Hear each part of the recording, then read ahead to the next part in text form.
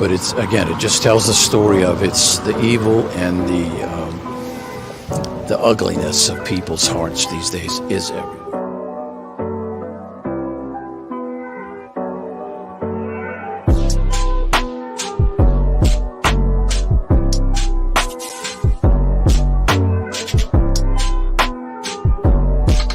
This is Frankie Rose's Think Tank. Here's your host, Frankie Rose. Hey guys, welcome back to the Think Tank.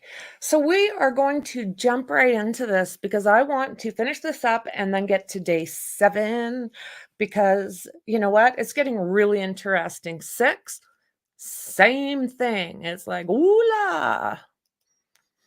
So sorry for the morning beauty thing that's going on with me right now, but yipes, it is what it is. So let's get into this. Day 6.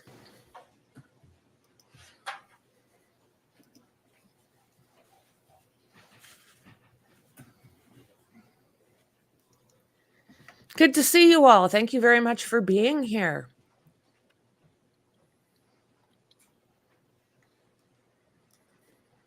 That's fast. What is he on? Whoa! Whoa! Whoa! Whoa! Whoa! Get away! Whoa! When you testified just a minute ago that he had sprinted up on you, is that what you were referring to? Yeah. What you just watched on the video? Was that your voice saying, yo, get away? That was. Did he get away? So yeah, day 7 is going to be, we're on day 6 right now, and he's on the stand on day 7. So we're going to catch up today. So it's going to be a long day. Buckle up.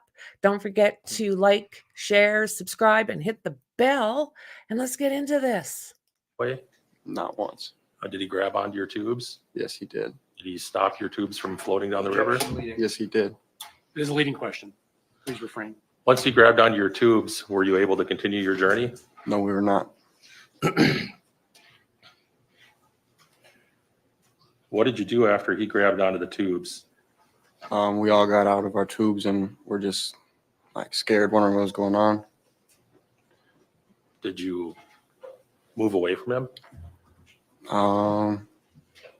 To an extent, like we got up on a way like from our tubes, yeah.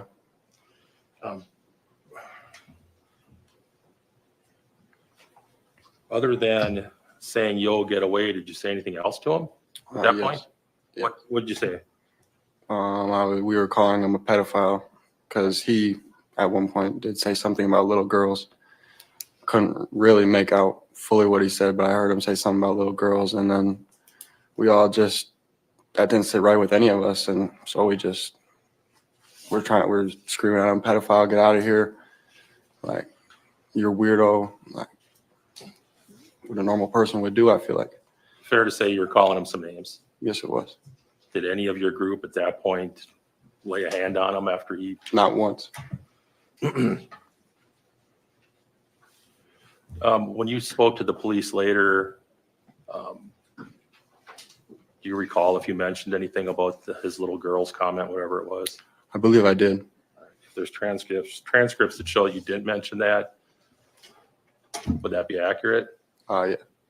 Did you say did? If there was a transcript that shows that you never mentioned that, would that be accurate?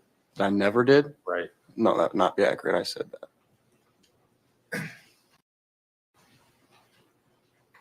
that. Did you have some confusion as to why he was making contact with your group? Yeah, very much so. When he grabbed onto your tubes, did he say he was doing that to look for a phone? No, he was not speaking really at all. He was just mumbling and just looking really scary. All right. As you sit here today, you've indicated that you were yelling at him and calling him names. Mm-hmm. Looking back on it, is that something you regret now? Very much so. You wish you'd done some things differently that day? Yes, I do. Did you and your friends continue to yell at him to get to go? Yeah, throughout the whole time, I feel like. At some point, did somebody else on the river come over to see what was going on? Yeah, after we called people over for help because we couldn't get them away. Did some folks come over? Yes, they did. Did you know those folks at all? Not at all. Were they adults or were they teenagers like you? They were adults. So the first, if you remember, who was the first person to show up in response to your yells? It was a blonde girl. All right. And eventually did some other folks come over too? Yeah, her whole group. All right. The folks that came over, were they male or female or both? Both. Once the blonde lady came over, did she also tell Mr. Mew to leave? Yes, multiple times. Did he leave? Not once. At that point, once these other folks came over, is it fair to say you and your friends were less scared? Yeah, definitely. At that point, were you laughing at them? Yeah, we kind of just thought it was all fun and games at that point because we thought the adults would handle it. I'm sorry, I missed that last part. Would you repeat your answer? Sorry, could you ask the question again? Sorry. Were you less scared? And I think your answer was Yeah. you were. Yeah, I was way less scared when I saw the adults. The adults made me feel way more comfortable. All right. Did Mr. Mew say anything about why he didn't want to leave where you guys were, the area where you were? He was not speaking. Were you able to see his face as the blonde lady was yelling at him? To an extent, yeah. His face was just emotionless. Like if you looked at him, it looked like he was looking straight through you. Did he look scared? Did I look scared? Did he look scared? No, not once. He looked like he was like somehow kind of having fun. Objection, speculation. Sustained. Did you hear Mr. Mew call out for help at any time? Never. Now, at some point, as he's talking to the blonde lady, did you see him have a knife? Yes, I did. Can you describe how that all happened? It's kind of blurry, but I just remember we were all in like this, we were all together. And then I just remember like looking at him and then looking down at his hand, and his hand was just gripping a knife. And then, yeah. You know where he got the knife from? Yeah, it came out of his right pocket. All right. Had you seen it in his pocket prior? I saw the clip, yeah. And did you describe the knife to the police? Yes, I did. Did you see him take the knife out of his pocket? If you remember? It's really blurry. I can't really give you an answer. We're going to show you some still frames from the video. Okay, pardon me. We're going to play the video. Before that, I have one question. When you saw the knife, did you say something to your friends about the knife? Yes, I did. What did you say? I said, bro, he's got a knife. And I tried to pull some people back. All right, we're going to watch that video right now.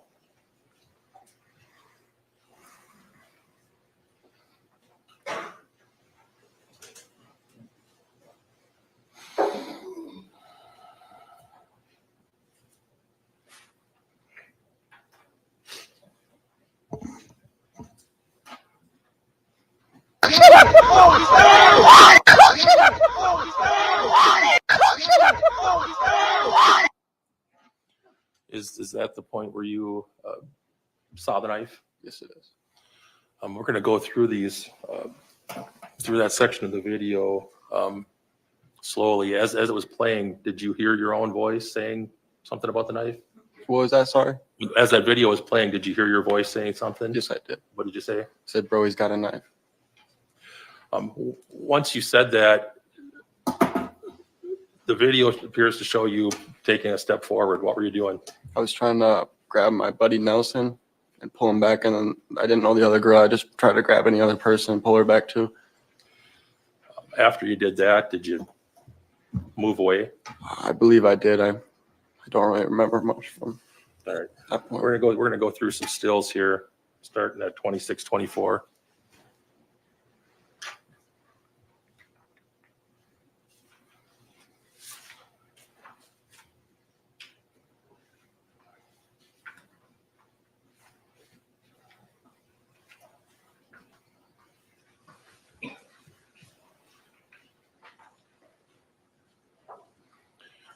Starting at 26, well, I guess it's 26, 25. Do you see yourself in that picture, Owen? Yes, I do. Oh, is that you in the pink and blue shorts there? Yes, it is.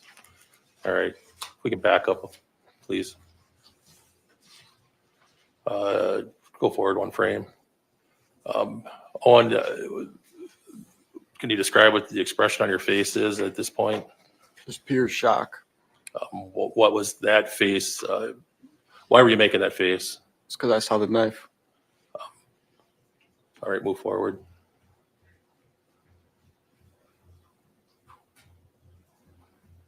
Stop. Is that the step you took forward to grab Ryan Nelson? Yes, it is. All right, keep going.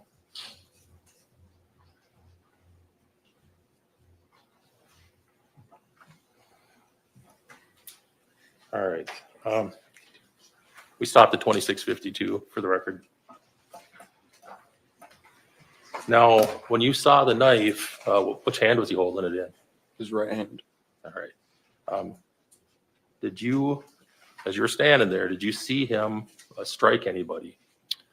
I did not see him strike anyone, but I heard it and I watched her stumble backwards. All right. Were you looking at the knife when that happened? I don't know exactly what I was Sorry. looking at. Sustain. Where were you looking at the time that you heard what you thought was a punch? I really don't know exactly where I was looking. But fair to say you were not looking at the blonde lady. No, I was not. You, I believe you testified. Okay, strike that. After you heard something, did you see the blonde lady have a physical reaction to what you heard? Yes, I saw her stumble backwards. All right. Did you see whether she ever went down in the water? She didn't like fully fall down. She like stumbled back and kind of like caught herself. All right. At that point, what did you do? I don't really know. All right. Did you see anybody strike Mr. Mew? I didn't really see the strike, but I did see Mr. Mew fall. Did he fall in the water? Yes, he did. Do you know whether or not he still had the knife in his hand at the time that he fell? Do not. Did you see anybody else with a knife? No. Did you have a knife? No. Did you see, once Mr. Mew was in the water, did you see anybody hit him in the water? No, not in my memory. No. Not in mine. Memory. Did you see Mr. Mew cut or stab anybody with the knife? No, it was also quick. I didn't see any of it. Did you yourself ever lay a hand on Mr. Mew? No, Objection, I stand. Overruled. I didn't not. At some point, did you see Mr. Mew get up out of the water? Yeah, I saw him stand back up. All right, we're going to show you a still from the video. It's 29:29.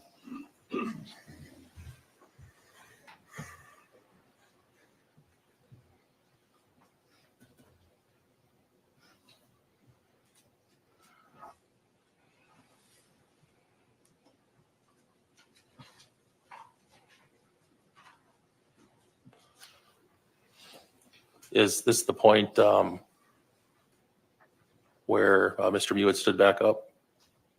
I don't know. All right. Do you see yourself in this photo? That might be my left arm. If we zoom in on that, would that help you?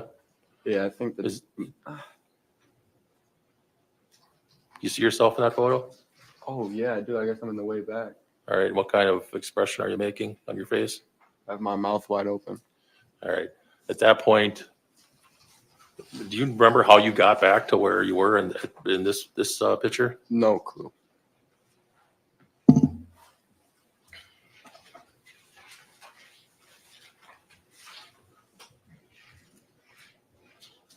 At some point, did you realize that Isaac had been stabbed?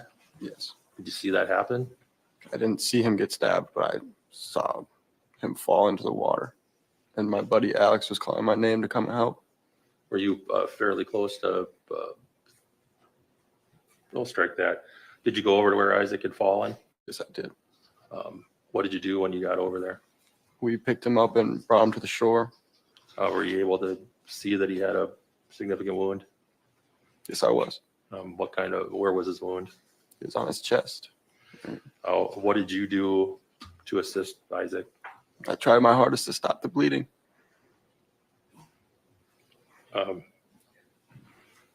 Did you bring Isaac over to the shore? Yeah, with Alex's help. At some point, did some folks stop to help? Yeah. After they stopped to help, well, let me ask you this. Did you have a phone on you at the time? I think my phone was in his bag. All right. And did you use the phone? No. Or, well, oh, yeah, I did. Well, eventually I got my phone back and I ended up calling his mom. All right. Did some police officers eventually show up on the river? Yes, they did. And was Isaac eventually taken off the river? Yes, he was. Did you follow him up? I did, yes. Did they eventually put him in an ambulance, Yes, they did. take him to the hospital? Yes. And did you follow? Yes, we did. At some point, were you informed as to what Isaac's condition was at the hospital? Yeah. And what was it? He was not alive and Sustained. Don't answer the question. He'll ask another one. Did you yourself take any pictures of recordings of this incident, Mr. Mew? no, I did not. You're aware that Jawan Cockfield did? Yes, I am. Have you watched that video? I have once, yeah. When you're at the hospital, did you give a statement to the officer, Yes, I did. to an officer? When you gave him that statement, were you trying to be accurate? Yes, I was. Do you believe that you were impaired at that point still? I believe I was still in so much shock. I still didn't really comprehend everything. All right. No other questions? Mr. Trofficy? Mr. Pelican, you gave a 17-minute long recorded interview to law enforcement. Okay, do you remember that? Yes, I do. Okay. Or after the river or at the hospital? At the hospital, you gave an interview to investigator Andrew Dittman. Mhm. Okay? Yep. All right. And investigator Dittman, I don't know if you remember this, there's a transcript of it, Mhm. asked you about your contact Mhm. with Mr. Mew. Do you remember that? Not really off the top of my head, I don't. Okay. Do you remember being asked this question and providing this answer? From investigator Dittman. Okay, so about an hour and a half, 2 hours into it, this guy, does he walk up to you guys, float up to you guys? Your answer. We were floating, and then we look at him, and he was just standing completely by himself with some goggles on. And then we were like, what are you doing? And he said, oh, I'm looking for a phone. Do you remember providing that answer to that question? Not at all. Is that true? Very true. That happened. No, That didn't happen. I do not remember. You don't remember what happened that day in the river? Well, I remember. So did he or did he not tell you that he was looking for a phone? I don't recall him ever saying that. No. Okay. Is your memory better today or is it better on the day of the incident? I'd say it's better today. It's better today, almost 2 years later. Feel Yes? like- yeah, I've been able to think about it a lot. Okay. Well, in between the time of the incident and today, do you ever reach back out to law enforcement to make any corrections that you might have had? No, I'm pretty young. I wouldn't have known how to do that. Okay. Still wouldn't. It's not something I learned. I didn't ask you a question, sir. You were asked by the state This guy's a about whether or not dickwad. you He drives mentioned me to the nuts. police that there's a statement that Mr. Mew told you that he was looking for little girls. Do you remember that? Yes, I do. Okay. It's not in your statement to police. I'm telling you that. Do you know that? No, that's Sustained. Do you know that it's not in your statement? Any your recorded statement to police anywhere I'm that you not say aware that of he that. was looking for little girls? I don't recall, no. But is it your testimony that you recall telling officers that? I feel like I did, yes. I still do. So Feel like then I it did. should be in this. It should be, yes. I'm almost positive I did. I'm sorry, I didn't hear you. I'm almost positive I told them that. Well, if you're almost positive that you told them that, would you have an explanation for why it's not in here? No, sir. Your Honor, speculation. Overruled. No, sir. You don't mention to police, but we saw an interview. I'm sorry, we saw The way this lawyer goes at these kids who are actual victims sends me wild. He is such a dick. This guy, go the F away. video of Joanne Cockfield calling Mr. Mew a raper. So now it's the Remember other that? guy. Um, Lordy. Slightly, yeah. And do you remember at that Oh, my point, God. Mr. Mew just kind of being a little bit away from you guys and hold on. Sorry. And Mr. Cockfield just yelling at him, calling him a raper. Do you remember that? Yeah, I remember floating towards him. Do you remember? My question was, do you remember Mr. Cockfield calling him a raper? Yes.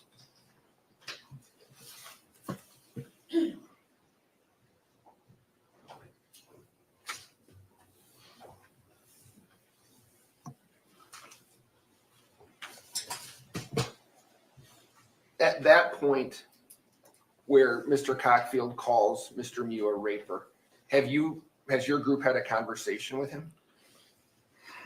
I don't really remember. You don't know? I don't know. So at that point, would there be a basis to start calling him names? He was just like standing really weirdly in front of us and we were floating towards him. And I mean, we couldn't move our tubes. We were going to run into him eventually. So we just said something to him. I don't really remember what we said though. I'm going to show you this video where he calls him a raper. And I want you to tell me if you look like you're going to run into him. Okay. Okay.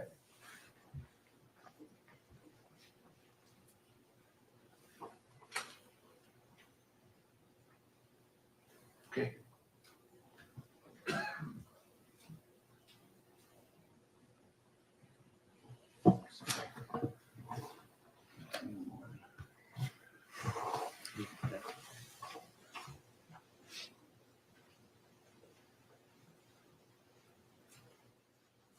This is exhibit 2 I'm playing.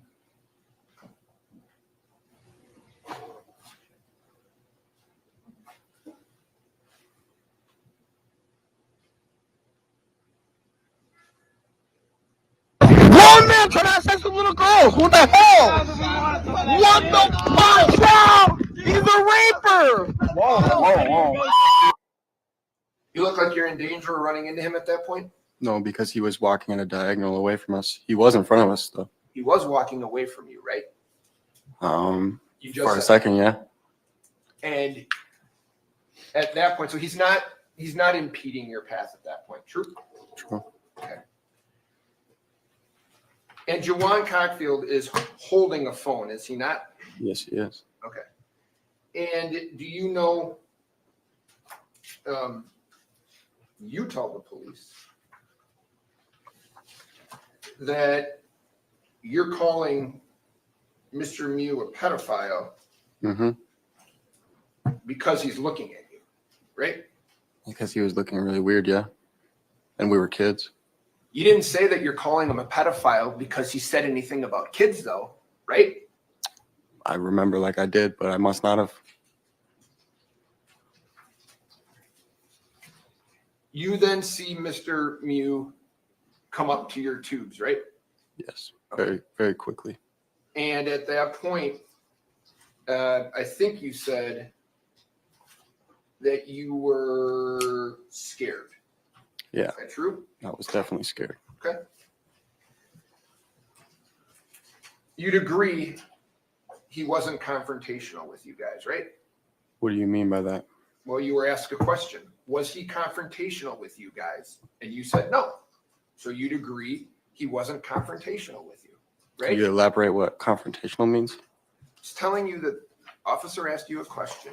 Okay. And that question was he like confrontational with you guys? Your answer was no, right? Yep. If it's there, yeah. Okay, so he wasn't confrontational. He comes up to your tubes. You agree he walks by your tubes then, right? To an extent, yes. And he walks past your tubes downriver a little bit. True? Just a little bit, yep. Okay. You'd agree that you guys move in his direction, yes? Yes. Okay. You'd agree that at some point, Isaac Schumann is standing in front of him with his hands up like my hands are up. Yes, Right. probably trying to tell him to leave. Well, I'm not asking you what you think he's doing. What I'm asking you is you see Isaac Schumann with his hands up in front of him, right? Yes, I do. Okay. So your group is confronting him. Yes? I wouldn't say confronting, I'd say trying to tell him to leave. Okay. But you guys are scared Scared, yes. and you guys are telling him to leave, right? Exactly. Okay. And then you see, and now you know he's alone, right? Yeah, I never saw he was with anyone ever. Right. And there's at least at that point, the six of you. Yep. You see him walk toward the blonde woman, right? Yes, I do. Okay. So he walks out of your path, does he not? Yeah, for a split second, yeah. He's over there talking to the woman for more than a split second, right? Yeah. Okay. And you can go by, can't you? We could have, yes. But now you're getting braver because of the number of people that are around. Yes, Right. because there was adults and we were trying to handle the situation. Right. You guys start to try to handle the situation instead of just going by, which is what you could have done, right? It was all so quick, and like I don't really feel like no one really leaving that situation since it was all so quick and the commotion was just like everywhere. We were just young kids that were curious as to what was going on, and we wanted to see it finish what we were seeing. You wanted to see it finish because it was on tape, right? I'm not sure I understand your question. Juwan Cockfield's videotaping this entire thing, isn't he? Yes, he is. Right. You wanted to see how this tape played out. You wanted to see how this incident finished, right? I wouldn't say we ever did it just for like a camera, like a video. Well, do you remember him yelling for the culture? Remember that? I do not. You don't remember him yelling that? I don't. Okay. Do you remember somebody in your group yelling or saying to somebody, you got 10 seconds? Remember that? You don't recall that? Did you say that? I did not. Okay. So Mr. Mew moves over to the blonde.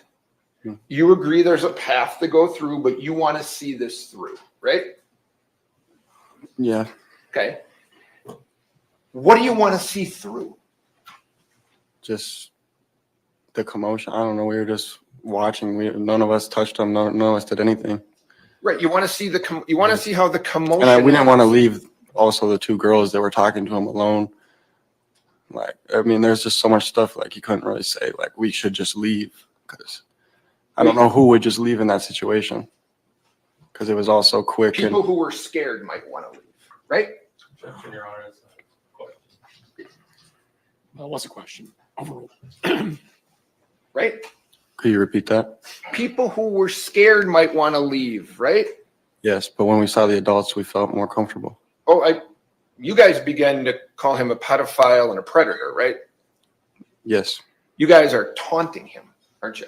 I wouldn't say taunting. I'd say just telling him how it was, and he made us feel that way, and he scared us, and So you were paying him back. I wouldn't say paying him back, no. Well, would you agree you guys are around him? No. All pointing at him, chanting at him, right? We weren't really all around him, no, but we were chanting and saying pedophile, get him, like, he's weird, all that stuff. I'm going to show you a photograph. I want you to tell me if you think what your group is doing would be considered taunting someone. Okay? Okay.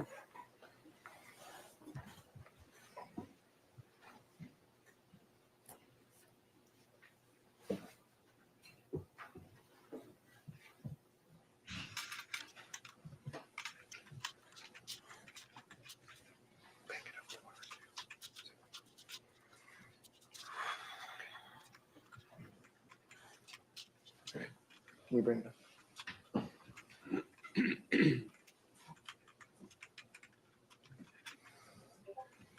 Mr. Pelican, that's your group kind of behind Mr. Mew, right? Yeah, on his right shoulder, yeah. And you guys are doing what I'm doing with my hands, which is you're raising your arms pointing at him, right? Yeah. Okay. We're just going to play through it. It was at 2373, I think. 2386.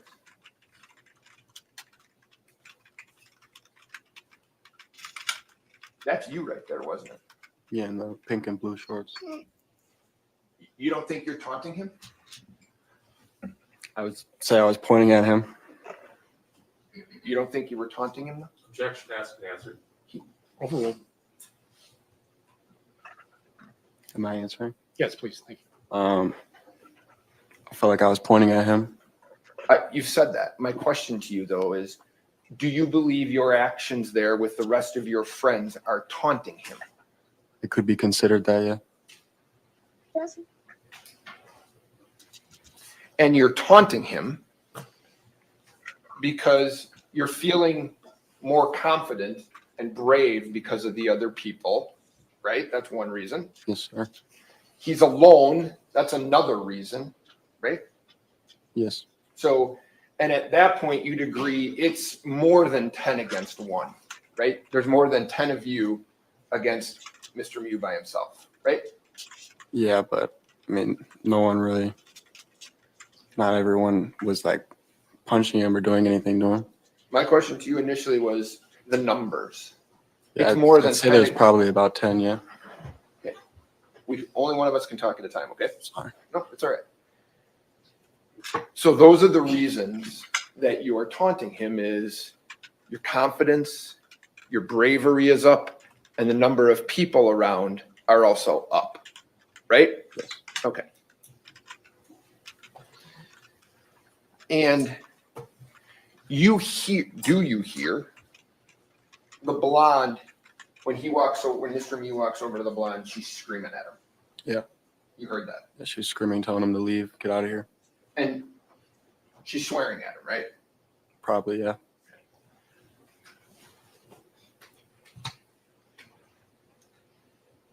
She's in his face, isn't she? Not like in his face. I'd say probably like foot apart, 2 feet apart. A foot or two apart. Yeah, just like telling him to leave. She hadn't asked you anything about what had happened, right? No. Okay. So in terms of what you are seeing and hearing, she just walks up to him and tells him to leave, right? Yeah, because we were calling like, help get this guy out of here. Like, get him out of here. Call him a pedophile. Yeah, exactly. And you calling him a pedophile, right? Other people came around. Exactly, yes.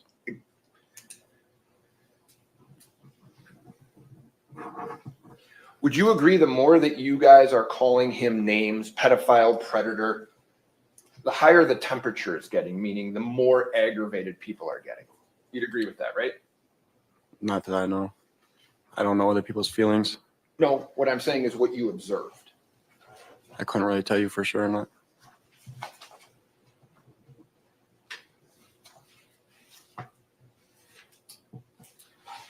Do you remember seeing Mr. Mew waving?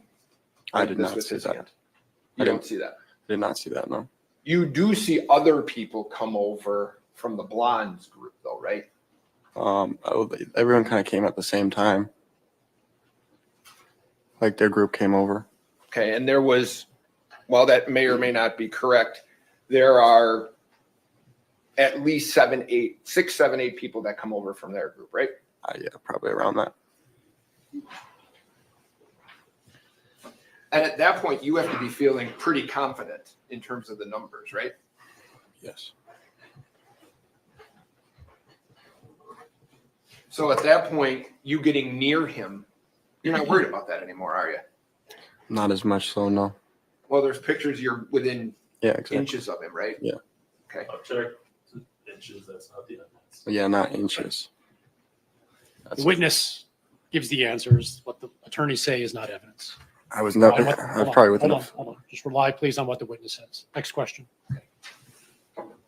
But you agree that initially starting out as scared, by the end, you're very close to him, pointing, and as you said, some people might consider taunting him, right? By the end, I mean, I was in complete shock because I saw a bunch of people stabbed.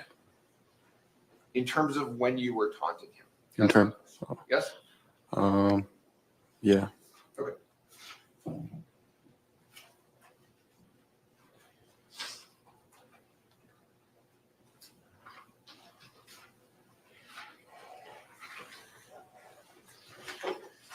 Now you see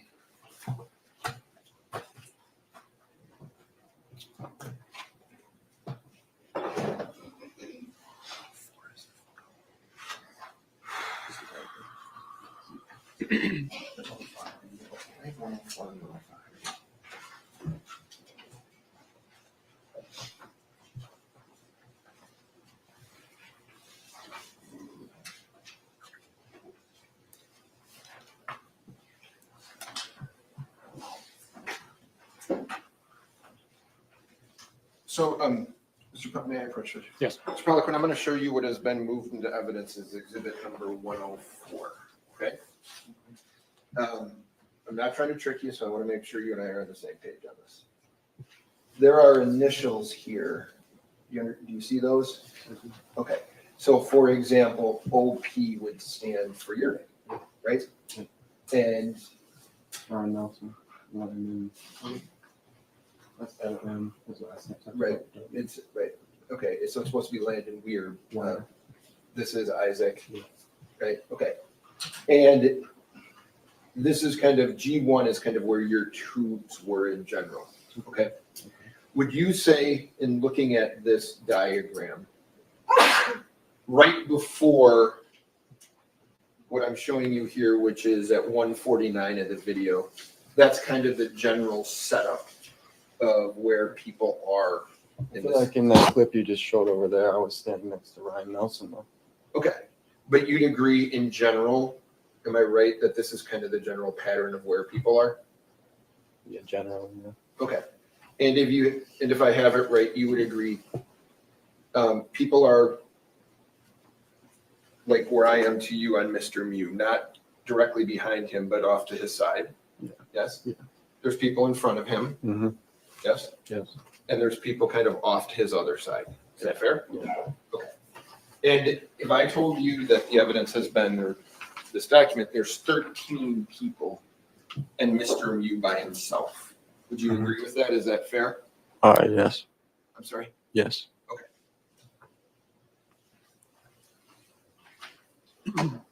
A lot of us were just like standing there though and watching. Well, you're not telling Mr. Mew what you're going to do, right? What do you mean? Well, you say people are standing there. You agree people don't know what other people are going to do, right? I mean, yeah. Yeah. So you're not telling him that you're not going to do anything. You're all just Standing there. taunting him. Yeah. Okay. To an extent. Weren't taunting him the whole time. And you'd agree, though, you've already said this, in terms of what's going on, because of the number of people, your bravery, you're becoming more emboldened on what you're doing, right? Objection asked and answered. Overruled. Right? You can answer the question. Oh, could you repeat it? You're becoming more emboldened, meaning your behavior, you're becoming more and more willing to do things because of the number of people around. No, I was just standing there and just watching. I never would have ever put my hands on anyone. But he doesn't know that, right? Objection as to what. Sustained. Speculation.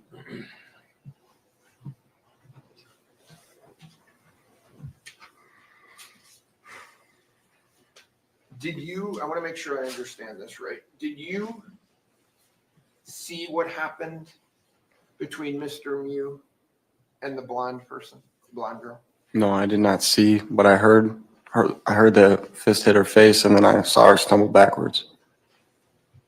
I want to make sure I got it right. You said you heard his fist hit her face. Exactly. If you didn't see it, how do you know he hit her? Because he was the only one doing anything to anyone. You didn't see it. I could clearly make out that that's what happened. How? You just said you couldn't see it. Just because, I mean, he was standing right in front of her, and he looked like he had a crazy look on his face, and she stumbled backwards, and she was standing right in front of him. Clearly, I could make out that he hit her. Clearly, I could. How? You didn't see it. By using my brain and putting the pieces together, I could clearly tell that he hit her. And, I mean, he clearly hit her. I mean, there's no denying that. I'm going to ask you to explain to me, because you didn't see it, Mm-hmm. how you know that. How I know what? You said he clearly hit her. Because I heard it and I saw her stumble backwards. You heard something, right? I heard a fist hit a face. I mean, have you ever heard a punch? The punch makes a noise. I heard that, and he was standing straight in front of her, and she stumbled backwards. I could clearly use all the context clues to put together that he hit her. Okay. So you believe that he hit her to the point where there was a noise like this? Yes, there was. Okay. Do you know which hand he hit her with? I could not tell you, no. Do you know which way she fell back? She kind of like stumbled back like a little bit, like to her like right. Like she like stumbled back like at a diagonal to her right just a little bit. Okay, so so she stumbled, if I'm looking at you, she stumbled this way. Yeah, like that way. Okay. So would that make sense to you then, that if there actually was a punch, it would have come and gone this way to knock her? So it would have come and hit her left side to make her go to the right? I'm not exactly sure. I just heard it and saw it. Okay. Does she fall down? She stumbled. I wouldn't say like fully fell down though. She like caught herself a little bit. Okay.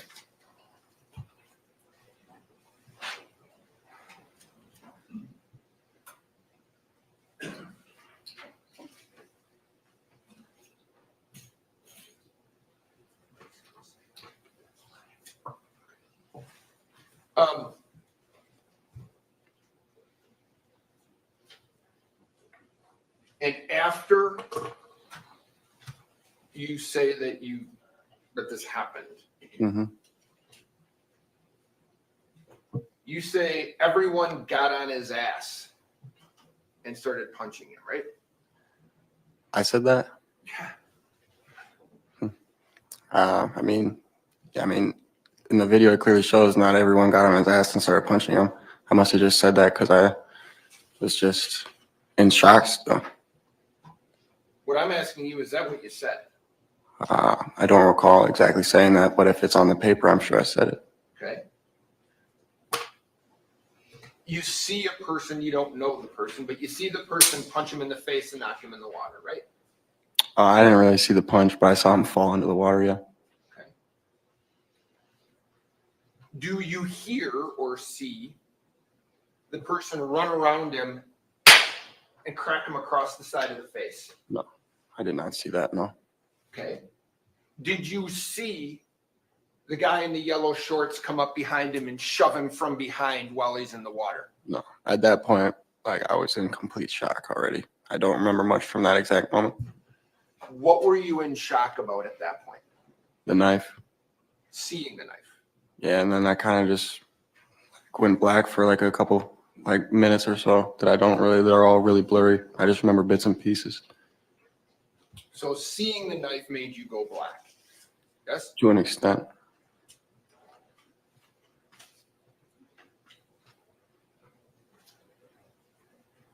You'd agree if your memory, if you remember this.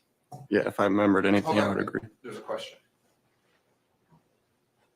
Mr. Mew doesn't hurt anyone with the knife until and after he gets punched in the face and knocked in the water, right?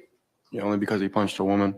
My question to you is, the only time anyone gets injured with a knife is after Mr. Mew is repeatedly punched, slapped, and pushed. Yes? I mean, I don't really know. I didn't see it all. I didn't see a punch, a push, and a slap. I did see him fall at the beginning into the water. And then by your statement then, people got on his ass. What does that mean to you? Means just like, I mean, after anyone punches a girl ever, there's obviously going to be a consequence. That's not okay. That's not what I'm asking you. What are you What asking? I'm asking you is, what does it mean to you when you say everyone got on his ass? What does that mean? That means, people hit him, yeah, because he punched a woman. People hit him, right? I couldn't tell you exactly how many, no, because I, once again, don't really remember. I know I didn't. You didn't touch him, right? Not once. And he didn't touch you, right? He did not. Thank the Lord.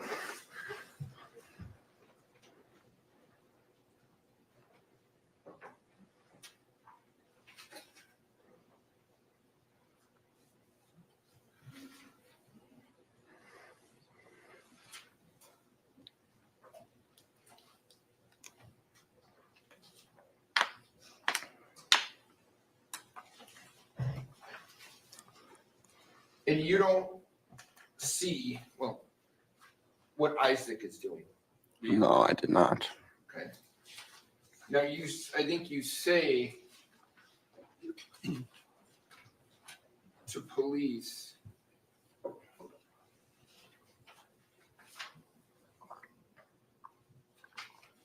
Isaac was not going toward him.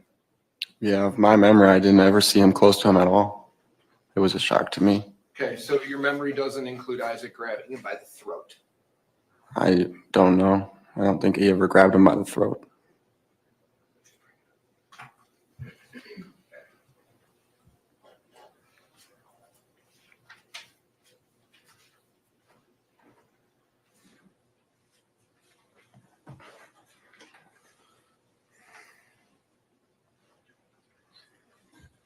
Just up to the.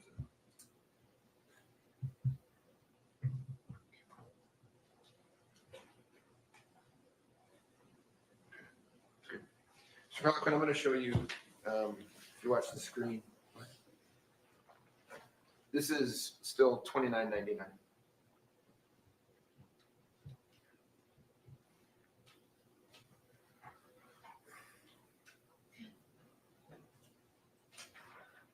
that appear to you that Mr. Muse, somebody's got their hand around Mr. Muse's throat? Yes, it does. Can you tell by the gold bracelet on the left wrist that that's Isaac Schumann? I don't really know whose bracelet that is. You don't know that that doesn't refresh your memory, or that you're not able to say who that is, right? No, I can't. But you are able to say that that person's got him around the throat. Yes? Yeah, it does look that way. Okay.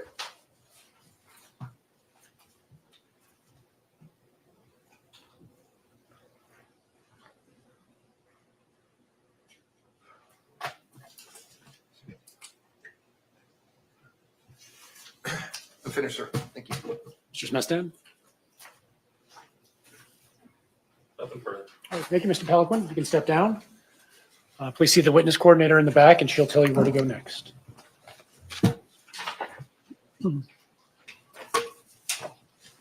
How's everyone doing? Anyone need a bathroom break? Good. All right, let's continue. Mr. Smestad, who's next? We're going to swap out here, Judge. Mr. Anderson will be. Dr. Meyer.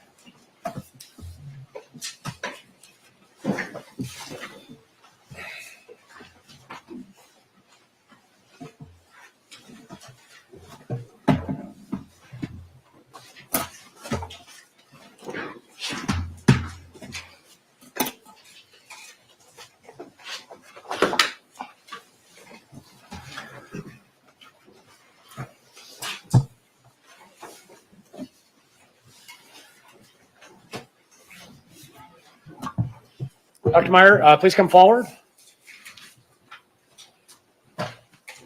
That's good right there. Please face the clerk. Raise your right hand. She will administer the oath. Do you swear that the testimony you're about to give in this matter shall be the truth, the whole truth, and nothing but the truth, so help you God? I do. Please have a seat in the witness chair.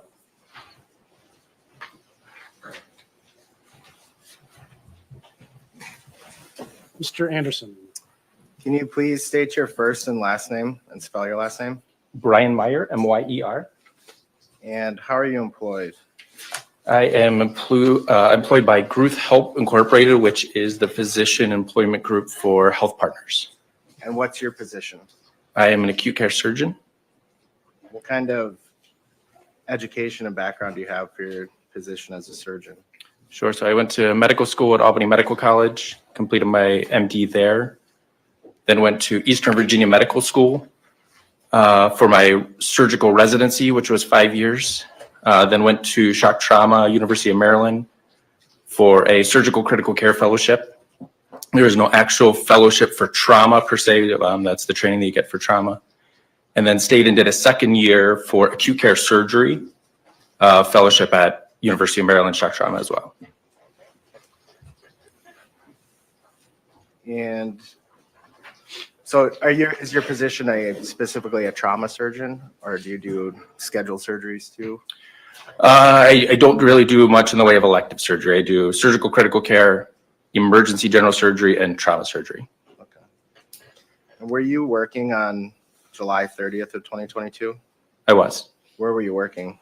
At Regents Hospital. And on that day, were you involved with the evaluation and or treatment of Riley Madison, Dante Carlson, and Alexander Martin? Yes, sir. Who was the first patient that was brought in? That was Riley. And what was Riley's condition when she got brought to the hospital? Just to clarify, what do you condition? What was her injury? So she had a wound, open wound to her abdomen. We'd call it a thoracoabdominal wound. So it's right between, close enough you can't tell if it's in the chest or in the abdomen, or both. And in her case, there was clear evisceration of the omentum or fatty apron that we have in our belly. And was that exposed? Yes. And what was your response after you noted the injury? So when you have penetrating trauma like this, you don't know what all is involved. And so this patient needs an exploration. And so we immediately called the OR to bring her upstairs and go proceed with that exploration. What was the result of the exploration? Did she have internal injuries? She did. Just for clarification, I took her to the OR as we were about ready to start the case was when I got notification of a second more critical patient. And so my chief resident started the case. As a level 1 trauma center, we have a backup surgeon that is always available. And so I called my backup partner to come in to complete that surgery. And so I did not do the surgery itself, but she ended up having 2 injuries to her stomach as well as an injury to her diaphragm. And when you say injuries, to the stomach and diaphragm, can you just explain what you mean? Sure. So with a penetrating injury like this, there was a full thickness injury to the stomach in 2 areas. So the stomach had a full hole in it, and then also there was an injury up in the diaphragm as well. And she required emergency surgery? She did. What's the danger of a cut through your stomach? Sure. So if your GI tract is meant to keep everything inside where it's supposed to be, and if that leaks out into your belly, you can get sick from that. Untreated, that would lead to sepsis and progress likely onto something like septic shock, where your blood pressure would get low and you could get an overwhelming infection. For the diaphragm injury, if you have an infection that then goes from your belly where it would otherwise be contained and moves up into the thoracic cavity, that can create its own extra issues. And long-term, if you don't fix a diaphragm injury, you can get a hernia through that where the bowel or the spleen or anything in your belly that lives in that left upper quadrant can move up into that area, lose its blood supply, and then lead to another emergency surgery. And did the hospital do blood work on Riley? Yes. What was her BAC? 0.09. And you said that once after you did the evaluation of Riley, you got word that another more critical patient was incoming? Correct. And who was that? That was AJ. And what was AJ's condition when he arrived? So AJ was critically ill.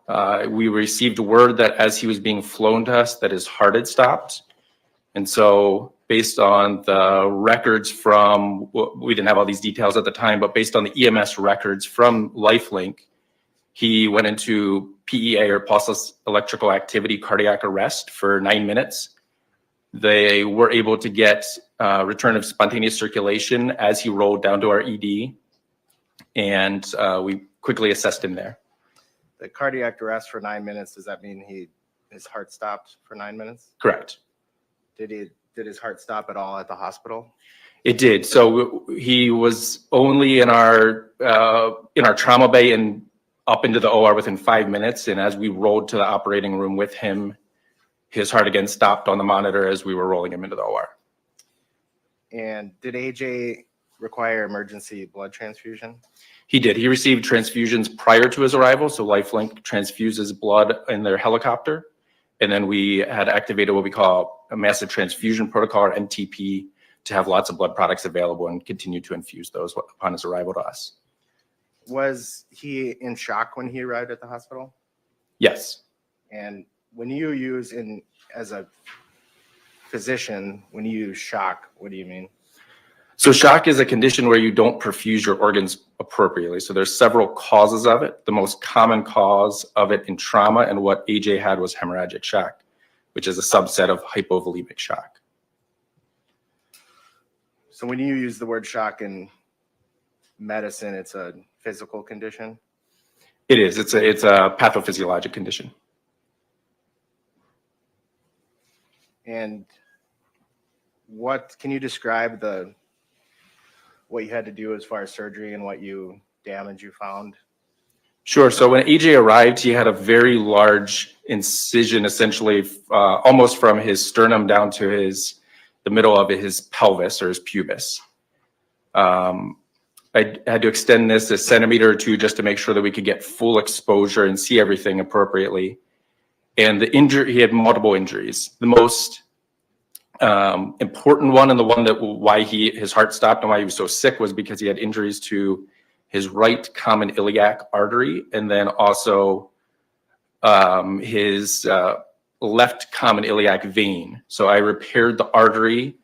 When I knew that there was a vascular injury, I'd called in Dr. Rosenthal, who's one of our vascular surgeons, and he ended up putting some stitches to repair the vein. We additionally found 3 injuries to his small intestine and an injury to his colon as well, the transverse colon.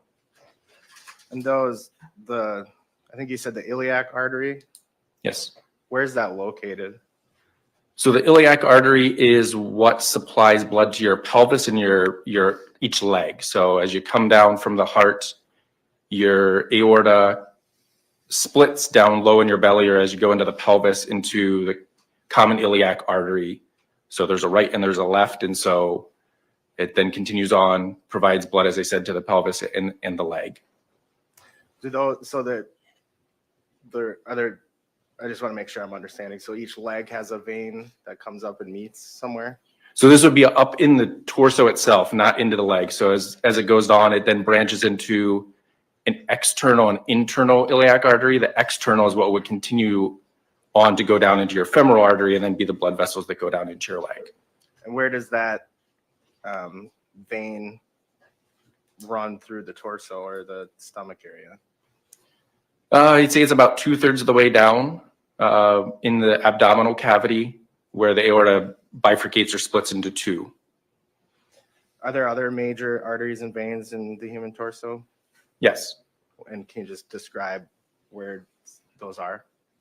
So as I mentioned, the aorta would be the biggest one. It gives off branches to your mesenteric vessels as you come down through the abdomen.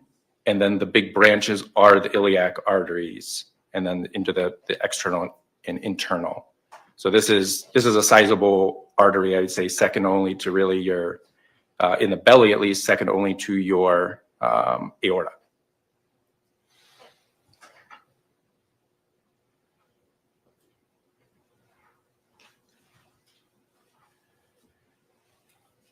Was AJ conscious for the surgery? He was not. He had been intubated prior to his arrival. And May I approach? Yes.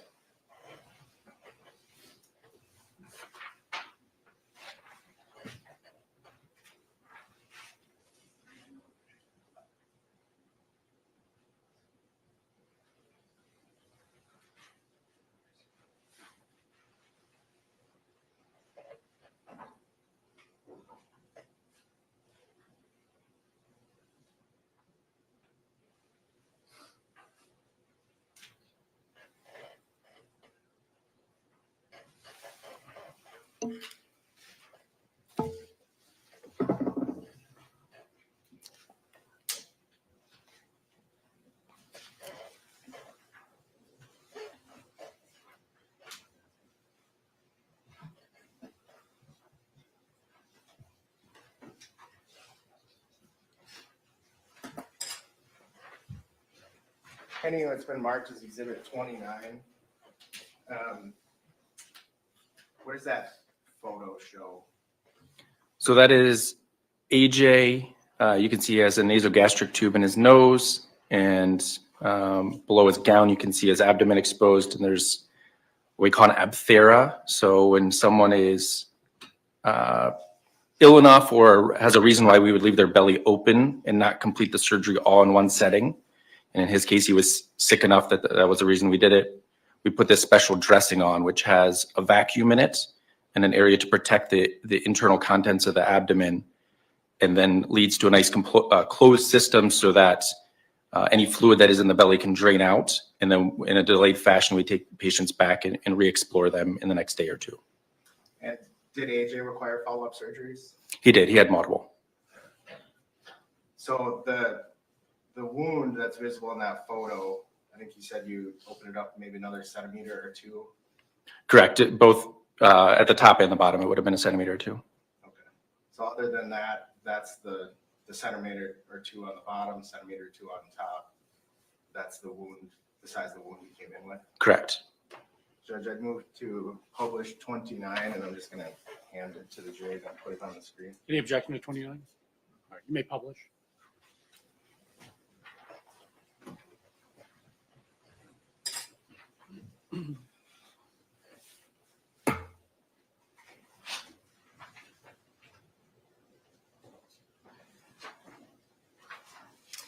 And was there a BAC taken of AJ? There was not. Would AJ have survived without medical intervention? No. You're a trauma surgeon. You deal with a lot of traumatic injuries. Does this case stand out to you? It does. You specifically remember the? I do. I've not had a patient with that large of a penetrating wound previously.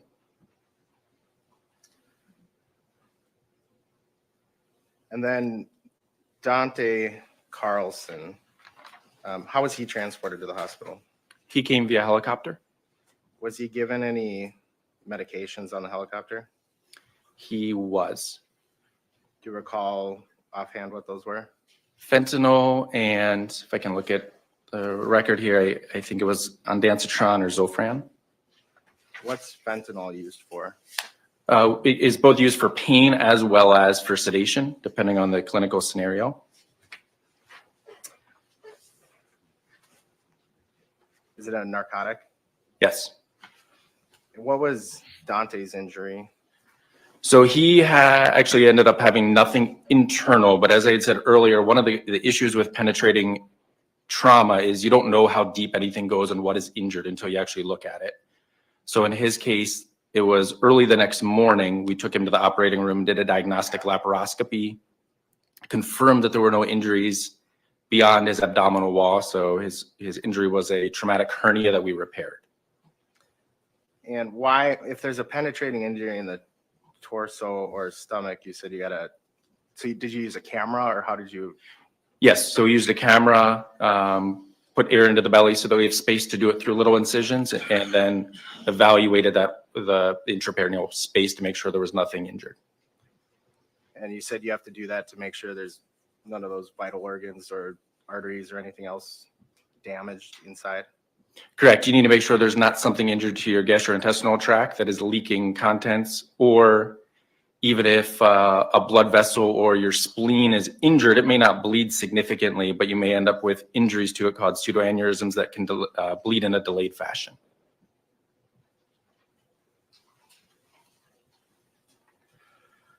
And what was the Dante's blood drawn and tested for BAC? It was What was his BAC? 0.09.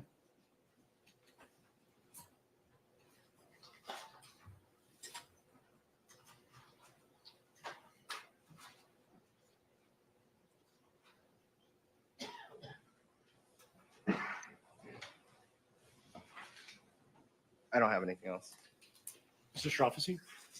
Thank you. Good morning, Doctor. Good morning. I'm going to start with Riley, if I could. Sure. Okay. I'm going to start with this. You had mentioned that her blood was drawn and her alcohol concentration level was a 0.09. Is that right? Correct. Do you remember what time that was? That would be obtained. I can look and find the minutes if you need that. It would be when she first arrives to the ED. We take blood from most patients and send it off as part of a rainbow draw that every lab that we get available, and then we send to the lab and select what we're going to choose. Okay. From there. If and you're free to look, I'm not here to trick you. If I told you that it was drawn at about 4:55, that makes sense? That would sound about right. Okay. And I don't want to interrupt you while you're looking. Do you recall on the records that you have what she weighed about? I do not. Okay.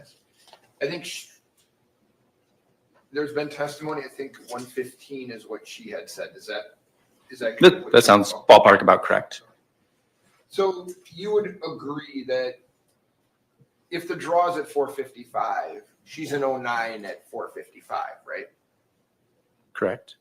That doesn't mean that's what her alcohol concentration was when this incident happened. True? I'm not a toxicologist, so I'm not gonna. I don't know that I have the expertise to get into specifics on that, but common sense would say yes. Okay, so, and again, I'm not going to ask for your expert opinion on anything. What I'm going to ask you is, do you, whether it's personal experience, training and experience as a medical professional, you understand that alcohol absorbs and eliminates at different rates, right? Correct. Okay, so if this is alcohol, this water bottle, and I drink it, it's not fully absorbed into my body immediately, right? Correct. It would take some period of time to do that. Yes? Correct. Okay, so I'm assuming, well, tell me if you can answer this. Do you have any information that after she was injured, she was consuming any alcohol? I do not. Okay, so the blood draw is about an hour and change before the incident. Her alcohol concentration, based on what you know, based on your training and experience, is not an 09 at the time, likely, correct? Most likely. Okay. And I want to just make sure I have this right. You had said that if Riley's injuries were left untreated, sepsis, other types of infections, I don't want to discount what you're saying. I was trying to write as fast as I could. Other infections and a hernia. Is that right? Correct. Okay. And can I approach you? Yes. So I'm going to talk to you about AJ for a minute. Okay. Okay. And you said that his injuries were kind of, is the belt line or a little bit lower than the belt line kind of? No, higher than that. Okay. So the belly button? Below that. Okay. Right between those the belly two. button and the belt. All right. Can I ask you this?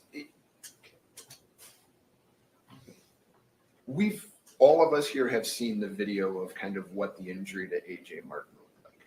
Okay, I'm not saying you did. I'm just saying we all have. Mhm. Okay. Can the trajectory of the injury, meaning what it ends up looking like, change based upon what the person who's being injured does. Do you understand my question? Well, sure. I mean, penetrating trauma is all about what the trajectory of of the object doing the injuring does, and our job is to figure out what that trajectory is. So if someone moves as the penetrating object is going through them, that would change the trajectory and what the injuries would be. Right, fair enough. So if, for example, I stab you, and when I stabbed you, you were shoving me and actually knocking me backwards off my feet, okay? That could change like my arm angle and what ends up happening to you as a result of that. Is that fair? It's a dynamic process, so the two would be affecting each other for sure. Sure. So something that looks like a stab wound that's going straight, right? That's kind of going in. That might not certainly have the same impact of taking an injury from your navel area up to your chest area as it would be if that same penetrating wound happened and the person got shoved and the knife got moved. Is that fair? It would, although I would worry at AJ, he would have had a worse injury if it went deeper and it didn't go up. Okay. Can you say that again for me? So you're saying if the force is that someone gets pushed and instead of the knife going straight, it comes up. In his case, that would have actually been a better thing because his deepest injury was that lowest part. And if that knife went deeper, it would have had a bigger injury and he probably would have never made it to the hospital. Okay. But in terms of what, the jury has seen this photo of his abdomen area. I guess I just want to make sure that I understand. For example, Riley suffered a puncture, if that's fair, a puncture wound. Her abdomen or her side here didn't open up like that, right? It was wide open. It just wasn't as large. Right, understood. And that could be, meaning what it looks like, I think you've said this, could be based upon what the person's body is doing when the injury is occurring. Is that fair? Generally, yes. Okay. And does it also change in terms of the possible penetration of the wound? If I'm standing still and you stab me, okay, versus if I'm running at you and then you stab me, could that have an impact on the force used in the depth of the wound? It could. And it seems logical to me, but you tell me if this is right.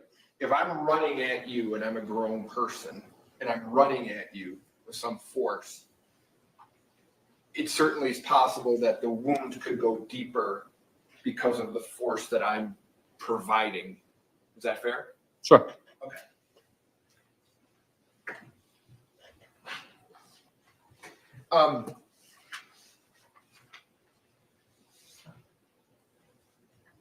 Was it, it's not a criticism, it's a question.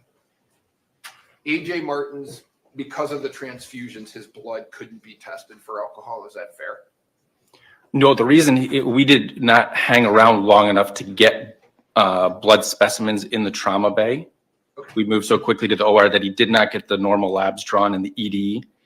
And our anesthesia team who takes over the resuscitation in the operating room, that wouldn't be part of the order set that they would send off because it wouldn't have affected his care. Okay, very good, thank you. And Dante Carlson, just the same, he has a test result of an 09, but that's also at a later time, right? Correct. Okay, so it certainly may not be what his test result was at the time of the incident. True. It may not be what his level was at the time of the instance, yes. Right, okay. And I think this is fair, and you tell me what you ended up doing for Dante Carlson was repairing a hernia. Is that fair? Correct. Okay. That's all I have. Thank you. Mr. Anderson, do you have more questions? As far as what people's movements contributed, you don't know, you can speculate or say it could affect it, but is that the extent of what you're able to say? Correct. I mean, physics is physics, and it's a very dynamic thing, and movement of two objects that are interacting is going to lead to different outcomes. I don't have anything else. Mr. Trofficy? All right. Thank you, Dr. Meyer. You may step down.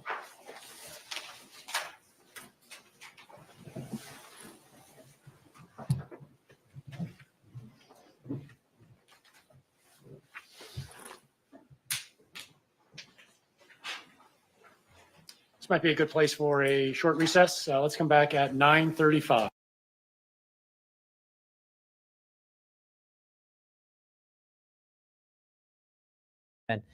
In the St. Croix County Circuit Court.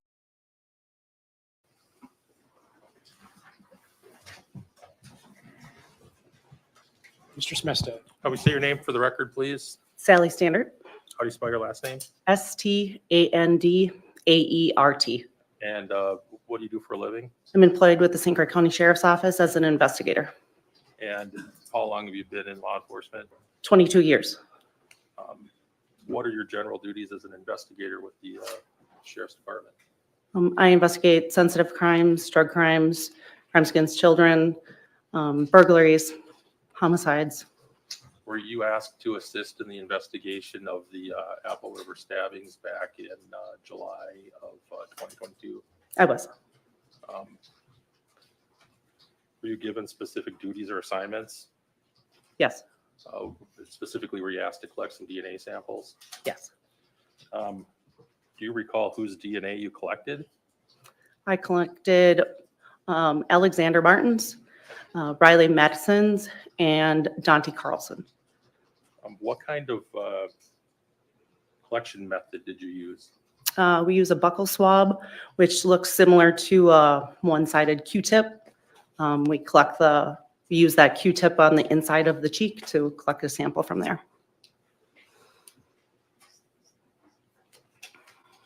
Are the swabs sterilized or come in sterile packaging when you're using them for this collection? They do. Do you recall when you took the buccal swab from A.J. Martin, was that here or at his home or somewhere else? At his home, What day was that, if you remember what date? September 1st, 2022. Did you drive over to his house? I did. Collected the swab? I did. What'd you do with the swab after you collected it from him? I packaged it, logged it in our computer system, and then placed it into evidence at the sheriff's office. Did you collect the same type of buccal swab from Riley Madison, Tony Carlson, and Dante Carlson? From Riley and Dante, I did, and then Investigator Schultz collected it from Anthony Where was that done? here at the Government Center. All right. And did you use the same process with Riley and Dante? I did. What'd you do with those swabs once they were collected? I packaged them, logged them into evidence, and placed them in the evidence room at the sheriff's office. Were you present when Investigator Schultz took Anthony Carlson's buccal swab? I was. What happened to that swab? I also packaged that one and logged it. Do you remember the day that happened? September 2nd, 2022. When you say you placed them in evidence, is that a secure facility at the sheriff's office? Yes. And were they kept in that secure facility until transported? To my knowledge, yes. Where were they transported to? The state crime lab? Were you involved in that? No. Not that I recall that I was there. Is it possible you were involved in that? I could have been. Was it quite a while ago? Yes.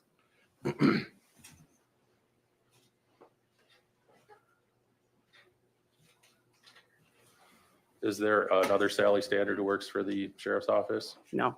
If the crime lab paperwork says that the samples were dropped off by Sally Standard, would that have been you? Yes.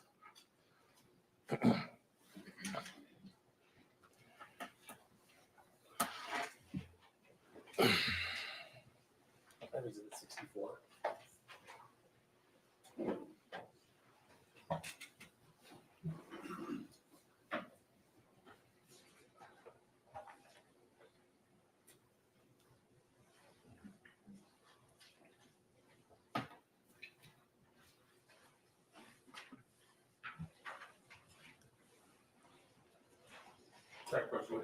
Yes, you may.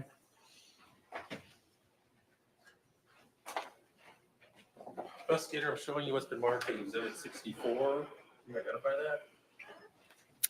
that? It appears to be the property and evidence summary from the case number 2022-6400. Is that this case that we're here for? Yes, Did you, as you log in evidence, and specifically these buccal swabs, is there a number assigned for that evidence? there is. An item number, I guess it's called. There is an item number, yes. I'm referring you to the, I guess, the bottom of page 5 and the top of page 6. Do you see the entries for the buccal swabs that you collected on September 1st and 2nd? Yes. Can you just tell us the numbers for the swabs that you entered into evidence? 257, 258, 259, and 260.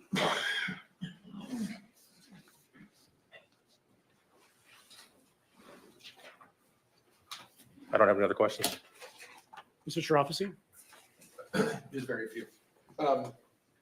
So investigator, when you get the buckles, and I think you said you got them on September 1st and September 2nd. Correct. You log them into evidence, right? I do. Okay. And when are they transported to the crime lab? At the date that they were transported, I don't know.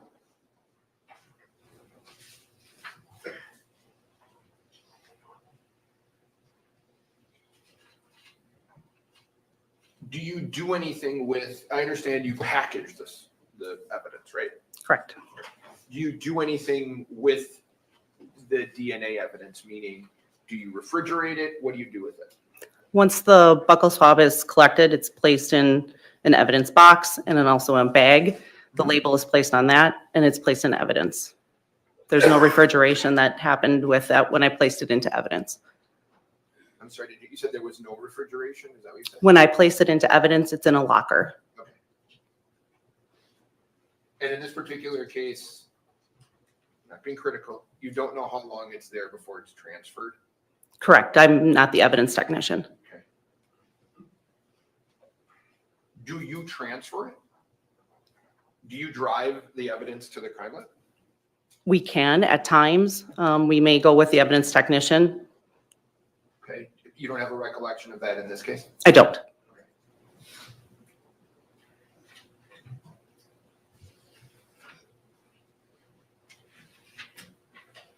Do you have that exhibit in front of you? Can I just take a peek at it? Sure.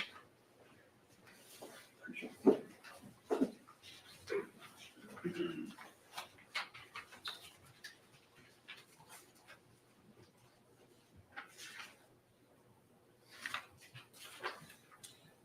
And to be fair, the information on here doesn't say who transferred it or when, right? Not on that form, no. Okay.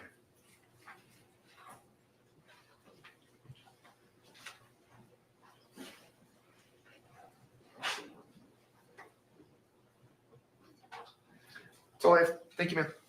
Mr. Smestad, anything else? Nothing further. All right, thank you, investigator. You can step down. That was fast. Who is the next witness? One moment, Judge. It'll be Ashley Hoffman. They go through witnesses pretty fast in this trial.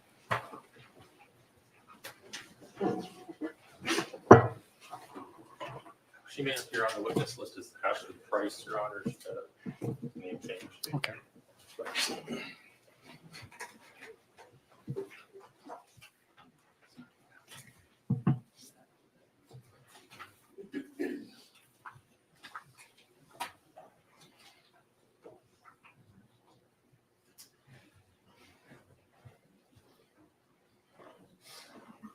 Ms. Hoffman, please come forward. Keep coming. Right down the middle. That's good. Please face the clerk. Raise your right hand. She'll administer the oath. Do you swear that the testimony you're about to give in this matter shall be the truth, the whole truth, and nothing but the truth, so help you God? Yes. Please have a seat in the witness chair. She's young. Lordy, lordy. Mr. Smestad. Will you please state your name for the record? Ashley Hoffman. Were you formerly known as with a different last name? Yes, Ashley Price is my maiden name. And what's your occupation? I'm a nurse, What kind of nurse are you? forensic nurse examiner for SART. And then my full-time job is I'm an OB nurse manager. What is SART? SART Sexual Assault Response Team. Is that something affiliated with St. Croix County? Yes, we cover St. Croix County, Polk County, Barron County, Rusk County. It's a community resource. All right. Can you briefly describe your education that led you to your job as a nurse? Yes. Specifically for forensic nurse examiner, I take a 40-hour didactic training, which is where they kind of teach you how to perform medical forensic examinations. And then I also did a 2-day hands-on skills education with Hennepin County for their HART, which is Hennepin Assault Response Team. Do you have a bachelor's degree in nursing? Yes. From where? University of North Carolina at Wilmington. If I can approach the witness. Yes, you may. I'm going to show you what's been marked as Exhibit 57, and I'll ask if you recognize that document. Yes, I do. Can you tell us what it is? It is my CV for nursing with my experience. And what's a CV? CV is just a document that lays out different experiences for how long I was with different organizations. Your Honor, I move for the admission of Exhibits 57. Any objection? 57 is received.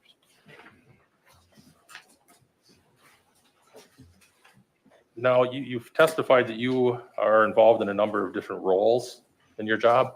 Yes. I want to specifically talk to you about your position as what you call a SART nurse. What are you asked to do as a SART nurse? Yes. So typically we do forensic examinations on sexual assault victims. It also spans across to suspects of assault cases, including sexual assault, homicides, anything where evidence collection would need to be done. Does part of your duties include responding to the St. Croix County Jail when requested to examine folks in the jail? Yes. Do you recall July 30th of 2022? Yes, I do. Were you on duty that day? Yes, I was. Is a SART nurse on call, or do you have specific hours, or how does that work? We do on-call hours. All right. Did you get called to the St. Croix County Jail that day? Yes, I did. You remember what time? It was around dinner time. I was sitting down to eat dinner. Right. Did you go to the jail? Yes, I did. What were you asked to do? I was asked to collect evidence on a homicide suspect. As part of your duties do you typically get asked to perform an examination of someone who may have been involved in a homicide case? It can happen. Certainly we typically do sexual assault cases, but yes, it can happen. And on this day, were you specifically asked to do an examination of a homicide suspect? Yes, and I should change my verbiage a little bit. I was asked to do an examination on a suspect that had stabbed 5 people. You had that information when you went to the jail? Yes, correct. One of the things that you do as part of your examination is you prepare a written report. Yes. Do you prepare a report? Yes.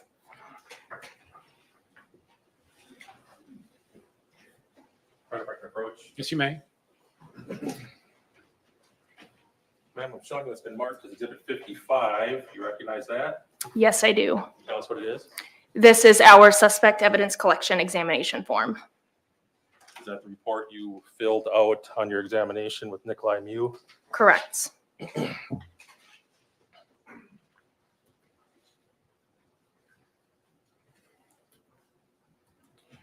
Can you briefly describe what type of examination you do in this context? Yes. So generally, whenever I first arrive, I speak with law enforcement and kind of get a brief description of why I'm there, why I've been asked to be called and collect evidence. They briefly tell me a little bit about what happened. I meet with the suspects, and then it's kind of a templated form where I go through a bunch of questions, just asking general medical history, if they have a twin, just different questions that might point me into what type of evidence there might be, how I would collect it, if there's any scars, if there's any injuries. I do a full head to toe assessment of the suspect and document any findings. I do take photographs. Typically, I get consent at the beginning of these examinations. If I do not get consent, generally we'll go with a warrant if there is one that is issued that lays out exactly what I would be looking for. Do you remember if Mr. Mew consented to the examination? Yes, there is a signed consent form in here on, I believe. One of the things that you do as part of your examination is it to inquire as to whether the suspect has specific injuries to direct you to? Yes. Yep. So I go through and I ask different questions. I take what law enforcement has given me, and then I take what the suspect tells me a little bit about. If I notice anything that I have not been told about, I will ask a question. Oh, how did you get this injury? Just to kind of point me to what I'm seeing and where that might have come from. All right. With regard to medical history, did Mr. Mew tell you anything that you noted as significant in his medical or surgical history? Yes, he had a coronary artery bypass graft in 2021. He told you it was in 2021? Yes. Did you have any medical data to support that date? No. You took his height and weight? Correct. How tall was he when you examined him? 69 inches tall. What did he weigh? 248 pounds.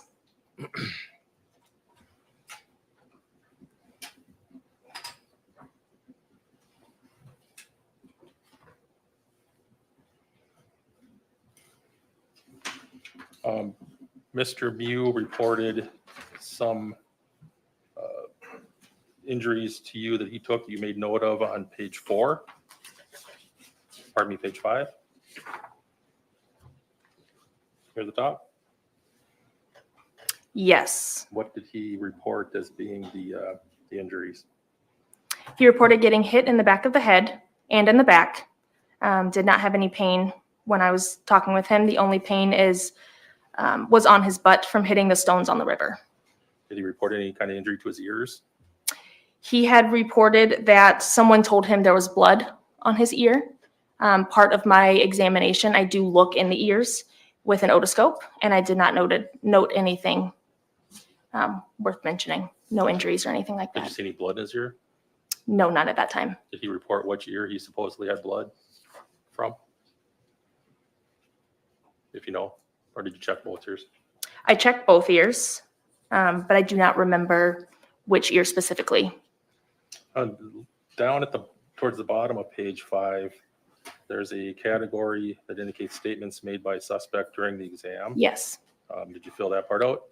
Yes, I did. What kind of statements did Mr. Mew make to you during the exam? One statement was, there were about 7 people on top of me, hitting me in the back of the head and on the back. I don't know with what. A second statement made was, they just attacked me. They called me a child rapist. A third statement made was, a guy pulled a knife on me. I took his wrist and turned it into his belly. When he was reporting his injuries to you, did he make any mention of being struck in the face? If you recall? I do not recall directly. Did he make any mention of being strangled? Not to my recollection. Right, and if he had, would you have noted that? Yes. Did you examine his neck and throat area?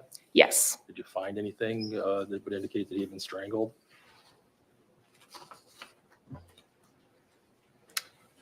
No, not that I have noted. You examined his face? Yes. Did you see any bruising or cuts? I noted a 2 centimeter by 1 centimeter abrasion to his posterior head, so the back of the head. Right. How about his face? Did you notice anything to his face? Nothing to the outside of his face. On the inside of his left cheek, there was an abrasion. All right. On the outside of his face, did you see any puffiness or swelling? No, not that I recall. Any red marks of any kind? No, not that I recall. You did talk about an abrasion to the inside of his cheek. Did he tell you how that happened? Yes. What did Said, he tell you? I bit it when I was attacked. With regard to the abrasion on the back of his head, is that at the top of his head or at the lower part of his head? It's at the base All right. of and his skull. Was his hair covering it? If you know? I do not recall. Where I have it drawn is kind of right where that hairline would be. All right. And did he tell you how he received the abrasion to the back of his head? Yes, he said I was hit back there. All right. Did you note any swellings or bleeding on the back of his head? No.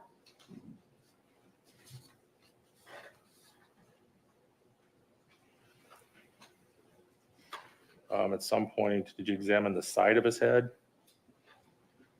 Yes, I did examine the right side of his head. Did you note any injuries? No. Did he make a statement with regard to what injury he thought he had to the side of his head? Yes. To the right side, he stated I was hit on the side of the head. Did you make or examine his hands? Yes. Did you note anything of concern with his hands? There were scattered abrasions on his knuckles of his right hand. Was there anything on his left hand? Not that I have noted. Did you also examine his back? Yes. What did you find when you examined his back? He had about 6 different injuries that I noted. Starting from the upper back, he had a couple of linear abrasions that were red in color, as well as a 7 centimeter by 8 centimeter abrasion on his lower back on the right side. Did you notice any bruising on his back? No, not that I have noted. And maybe, just to make sure, what time of day did you complete your exam? Is it included on your report?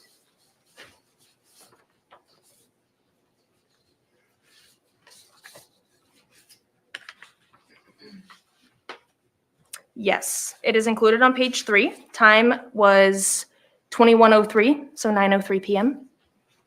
Understood.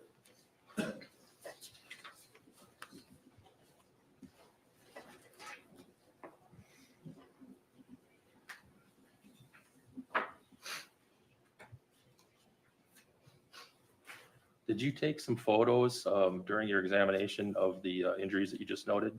Yes, I did. Your Honor, well, I can approach. Yes.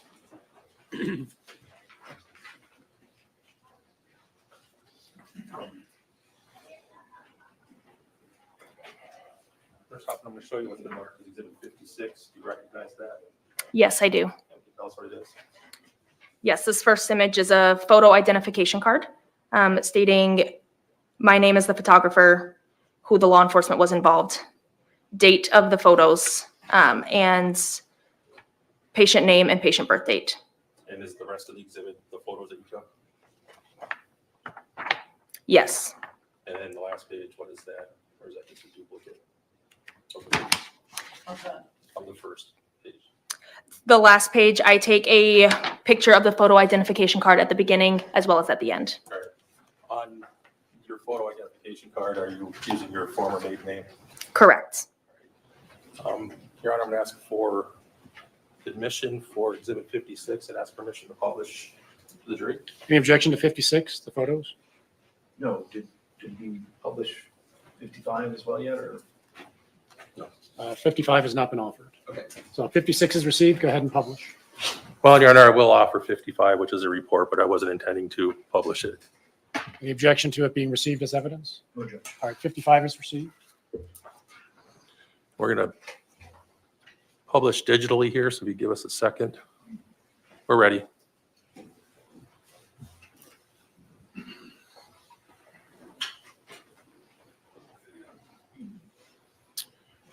All right, Nurse Hoffman, is this the photo identification card you referred to? Yes. Page 2. You show us what that is? Tell us what that is. Yes, I do a profile image of the suspect so that we know whose photos these belong to. All right, and this is a photo of his face and upper torso. Correct. And as you noted earlier, does the photo show any injuries up to his face? Objection. I think that's what the jury decided. Agreed. Sustained. Moving on to page 3, what's that a photo of? That is a distant photo of the back. All right.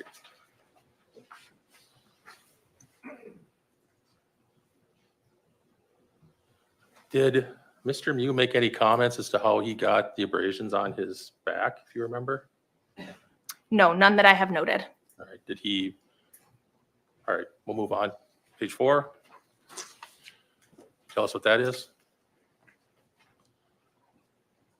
That is an up close abrasion injury to the upper back on the right side. All right. Photo 5, page 5. What's that? That is a measurement of that abrasion that I have noted on the upper right back. And what was the, go back, what was the, 2 centimeter linear abrasion. all right, next page. What's that? That is a photo of more abrasions to the left side or to the right side of the first noted abrasion with measurements as well. So that was a 1 centimeter linear abrasion. And that's what the next photo shows? This Yes, photo here? correct. All right, move on, one more. And what is this? I guess it's listed as image 251. That is an up close photo of an injury further to the right side. All right, what type of injury is that? It is an abrasion. And then next slide, is this you again measuring it? Correct. And how One- big was? 1 centimeter. The next photo, can you tell us what that is? Yes, that is an abrasion further down on the upper right side of the back.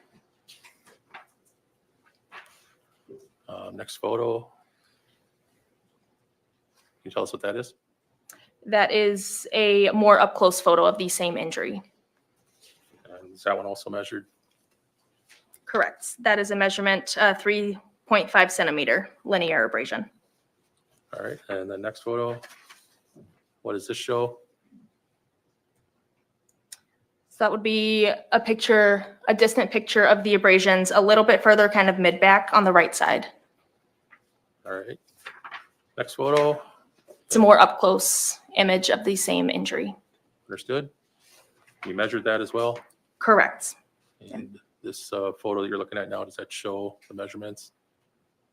Yes, they were 2.5 centimeter abrasions. This next photo, is that tell us what that is? That is a red and linear abrasion on the lower right part of the hip.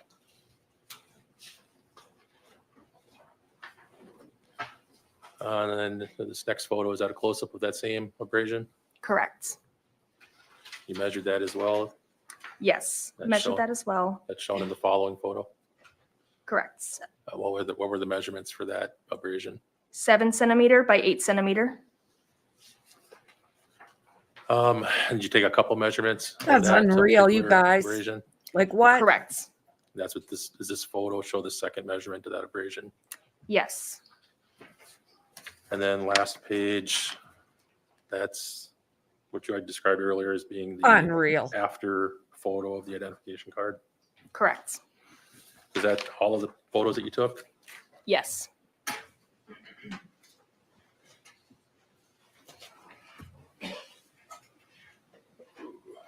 As you're examining Mr. Mew, was he interacting with you, talking with you? Yes, he was answering any questions that I had.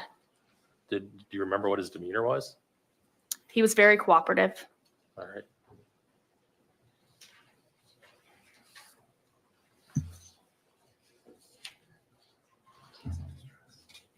Did he show any signs of being under distress? Not at that time that I can remember.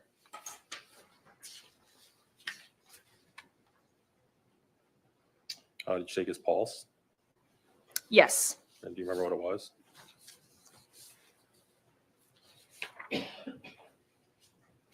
Pulse was 91.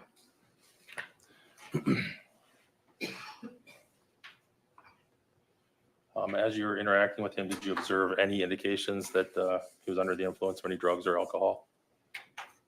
Not that I can recall. Did you draw any blood? I did not.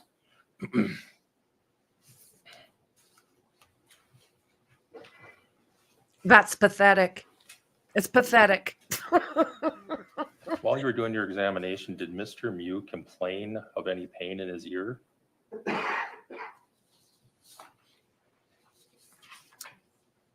Not that I can recall.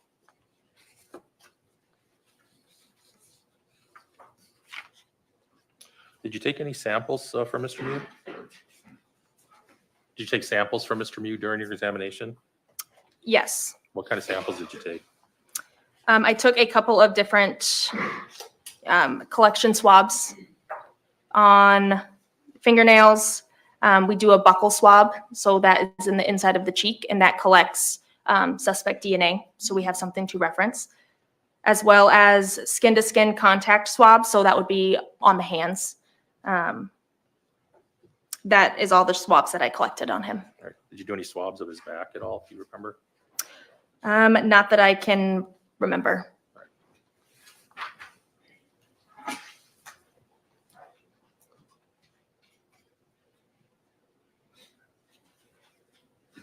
What did you do with all this material that you gathered? I mean, your report, the photos, the swabs, the samples. Yep, the evidence samples we package up, we seal them in an evidence box, and then that gets handed over to law enforcement as part of chain of custody. Did you do that? Yes. You remember which officer you gave the materials to? Brandy Hart. Your Honor, I'll move for the admission of 56 if it hasn't already been admitted, and I don't have any other questions for her. I believe 56 was received as well as 55. Mr. Nelson. Morning. You're a nurse examiner? Yes. And you come and examine people when you're asked, correct? Correct. Sometimes those people are alleged victims, correct? Yes. Sometimes those people are alleged suspects, correct? Yes. Sometimes those people might be both, correct? Yes. When you examine, you do that by asking questions, correct? Yes. And then you gather information by listening to the answers, correct? Yes. And then you do an examination with your eyes as well, correct? Yes. And then you note what you observed, correct? Yes. So essentially exhibit number 55 notes what you heard, correct? Yes. And what you saw, correct? Yes. When you, oftentimes, most of the time, I'm guessing you're dealing with people who, as it says on here, are sexual assault victims, correct? Yes. I would imagine that you've dealt with, you consider that to be a person who's a victim of assault, correct? Yes.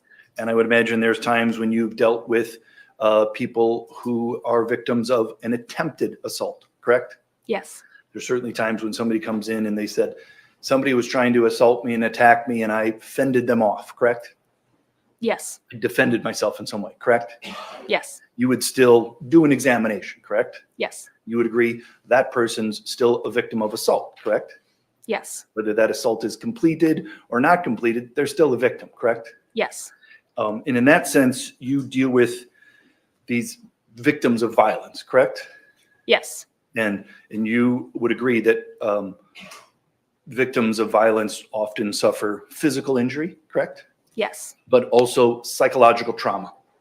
Yes. They're victims of trauma, correct? Correct. And I would imagine you have a lot of training and experience in dealing with people who are in the acute phase of dealing with some trauma that they've suffered, correct? Yes. And it maybe changes over time how that shows, correct? Yes. I would imagine you've seen some people within minutes, if not within an hour, of the trauma that they've suffered, right? Yes. And then you've seen some people maybe 24 hours or later, correct? Yes. And how people, the signs that they might show of that trauma might depend upon when you see them on that time continuum, correct? Yes. As somebody is closer in time to the event, their trauma might be more acute, correct? Yes. And as somebody, time goes on, that might be harder for you to observe, correct? Yes. Because obviously a lot of the psychological trauma is internal, correct? Yes. You're noting physical injuries, right? Correct. But it's hard for you to know what's going on inside that person's brain or body, right? Yes, unless they tell me. Unless they tell you, correct? And I would imagine sometimes in those positions, people who are victims of violence, victims suffering from trauma, they may not be in the best time to fully disclose the trauma that they've just suffered, correct? Correct. One of the things that I'm sure you're trained on is how to get that information from somebody, correct? Correct. Because sometimes that's difficult to do when the person has just suffered some life-altering trauma, correct? Yes.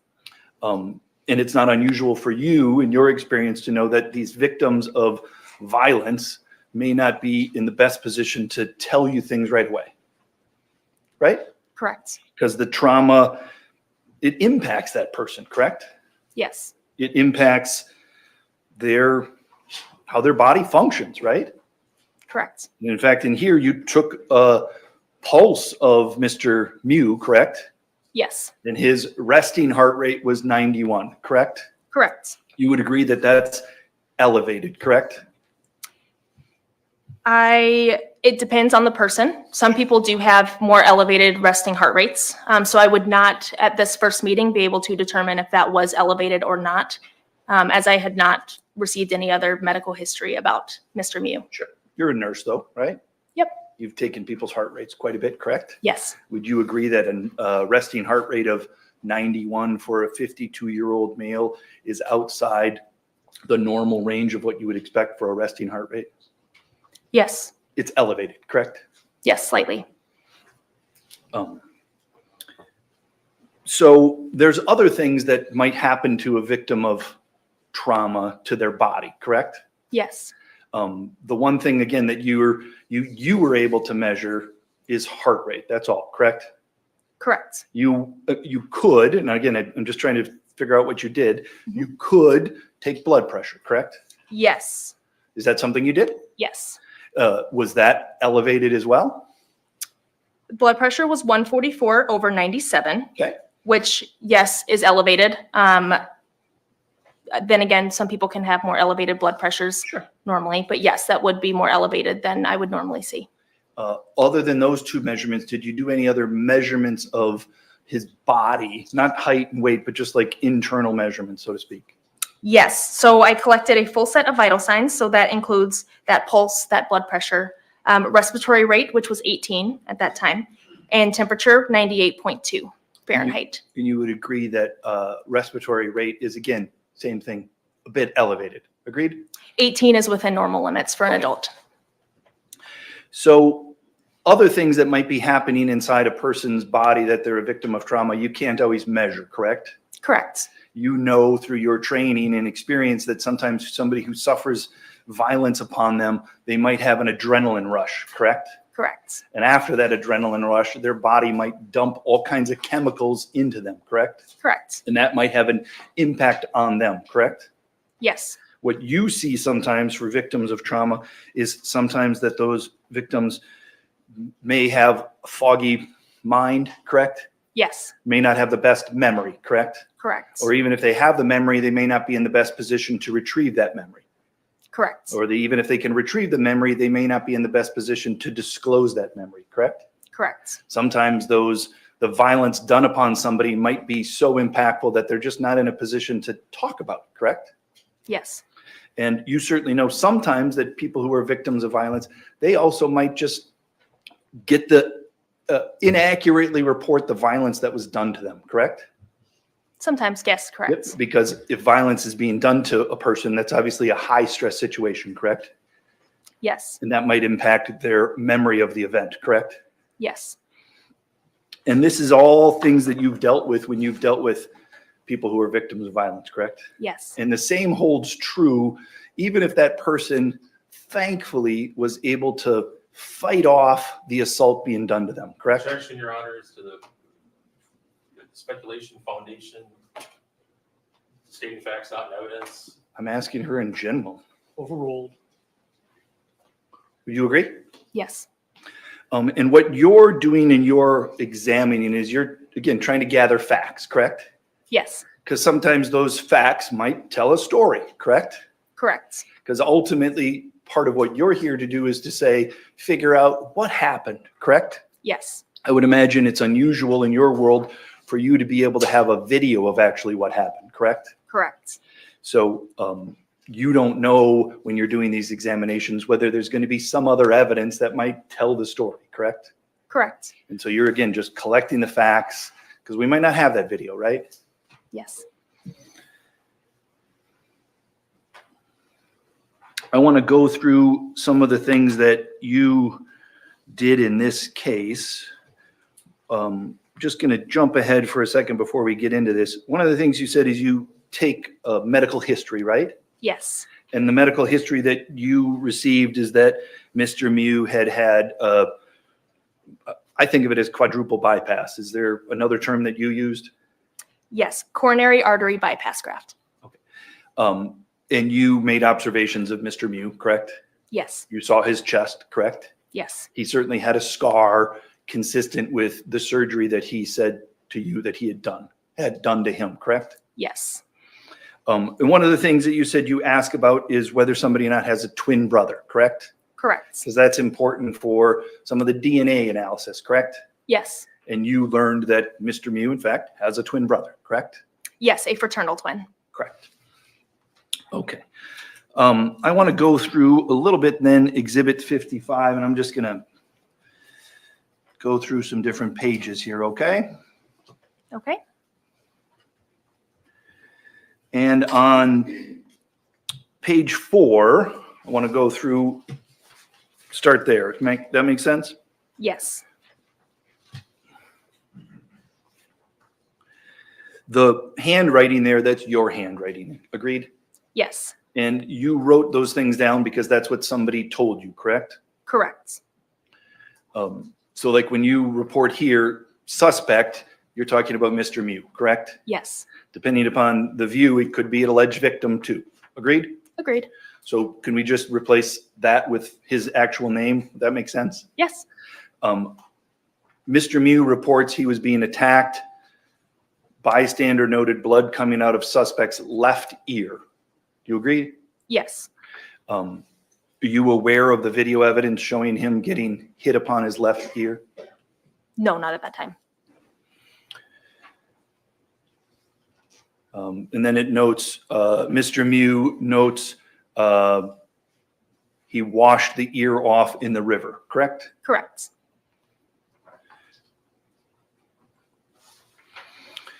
And of course, on your form, there's a note that says post-incident actions, did somebody take a bath or a shower, correct?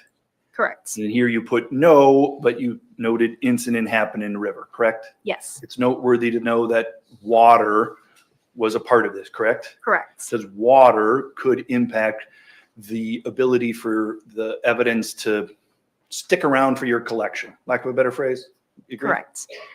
Including blood, correct? Yes. On page 5,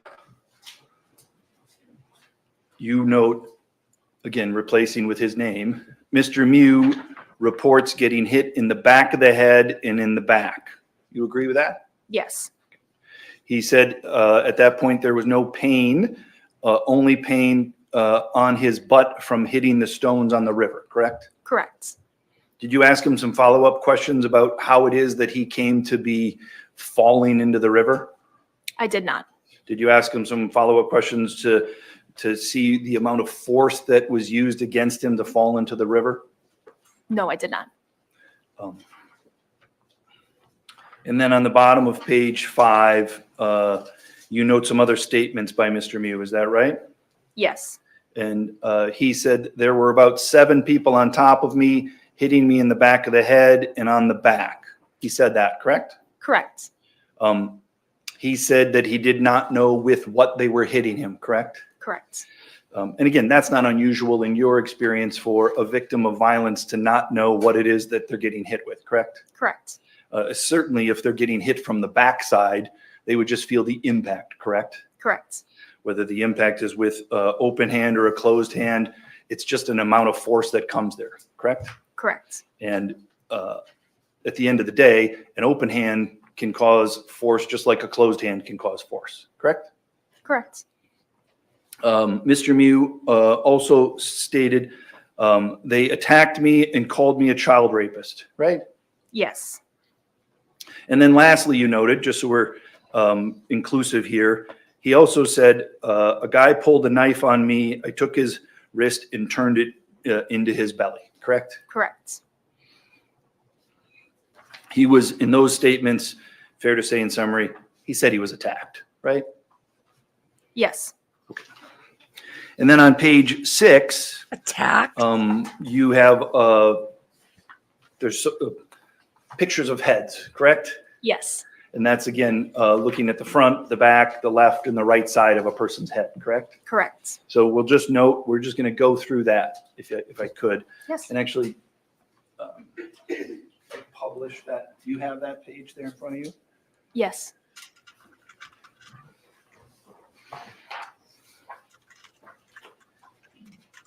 Can I trade with you so I can use the actual exhibit? Permission to publish the exhibit, Judge? Yes. We're on page 6. Okay. Looks like it's on.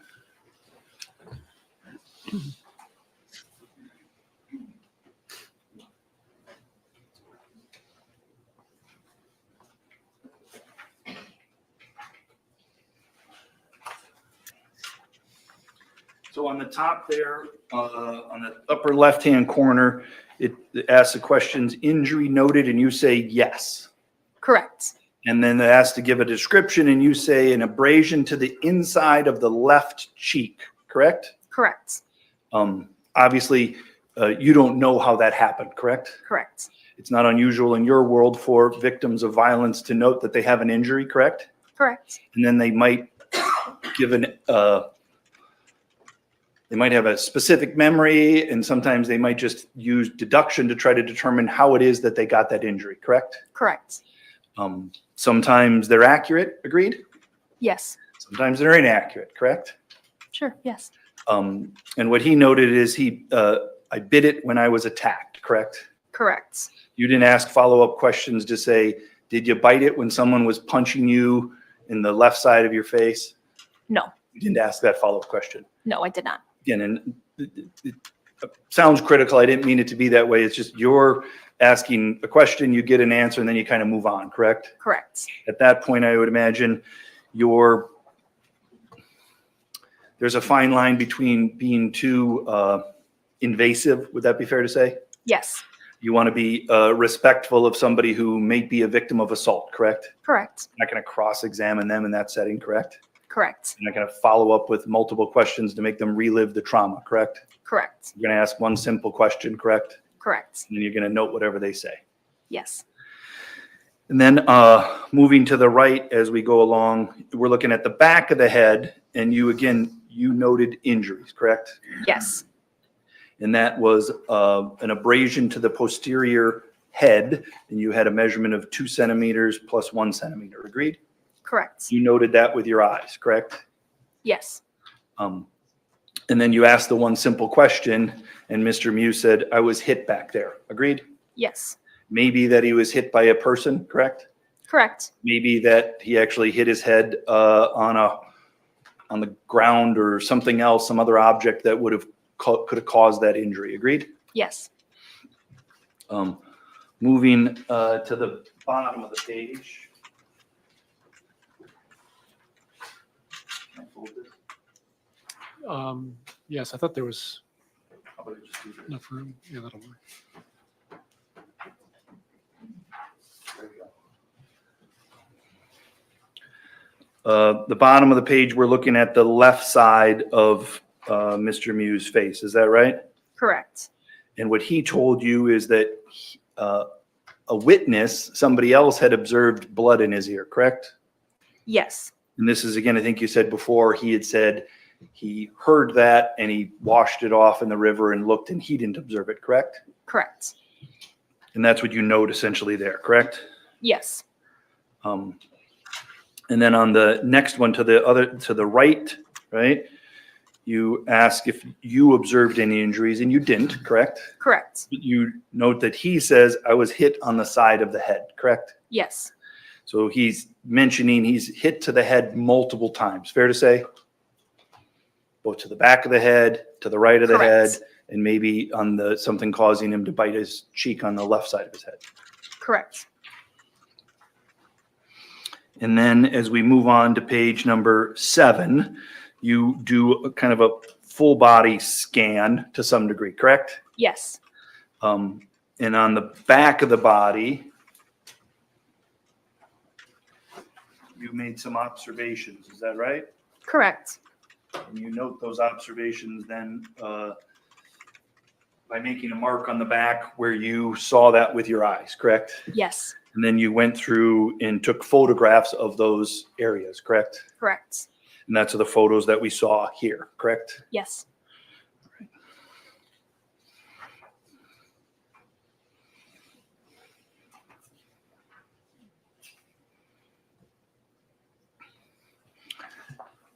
The photos that you took of Mr. Mew were photos of where you made observations of injuries, correct? Correct.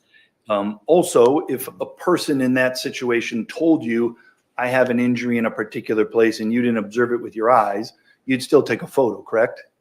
Correct. Because at the end of the day, it's not necessarily what you observe. It's like maybe somebody else sees it and I don't, correct? Yes. Typically, I only take photos of things that I'm measuring, seeing, so I can describe them appropriately. Sure. But if somebody told you, I got hit in a particular place and I feel pain in a particular place, you might try to document that one way or the other, correct? Yes. Even if you don't see it, you'd want to document it. What you see on that day, correct? Correct. And what Yes. the best way to document that is to take a photograph, correct? Yes. Typically, if I do not see it, I will document it on the form. I will not necessarily take a photo of it. Sure. In this case, you took a photo of Mr. Mew's face, correct? Correct. And again, that photo in the background, we see the time is at about 9:20, correct? Yes. And so if the 911 call was at 3:45 or so in the afternoon, this is more than 5 hours after this alleged event, correct? Correct. So 5 hours after whatever trauma it was that Mr. Mew said that he'd been the victim of, correct? Correct. And that might impact what state in that trauma he is going through. Agreed? Agreed. That's all. Mr. Smestad? There's something, you were asked some questions about elevated blood pressure and elevated pulse. Does having a heart bypass cause folks who survive that procedure to have a higher pulse and blood pressure in general, if you know? That's not my specialty. It certainly can. Generally, a normal pulse is 60 to 90, and Mr. Mew, it was noted to be 91, so just slightly elevated. A general blood pressure, typically heart patients have higher blood pressures, especially when they're on medications. However, it's hard to know if that's typical for heart patients or not because they're so different. He was on some medications, right? Yes, it looks like he was on atorvastatin, aspirin, and potassium. Atorvastatin is what type of med? It's a med for cholesterol. Is that prescribed to folks who have high cholesterol? Yes, typically. Does high cholesterol affect your blood pressure, or can it? It certainly can. Again, that's not my specialty. Mr. Nelson had asked you about whether Mr. Mew has a twin. You indicated fraternal twin. Correct. Do fraternal twins have the same DNA? If you Not know. typically. That's not my specialty either, but Understood. Mr. Nelson had asked you about Mr. Mew's statement to you that, quote, "the guy pulled a knife on me, I took his wrist and turned it into his belly." Was that something that he volunteered, or was that in response to a question from you? if you remember? I don't recall exactly where that statement came from. I do know when I was observing the injuries on his knuckles, I did note a couple of statements when I asked him how he got those injuries. I was trying to stop my tube. These happened maybe when they kicked me. I don't know if it was around then. I know I was examining his hands. I don't know if it was when I was swabbing them or noting the injuries when that statement was made. All right. No one kicked him. What a freaking liar. Oh. Did you end up taking any photos of his hands? I did not. Do you know why? I do not. I wish I would have, but I didn't. You indicated that as you're examining Mr. Mew, he indicated that he had been kicked. Correct. When you were examining Mr. Mew, other than the bite on the inside of his cheek, did he complain of any pain in his face? No. Nothing further. Mr. Nelson?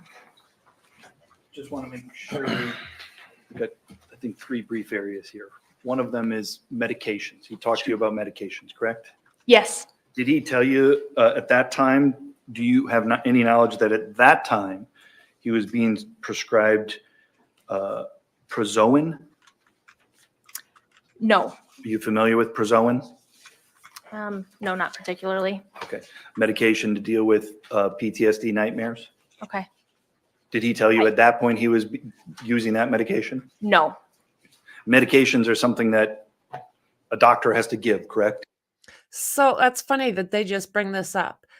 We were talking just a while back about PTS dreams, and then they just mentioned here about a medication that no sound problems here.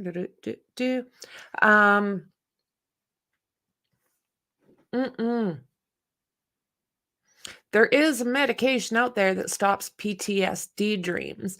Now, I don't know what he's taking, but he might be on the same thing I take because I no longer get PTSD dreams. I find it interesting that he is on something for that as well. Correct. So you can't just go out and ask for some prescription and you get it, correct? Correct. You asked about Hold on. Please come up.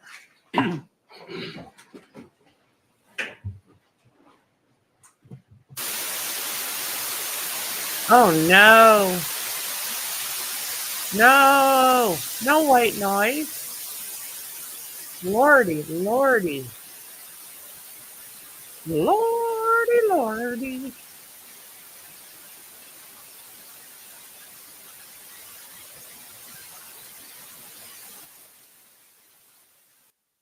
I'll just turn that down a little bit. That's harsh.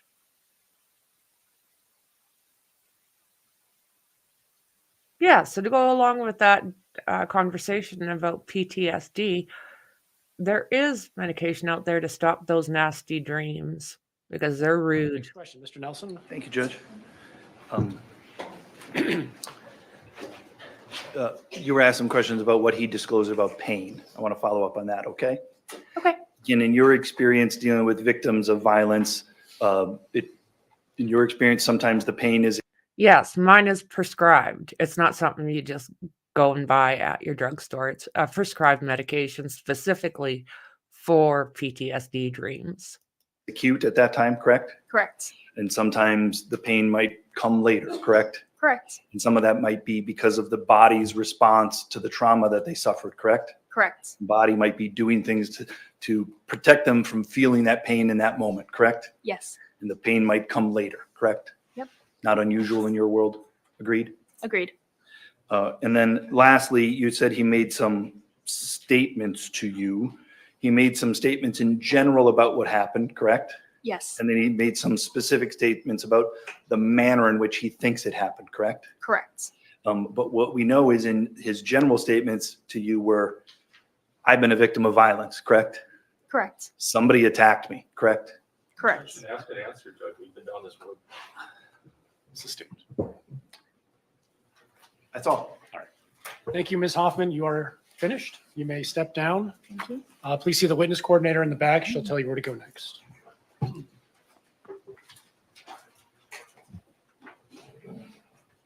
I'll leave those on the table. Perfect, thank you. Mr. Smestad, who's the next witness? I think we're going to be swapping positions here, George. If you give us a minute. We're going to call investigator John Schultz. Investigator, please stand. Raise your right hand and be sworn. You swear that the testimony you are about to give in this matter shall be the truth, the whole truth, and nothing but the truth, so help you God? I do. Please have a seat in the witness chair.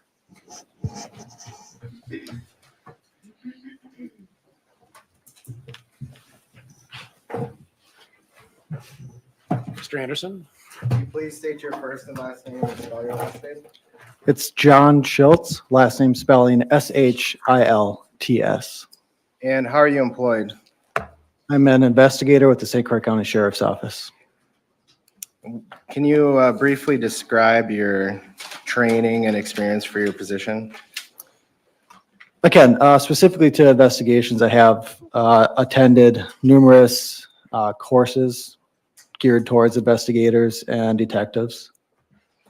And are you trained in doing processing digital evidence? I am. What other roles have you held at St. Croix County Sheriff's Office? I started in the jail as a corrections deputy. Then I went to field services where I was a patrol deputy. Some of the extra activities or specialized activities that I've been in include K9, honor guard, dive team, an operator for our ERU team, crisis negotiator, to name a few. ERU, is that what some places refer to as like a SWAT team? It is. And are you the lead investigator on this case? I am. How did you end up as the lead investigator? We have on-call weekends, and I was on call that weekend.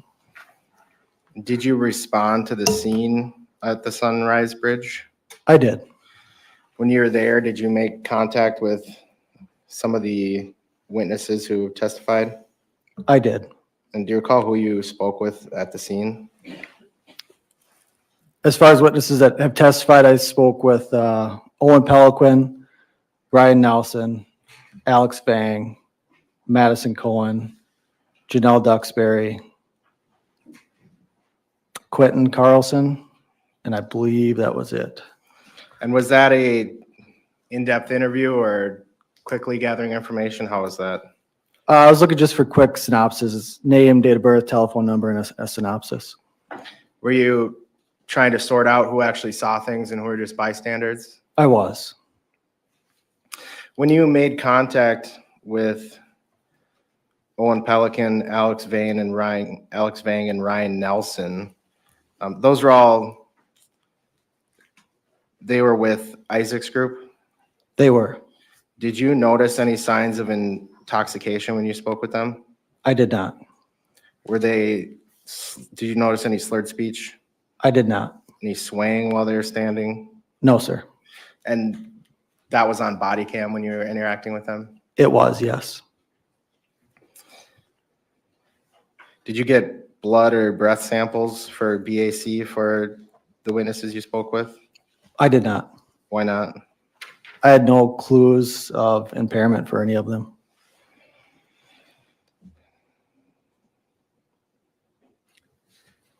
Did you, you heard you were here for Sally Standard's testimony. Did you collect any buccal swabs? I did, from Anthony Carlson. And was that placed in evidence and secured in the sheriff's office? Yes. Have you ever been trained that you're supposed to put DNA samples in refrigeration? No. There's been some questions of witnesses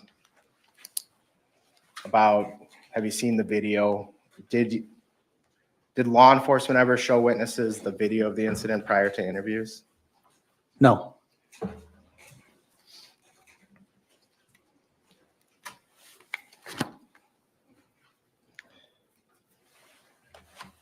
And did you go anywhere else from the Sunrise Bridge?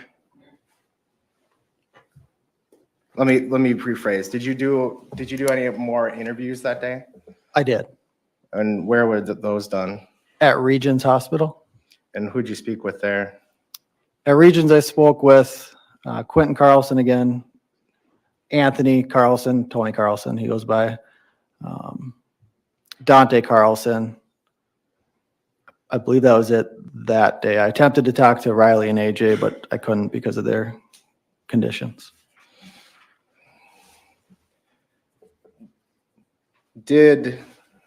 As part of the investigation, did law enforcement search the river for evidence, We did.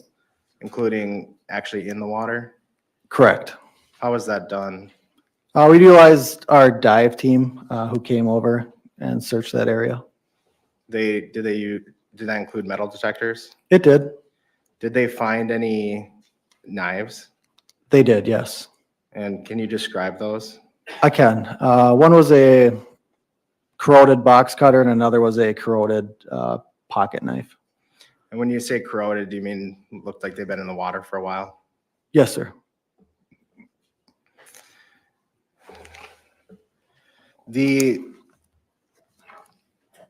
Watching the video, part of what you got is the video from Joanne, and then you got individual frames of that video, right? I did, yes. And so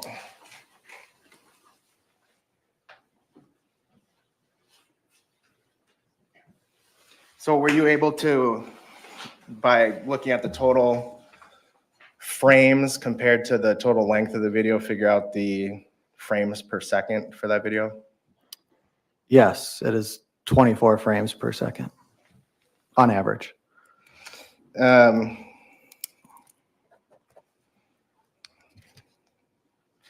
I want to ask you about Larion Davis. So did you make contact with him on scene of the river? I did, yes. And did he mention something about having a video? He did. And did you get that video from him? I did, yes. And how did that happen? I asked him to email it to me and he thought it was going to be too big, so he texted it to me. And did you see it come through in your text? I did. Did you, and you were here when it was played in court, that video? Yes. And is that the video? Is that how you received it? I believe so. And did you notice right away that it was all blurry? I did. After I started to review it, yes, I did. But right away when he sent it to you, did you notice? I did not, no. Did you follow up? Did law enforcement follow up with Larion to try to get the original? We did, yes. And what was done to try to get the original unblurred version? It was sent, well, first we recovered his phone. Is that what you're asking? I'm sorry. Yeah. First we recovered his phone. We learned that Larion's phone had water damage and that it was sent to an Apple facility in Indiana. We acquired a search warrant to obtain that. We did get that. I got the phone back. Part of my duties, I do extractions on electronics to include cell phones. And I was not able to get an extraction from his device. Because I couldn't do that, we also utilized other methods, including search warrants to his cell phone provider, Snapchat, as well as iCloud in an attempt to get that video. Were you ever able to get the original video? We were not. And did you do anything to see if you could try to get the video enhanced or cleaned up so it would go from distorted to more like how a normal video would look from a cell phone? Yes, sir. What was that? I was sent to MOCIC, which is, I believe it's Mid-States Organized Crime Information Center. They offer a lot of resources to a number of law enforcement agencies. They have a lot more resources than most agencies can afford. one of those things that they can do is assist law enforcement with videos, photographs, things of that nature. So I sent it to them. And did you get back another version of the video? I did. Did it look like a normal cell phone video? No.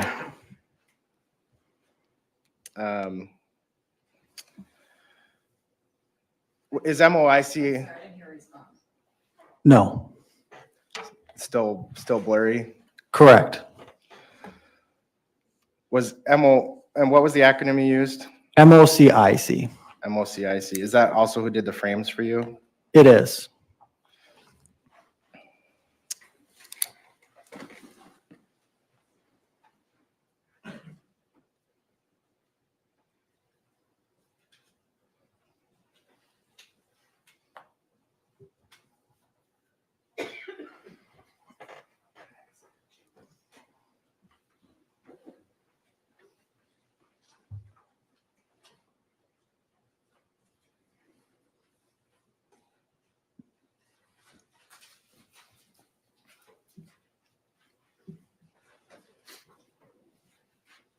I'm just gonna pull up exhibit 2 so that you can see the difference between the two videos.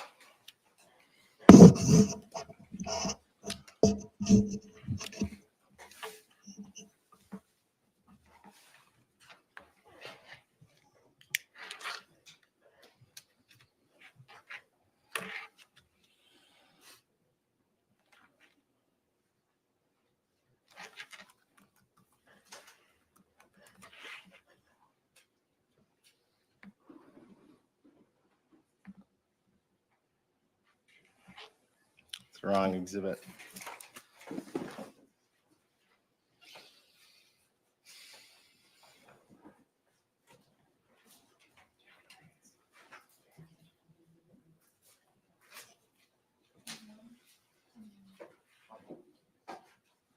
It's gonna be 21, Judge.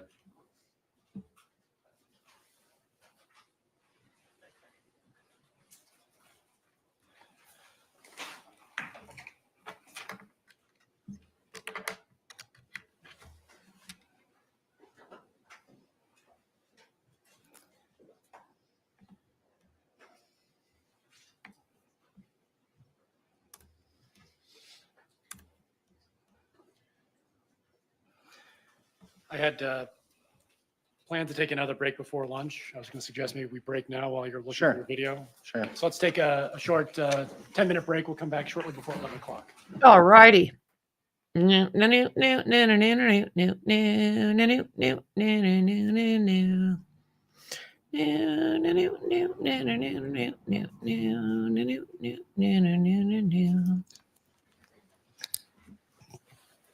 Were you able to determine the owner of the cell phone? I was. When I received the cell phone, again, part of my job is doing cell phone extractions. I took the SIM card out of the phone and recognized it as belonging to T-Mobile. So I contacted T-Mobile, provided them with identifying numbers on that SIM card, and I learned the phone belonged to Ariel.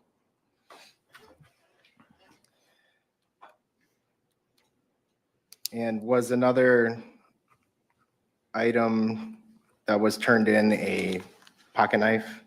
Yes. And can you just, what brand pocket knife was it? Tactical Gears. And was there somebody that was interviewed that described having lost a Tactical Gears knife on that day on the river? Yes, Mr. Baldozo, I believe is how you pronounce his last name. Would that be the husband of the nurse, Andrea, who testified? It would be, yes.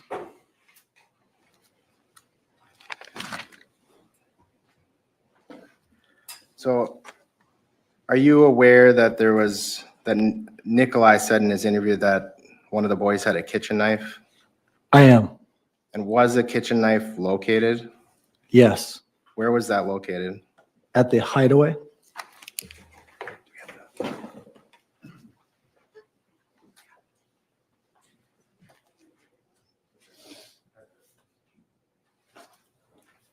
May I approach? Yes.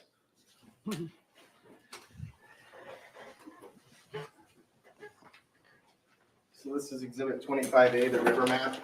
So the incident is here, kitchen knife was found here. Yes. Did you review body cam regarding for the time that the kitchen knife was found? I did. Was it discussed over the radio? It was. Was Nicolae in custody at that time? Yes. And were the officers around him wearing radios? They were. Was there a radio in the squad car when he got placed in a squad car? Yes.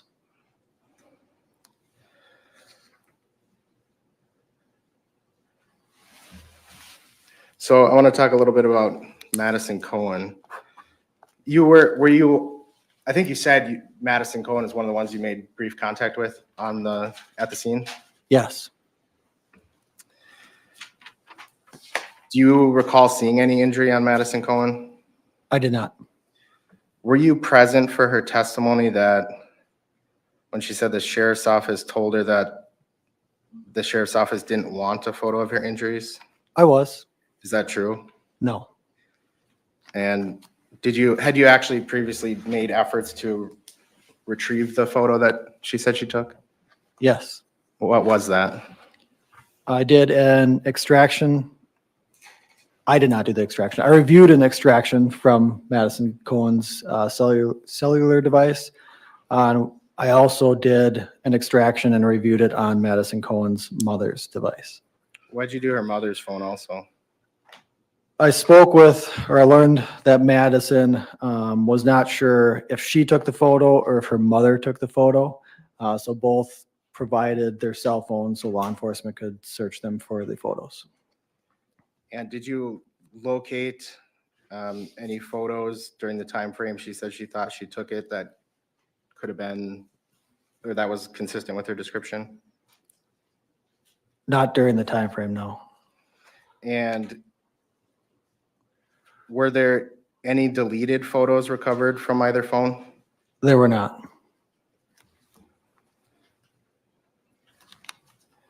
And when you do a download, why don't you just explain to the jury how you do a forensic download on a phone? Sure. So a phone in particular, I'll get the device. There's a lot of different variables, but I'll summarize.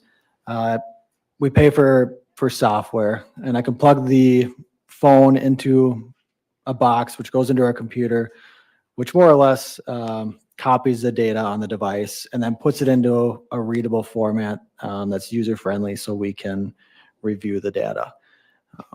It's not uncommon that we don't always get everything.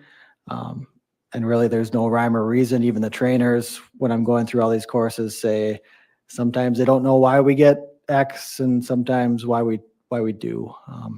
Just electronics or electronics. Sometimes we do, sometimes we don't. When you do a forensic download, and including with Madison's phone and her mother's phone, that includes everything the download's able to pull off the phone? Correct. So photos, texts, calls, all those things? Yes.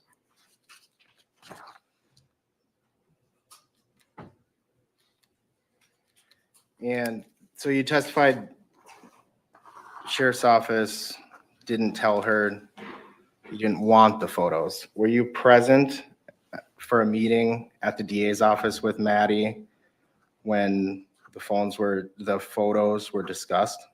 I was. And what was Madison? Well, did she express some anxiety about deleting the photos? She did, yes. And was there an effort to console her? Yes. And what was said to her? Not to worry about the photos. So she wasn't told you didn't want them. She was told not to worry about it. Correct. And that was after you'd already made all these efforts to get the phone that she consented to? Yes, well after. So you're the court officer, so you've been present for the trial? Yes, sir. And you recall the testimony with Lieutenant Coleman about how, or he got those points for incident locations from you, right? Yes. And can you explain to the jury how you estimated those circles for the incident location and the group locations? I can. As stated earlier, I got frame by frames from that MOCIC, which was taken from the original, or one of the videos from Mr. Cockfield. From those frame by frames, I walked out to the river. I would get in generalized locations and review the photos from the video, the frame by frames, to landmarks on shore, which assisted me in getting in the general location of where the person taking the video, in this case, Mr. Cockfield, was at specific times. And do you remember how long you were out there? Was it a half hour or several hours? It was several hours. And that you said you're comparing frames to the terrain? Correct.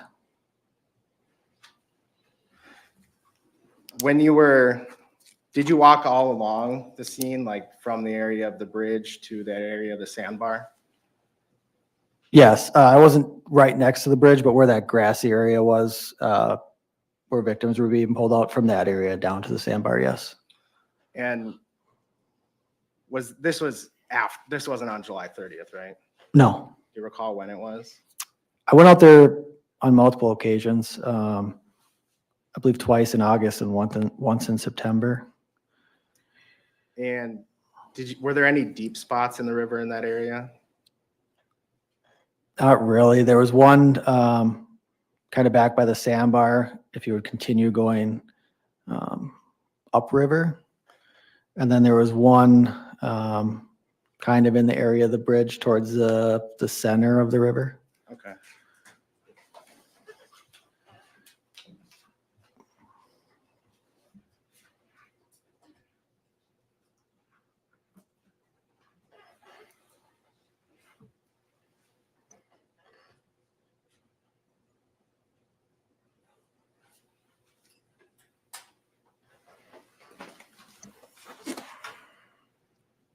Can I approach? Yes, you may.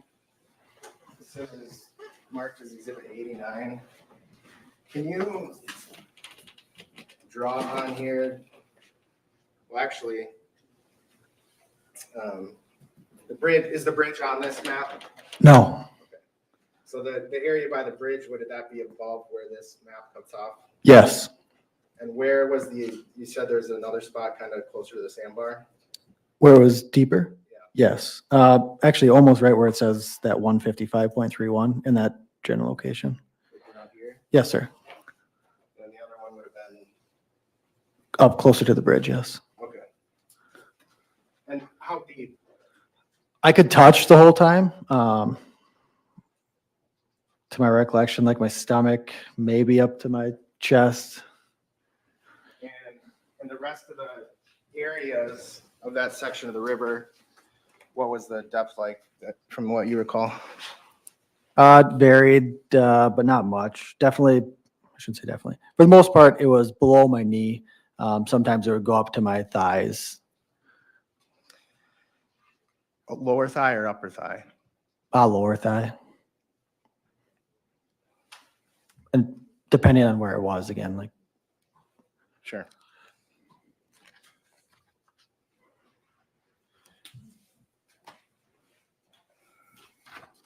And you said when you're out there, you're taking photos. I did. I also took photos myself, yes. Judge, this is Exhibit 84. I'd ask to publish. Has 84 been received into evidence? No, I'd move to admit it and then. Any objection to 84? All right, 84 is received. Go ahead and publish. I'll let the clerk know when I'm ready.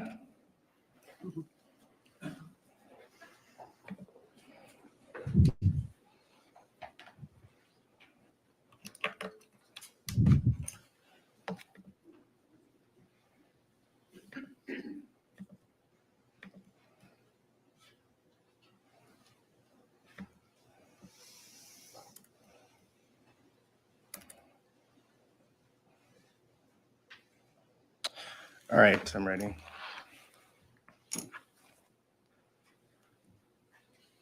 So it looks like there's 132 photos. I'm not going to go through all of them with you.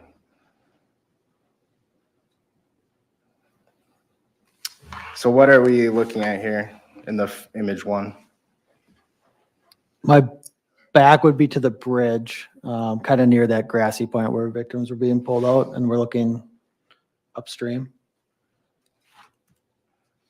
And I'm just going to go through, this is 2 until we get closer to some 3, 4, 5. I'm just going to keep scrolling.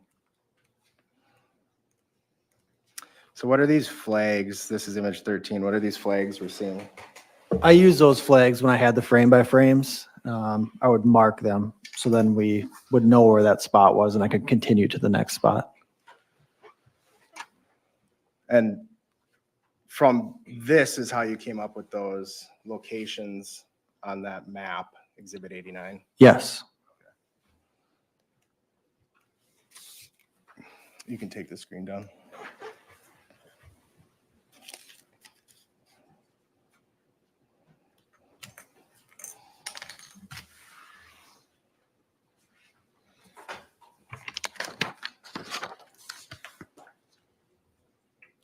I don't have anything else. Mr. Trofficy? Investigator Schultz, have you had, being the lead investigator in this case, does every report, every interview, everything ultimately work its way across your desk? No, sir. Okay. So you don't, if this is fair, you don't see some of the work that other people are doing in the case. Is that right? Correct. Okay. You, in terms of your background, you are or have been involved in the crisis negotiation team. Yes, sir. Okay, and the SWAT team, right? Yes, sir. Would it be fair if I said to you, those are situations in your experience, your training and experience, that sometimes involve highly stressful events? Correct. You were asked a couple of questions regarding the knives that were located in the river. Yes, sir. Okay. I do. And then you had mentioned that a civilian, I think you mentioned, a civilian had located a knife that had belonged to a Robert Baldozo. Is that right? Yes. Okay. And do you know, as the lead investigator, Robert Baldozo's kind of involvement in this case? I do, yes. Okay. Do you know when that knife, because Mr. Baldozo lost the knife, to be fair, on that day, right? On the 30th. Yes. He lost it in the river going to that scene. Is that right? I don't believe so, sir. You don't believe that he had pulled his knife out and was running over to the scene and then fell and dropped it? I've watched a lot of the body cam, and I'm not trying to be argumentative. I think he said at one point he thought he pulled it out, but in the body camera footage, you can actually see it clipped like in the back of his swim trunks. So I'm not sure when it was lost. I apologize. No, but he's saying it was lost on that day, right? Yes, sir. Going to, or as he's moving toward that incident, right? I believe he said he wasn't sure when he lost it. If there's a report, I could review it, but. Oh, that's okay. I'll talk to him about it. Okay. You also mentioned that in your, I guess, training and experience, these clips and videos that we're watching, just so I understand it, when we go through these stills, 24 of those consecutive stills equals 1 second in time. Is that fair? Yes. All right. And I want to ask you some questions about your duties or your responsibilities on the 30th of July. Yes, sir. And on the 30th of July, you're wearing, as this is going on and you arrive on the scene, you're wearing a body camera. True? Yes. You make contact with, I think you said, I'm not saying in which order, but you make contact with Owen Poliquin, Ryan Nelson, and Alex Vang, right? Correct. Okay. Do they ever mention to you that they have information that he was looking for little girls, Mr. Mew? I do not believe they did. Okay. You then have contact with Miss Cohen. Is that right? Correct. And you had contact with her, I think, 2 times, maybe briefly, but 2 times, right? I believe that's correct. Yes, sir. Okay. And she's providing you some information as to what had happened, right? Correct. And how long, I don't know if I heard this, how long have you been an officer? I don't recall the exact dates. I've been employed by St. Croix County for 16 years this month. 3 of that was in dispatch, 3 was in the jail, the rest field services. Okay, so for a substantial period of your career, you're out trying to investigate alleged criminal behavior, right? Yes. Okay. And with what you know at that point about what's going on, you're looking at Madison Cohen as you're talking to her, right? Yes. Okay. Having been a law enforcement officer for the length of time that you have, if you had noticed something on her face which was consistent with what she was telling you, would you note that? Yes. Okay, so if I said to you, Investigator Schultz, somebody punched me in the face. If I had physical injuries that were consistent with that, you'd write that down, right? Yes. Okay. Would you, in some situations, photograph that? Yes. Okay. And you don't see on either one of your contacts with her on that day anything on her face that supports the claim that she was punched, correct? Correct. Do you remember her testimony saying that her eye was puffy? Do you remember that? Vaguely, I believe. Yes. Okay. You didn't see that, did you? No. Okay. Do you remember she also mentioned that the next day she had like some yellow, almost like bruising? Do you remember that? I'm sorry. I don't remember saying that. If you're telling me she did, I believe you. You know, she says, any bruise? The question was, any bruise? She said a little yellow. Okay. Yes, sir. Okay. Do you say to people in this particular case, do you say to Ms. Cohen, look, if something shows up later, if a physical injury shows up later, capture that for us. We'd like that. I don't recall what all I said, sir. Okay. But was that something that you might do in these type of cases where a physical injury may appear later? Yes. Okay. And you know, if this is fair, at some point, there is an attempt to get a photograph or an alleged photograph off of her phone, right? Correct. Okay. And can you tell me this? You are a forensic examiner of cell phones. Correct. All right. And you didn't do the extraction on her phone, but you reviewed it, right? Correct. Okay. And can you tell me is there a difference in when you do these extractions between allocated and unallocated space? Yes. Unallocated is just like deleted space. Okay, so if I'm on my phone looking at some website or some video or something, and I click off that, does that go into unallocated space? It could be cached. I guess I'm not certain if it goes into unallocated or not. I apologize. Is it, in your experience, your training and experience, is it more difficult to locate things in allocated or unallocated space? It's easier to locate if it's not deleted. Yes. Okay. And you agree, well, let me ask you this. The reason you do these downloads sometimes in law enforcement is you're looking specifically in some situations for things people delete off of their phones, right? Yes. Okay. And you can get a bunch of stuff sometimes off of deleted images or videos or text messages, things like that, right? Generally speaking, yes. Yeah. Okay.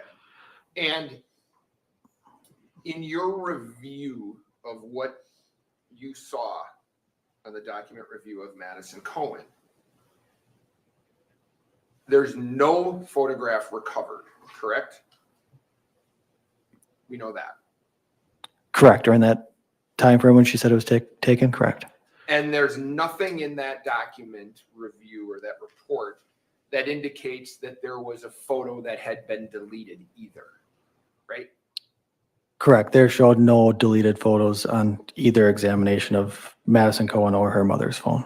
And I think Madison, I don't disagree with what you're saying. I think Madison also had said that she might have actually texted that picture to her mother. Do you remember that? Yes, or vice versa. Okay. And that's the reason that you want to look at mom's phone is to see, well, there could be this text that went through. So even if Madison deleted it, we can get it from mom, right? And there was, I don't have the right word. Neither was certain which one took it either. So we weren't sure if mom took it or Madison took it. But yes, that was part of it as well. Okay. And you do the forensic examination for Madison Cohen's mother's phone? Correct. Okay. And if I word this incorrectly, let me know. Yes, sir. No photograph that was in her, well, I'm going to say like saved images, right? Yes. Okay, so I have photos on my phone of my children and things like that. Yes, sir. Nothing in that area that you could just access by kind of swiping through, right? I'm sorry, I don't as it relates understand. to Madison's picture of her face. Correct. Yes. And nothing in her deleted images which would support the claim that either she took the photo or Madison sent her the photo, correct? Correct. Okay. So I know that you said in some situations, sometimes we just don't get images, right? Yes. But that would have to happen in both of these cases then, right? Yes.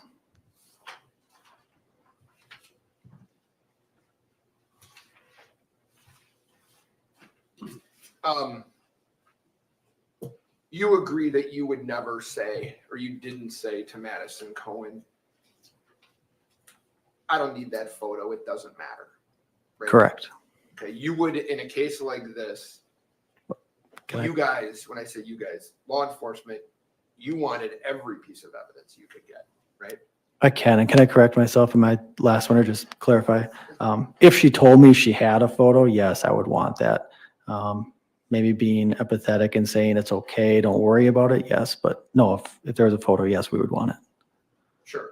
So when she said, I told them I have a photo, and they said, don't worry about it, that's not something you would say, right? Like, We did say don't worry about it, but we didn't say that we did not want it. If that's what you're asking, I'm sorry. No, you would, in a homicide case, you would want all the information that you could possibly get your hands on, right? Correct. Yes, sir. I'm sorry. I misunderstood you. Oh, you're good.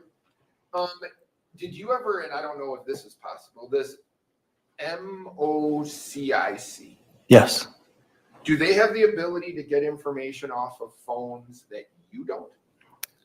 I asked them, and they, actually, this is where I learned, it got compressed. I didn't know that could happen. And they said, there's nothing else that they can do besides the resize of the video.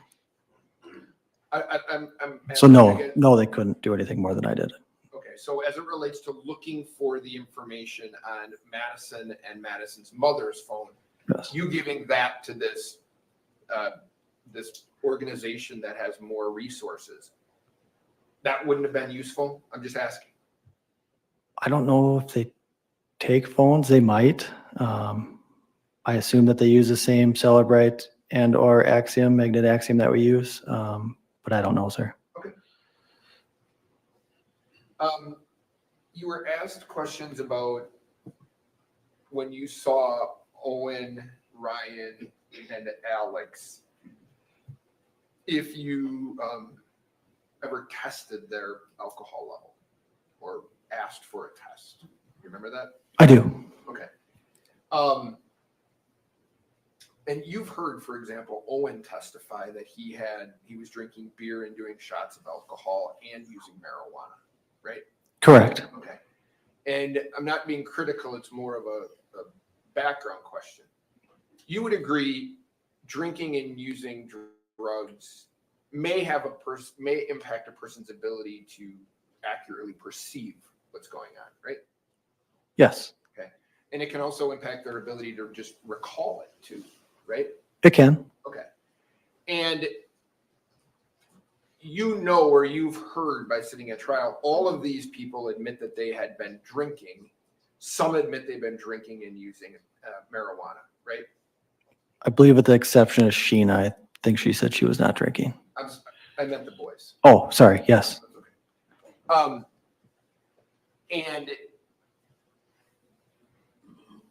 do you think it would be knowing, I'll ask it this way, bad question.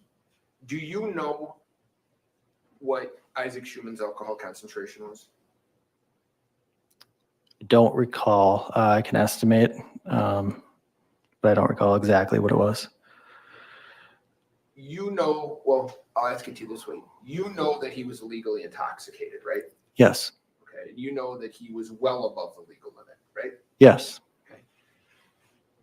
Would it be helpful for you to know if those boys were also above the legal limit and highly intoxicated when you took those statements? It could be, as we talked about earlier, it could have an impact on what they said. Okay.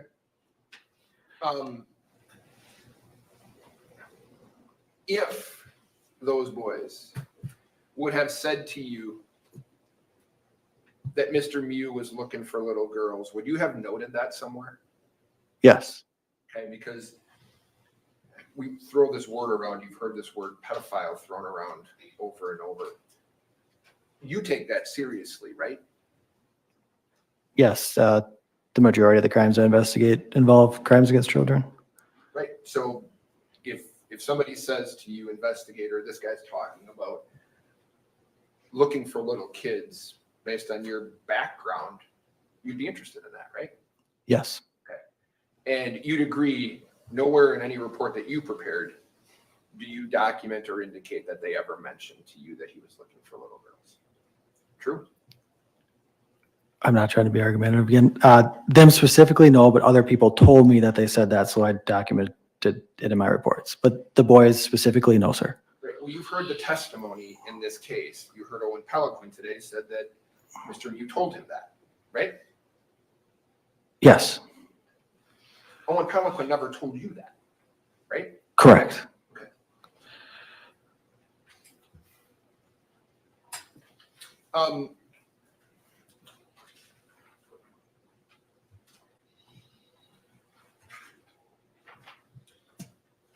So can you tell me, based on your training and experience, both as a hostage kind of negotiator and as a SWAT team, member of the SWAT team, would you consider what happened here to be a highly stressful event? Yes. Okay. And your training and experience, if this is fair, tells you that people react differently in highly stressful events. Is that fair? Correct. Okay. Have you sounds like you have been in multiple times in your professional life in highly stressful events. Correct. Okay. And you might react differently than another officer might react, right? Correct. Okay. And in these highly stressful events, have you, through your training and experience, seen situations where people's bodies react to the highly stressful event? Do you know what I mean by that? No, sorry. Okay. Do you know, or has it been your experience that sometimes people might, as you've heard, go white, where their body reacts to a highly stressful event? Have you seen people go pale in highly stressful events? I'm sure I have. I can't recall, but I'm sure I have. Have you seen them become quiet, kind of almost catatonic? Again, I'm sure I have. I just can't think of a specific time. Wide-eyed? Yes. Okay. And does your training and experience tell you that those are things that their body is just doing, right? Their body is getting wide-eyed or they're getting white or things like that, right? Yes. Okay. I'm sorry. I don't know that I understand it all the way. Don't apologize, investigator. Okay. You're doing fine. Can I ask you, you were asked some questions about the river and the depths of the river and things like that. Correct. Okay. Now you would agree, to be fair, you can drown in calf deep water, right? Potentially. Yes. Right. So especially if you get knocked unconscious, you can drown in 6 inches of water, right? I would suspect so. Yes. Yeah. I mean, I guess what I'm saying is you had talked about different areas of the river where you were kind of maybe up to your shoulders or up to your chest or up to your waist. You don't need to be in that deep of water if you're unconscious to drown. Correct. So when Mr. Mew was, I think you heard the testimony, they're asking him to walk downriver, right? That's what you heard from the testimony? I believe it's all angles, but mostly downriver, especially initially with Ms. Cohen, I believe. Okay, so I just want to make sure I get it right. They want him, according to the testimony, they want him to walk this way, the way the arrow's pointing, right? At some points, yes.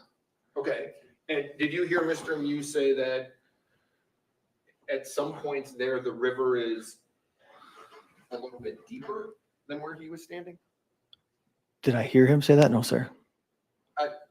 You didn't hear that on, Coleman said that. Oh, I'm sorry. Could you repeat the question with Coleman? Coleman said that the river at various points as you move downriver becomes deeper, right? Yes. So is that true? The direction that they were pointing him to walk, the water would have been deeper, right? Yes. Okay.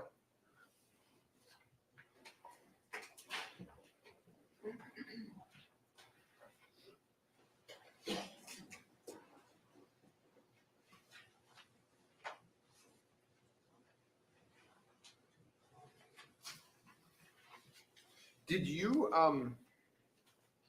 as a lead investigator, were you the officer who prepared the information for the crime lab regarding DNA on what was to be swabbed and where it was to be swabbed? No, sir. Do you know who did that? I don't. I'm sorry.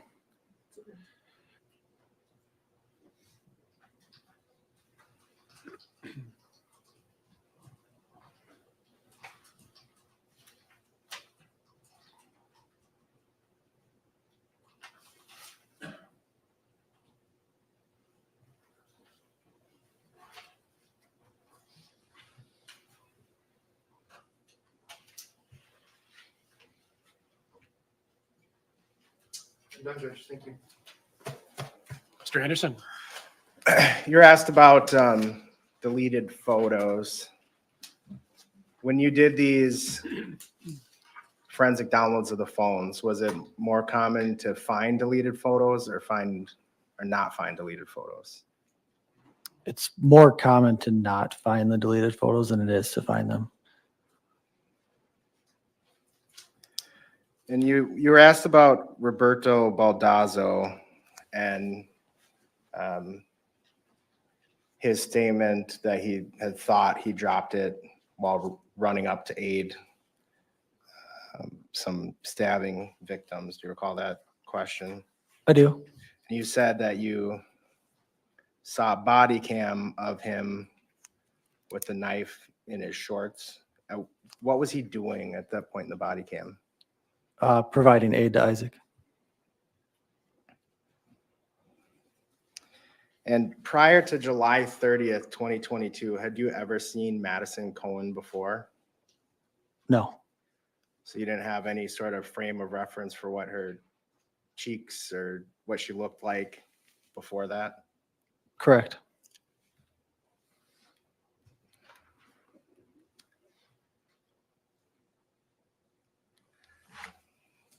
That exhibit 51.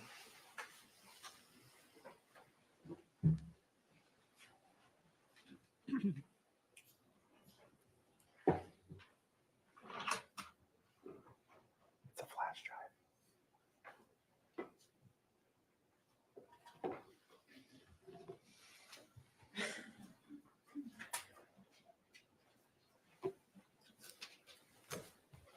Just because our map is cut off there and you're asked about the spot by the bridge, I want to pull up Lieutenant Coleman's presentation.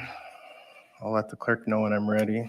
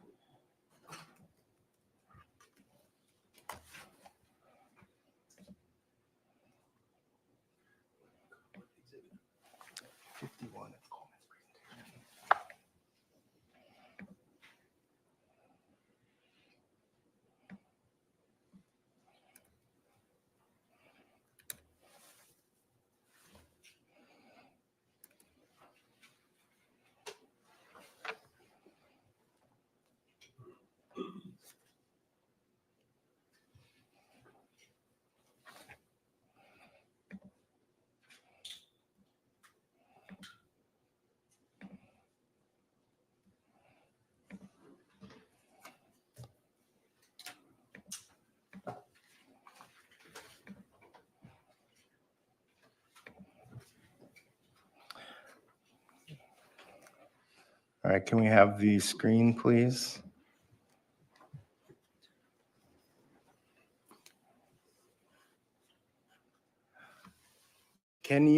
Is the spot where it got deep, close to the bridge, visible on that image on the right? I'm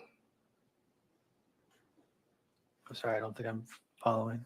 Can you draw on your screen if the judge can enable it, where you call that deep spot being that was near to the bridge? Where it gets deeper, yes. Yeah. And to the best of my recollection, can I use it on the regular one or do you want it on Lieutenant Coleman's drawing? I guess either. Right in that area there. Okay. And just for the record, Judge, this is slide 13 of Exhibit 51. I don't have anything else. Mr. Trofisi? Do you ask Madison Cohen why she would possibly delete a photograph in a case like this? We did, yes. You did?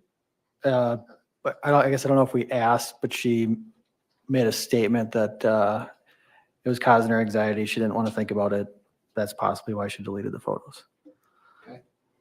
And in terms of what you observed when she came out of the water, you've heard in this courtroom far more detail about kind of how this went down than you did that day, right? Yes. Right. So, I mean, you heard Madison Cohen get on the witness stand for however long and testify about what had occurred, right?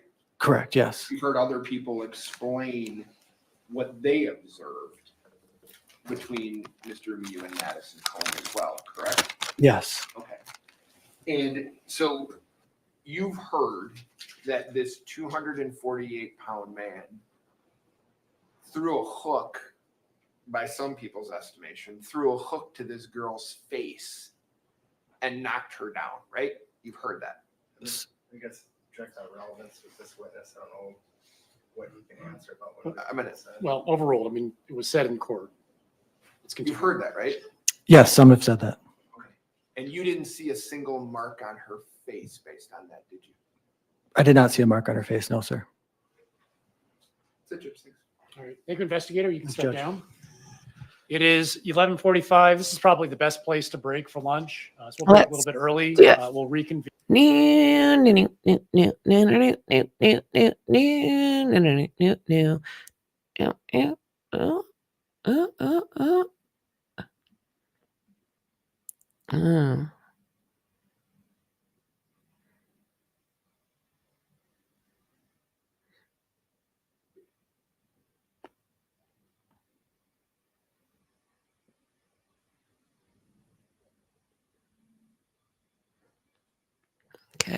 so there we go. Here we go. This man over here? Sí. Yes. Who's this? Nick. Nick. Nick who? Nick Mute. Nick Mule. How long have you known Nick Mule? Sorry, guys.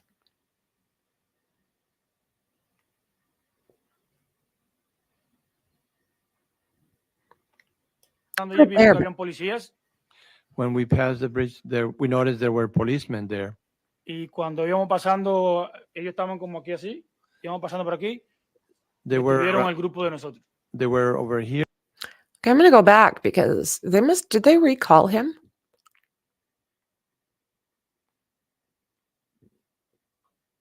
Sí. Yes. Would you Sorry.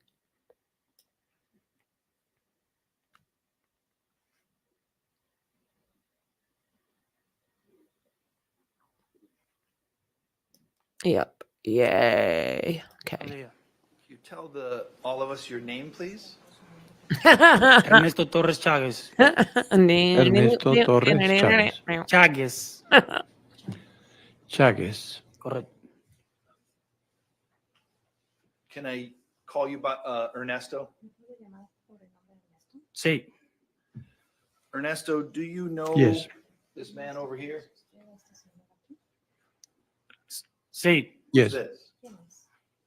Nick. Nick. Nick who? Nick Mute. Nick Mule. How long have you known Nick Mule? Aproximadamente más de 10 años. Approximately, well, it's over 10 years. Do you did you work with Nick? Sí. Yes. Are you married? Sí. Yes. Who's your wife? Emmy. Emmy. Is up here, is this a picture of you and Amy? Sí. Yes. Do you have any family in here other than that? Mi hermana está a la derecha. My sister on the right side. Rosy. Rosie. That's your sister. Sí. Anybody else family? No, familia no, todos amigos. Not relatives, all friends.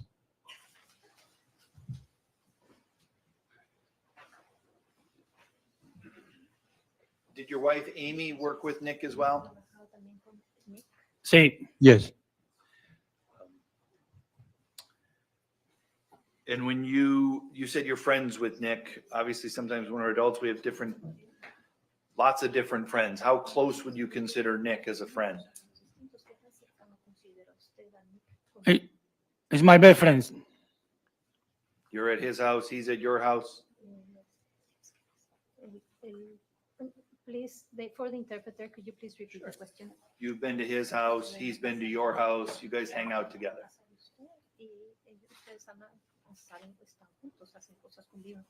Sí. Yes. Would you consider Nick to be kind of a handyman? Okay, we've seen this, have we not, Sí. guys? Yes. Why do you say that? Porque él siempre está arreglando cosas en su casa o cuando va a la casa de alguien Because necesita ayuda. because Él está ahí para ayudar. he's always there helping things in his house, or he goes to other houses to help fix things. Have you ever seen him use tools to fix things? Oh shit! Sorry, guys. I didn't mean to click. We'll get back there.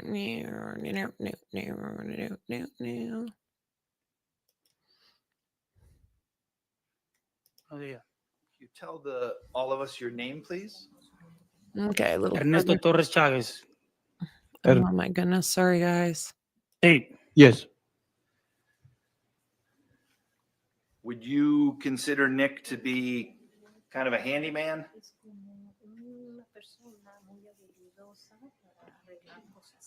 Sí. Yes. Why do you say that?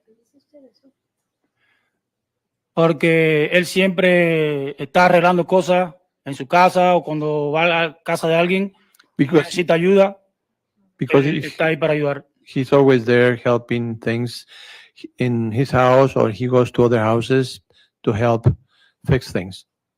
Have you ever seen him use tools to fix things? Sí, Yes. Have you ever seen him with a pocket knife? sí, Yes. Have you ever seen him use the pocket knife as a tool to fix things? sí. Yes. Can you tell me about some of those things that you've seen him do with the pocket knife to fix things?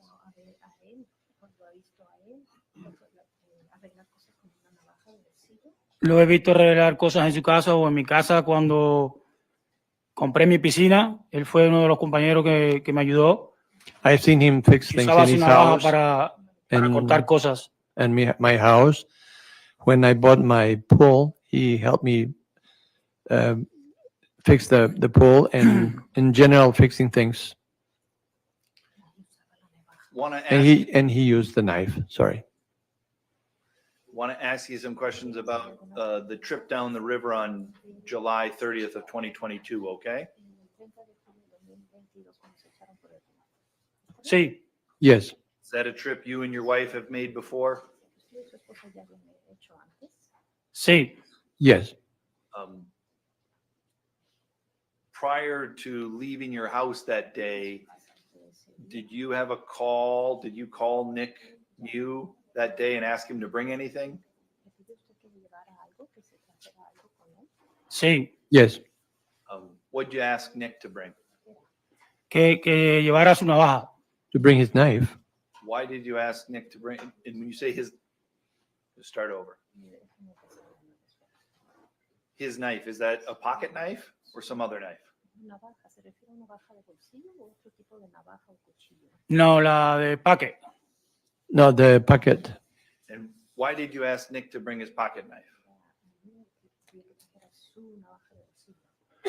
Porque la vez anterior que fuimos al río, a la hora de salir, no podíamos, no teníamos con qué cortar las sogas y tuvimos que arrastrar todas las balsas juntas y era muy pesado. Because the last time we went to the river, we had all the inner tubes tied together and we couldn't cut the cords, so we had to pull them out of the river all together and bring them up to the place where we had to leave them. So you wanted him to have the knife to help cut the cords at the end of the trip.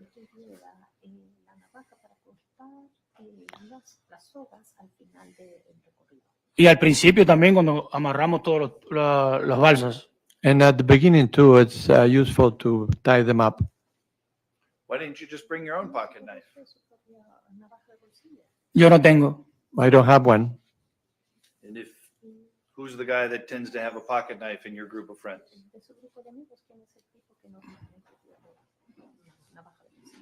Nick. Nick. Is he the handyman amongst your group of friends? Sí. Yes. Is he?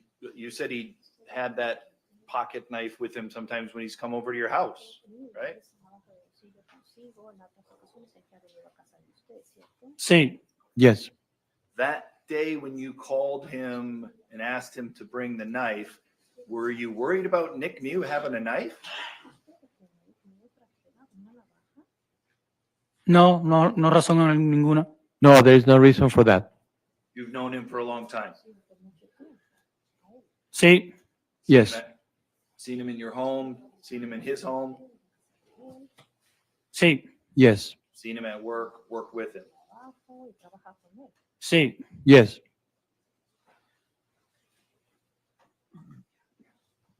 Fair to say you've had opportunities to observe his character. Would you agree with that? Sí. Yes. Would you agree Nick Mew has a character for peacefulness? Sí. Yes. Were you worried at all about Nick Mew bringing a knife based upon what you knew about Nick? Overruled. You can answer the question.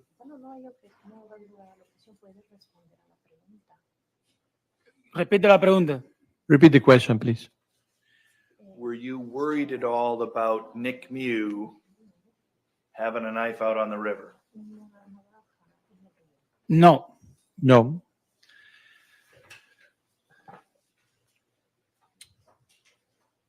So now I'm going to ask you some more questions about the river, okay? Being on the river.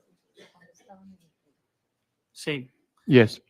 When you were on the river, was Nick there with his wife?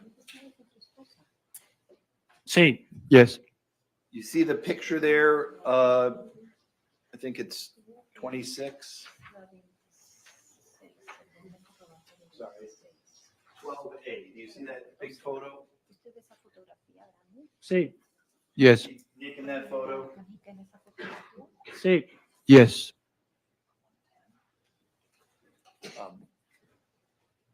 Nick's wearing a shirt and sunglasses in that photo. Is that what he looked like on July 30th? Sí. Yes.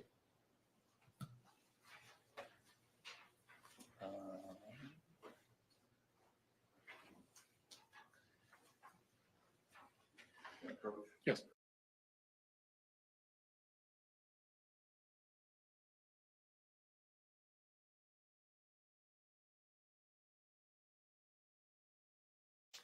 I think they called him back. Let me see here.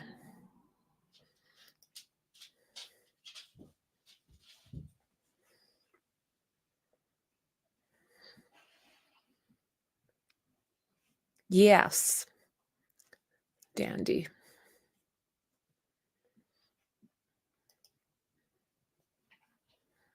Okay. It's been marked as Exhibit 110. Do you see this picture? Do you see the picture? Yeah. Yeah. And you see Nick is wearing a hat in this picture? Sí. Yes. This picture, Nick doesn't have it. In 12A, he doesn't have a hat, but on 110, he does have a hat. Do you agree?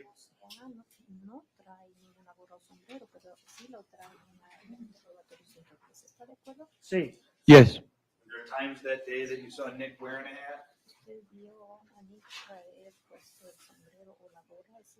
Sí. Yes. Were there times that day where you saw that Nick had taken the hat off? Sí. Yes. Did you see Nick with some goggles and a snorkel? Sí. Yes. Did you see him use that goggles and snorkel prior to Ariel losing his phone?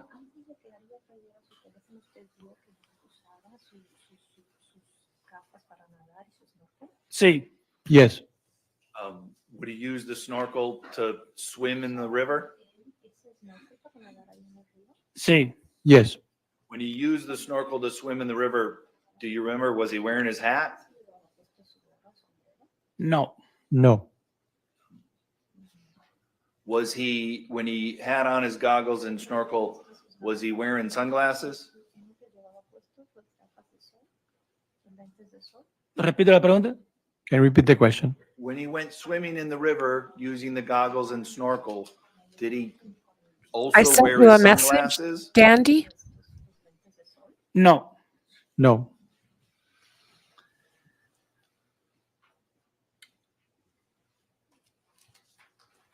Was there a time when you were on the river that you saw, or that you came to learn Ariel had lost his phone?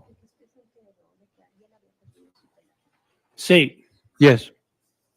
When he lost his phone, did you guys stop and have a discussion?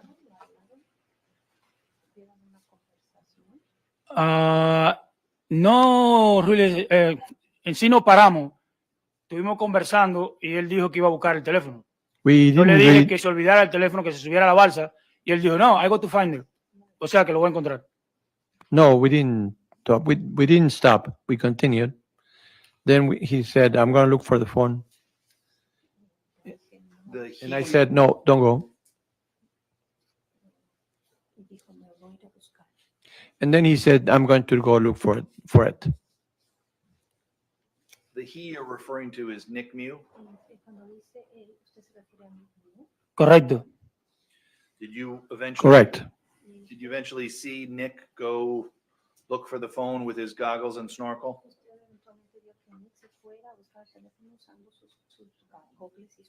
Sí.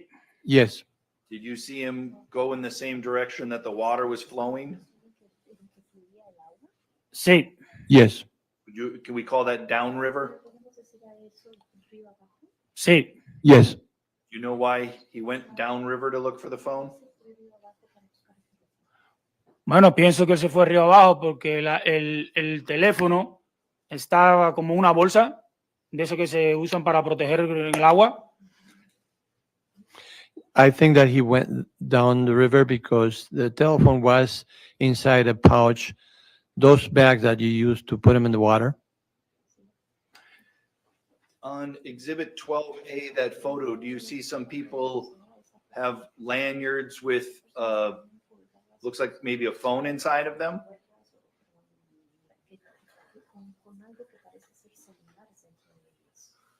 Sí. Yes. You even see Ariel and Gilma right there, same? Yeah. Is that, Yeah. is that what you're describing? Sí. Yes. Please just slow down and wait for the interpretation. I was going too fast. I'm going to slow down.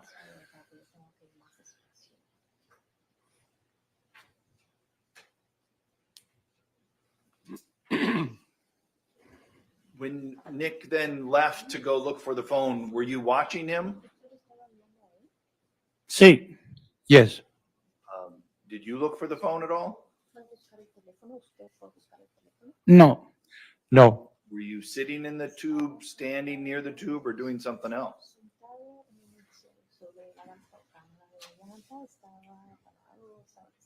Sentado. Sitting down. Did you eventually see Nick and another group of people or multiple people interacting in some way? No. No. Did you eventually learn that Nick was interacting or people were interacting with Nick? Sí. Yes. How did you learn that? From something you saw or from something you heard? Su esposa dijo, Nick está en problema. His wife said Nick is in trouble. When you heard, did that surprise you? Sí. Yes. You know Nick, you must know his wife Sandy.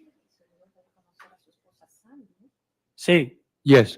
You guys must hang out together as a couple often. Or as couples. Sí. Yes. Had you ever heard Sandy express concern about the safety of her husband like she did on that day? Overruled.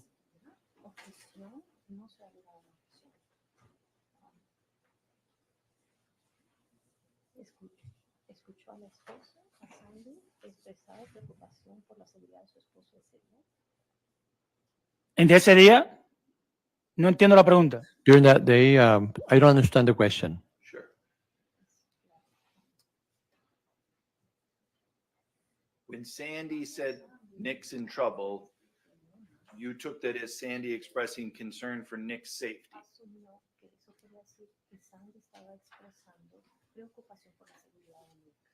Sí. Yes. Had you ever, prior to that day or any time before that, heard Sandy express concerns about her husband's safety when you were around? Nunca. Never. That must have surprised you then on that day when you heard that. Sí. Yes. What'd you do? So I looking down where people was, and I saw Nick in the water, and I stand up and I tried to get her. When you saw Nick in the water, did he appear to be snorkeling and looking for the phone, or was something else going on? No, estaba en el agua y había mucha gente a su alrededor. No, he was in the water and there were people around him. How many people? Número no puedo decirle, pero sí eran bastantes. Pueden haber sido más de 10, 15 personas. No, no. I can't tell you the number, but there were many, maybe 10, 15. I don't know. When you made that observation, were you worried for Nick's safety? Sí. Yes. What did it look like that group of 10 or 15 people was doing to Nick? So, estaban gritándole y cuando él estaba en el agua, alguien le estaba dando. They were shouting at him. And when he was in the water, somebody was yelling at him. Did you ever see anybody have physical contact with Nick? Bueno, en el momento en que yo vi que él estaba en el agua, alguien le pegó. When Esa fue la primera vez que at that moment, when I saw Nick in the water, I saw somebody hitting him. That's the only thing I saw. After you saw him in the water, did you keep watching? So, yo traté de llegar hasta allá, pero en el medio del río perdí mis zapatos. Well, I tried to get over there, but I lost my shoes in the middle of the river. So on your way, were you able to continue to watch or did you need to tend to your footwear? No.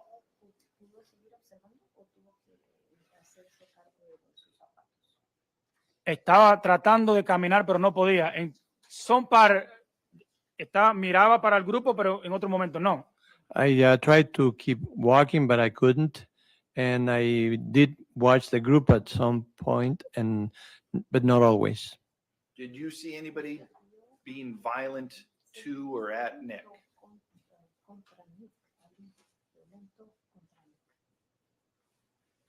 After when they was in the water, estuvo en el agua, no. Después que vi que estaba en el agua, no volví a ver nada. After I saw him in the water, I didn't see anything else. And it sounds like you don't know how he got down into the water. When you first looked, he was already in the water. Correcto. Correct. At some point, did you see Nick walking back to you in the group?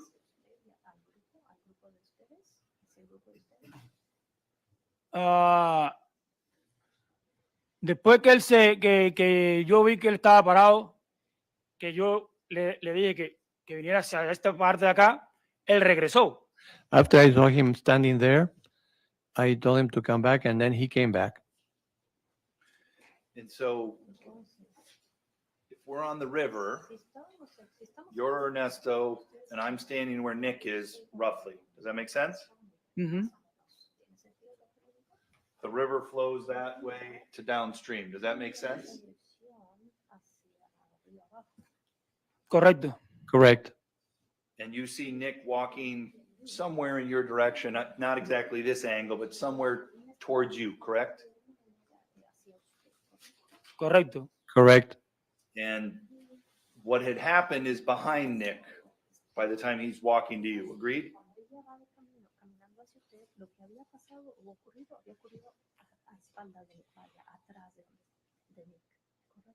Antes.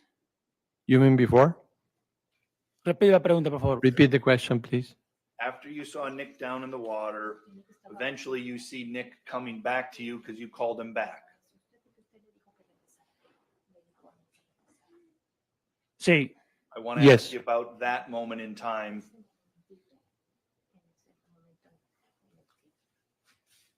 No entiendo la pregunta. I don't understand your question.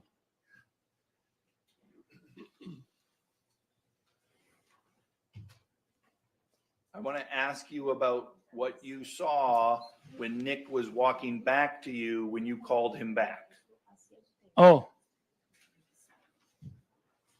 Does that make sense? Que yo le dije que regresara. That I told him to come back. I want to ask about that moment in time, what you saw. Okay. when Nick's walking back towards you, is he looking at you in the group or is he walking backwards looking behind him? No estoy seguro. I'm not sure. You're looking in Nick's direction, correct? Sí.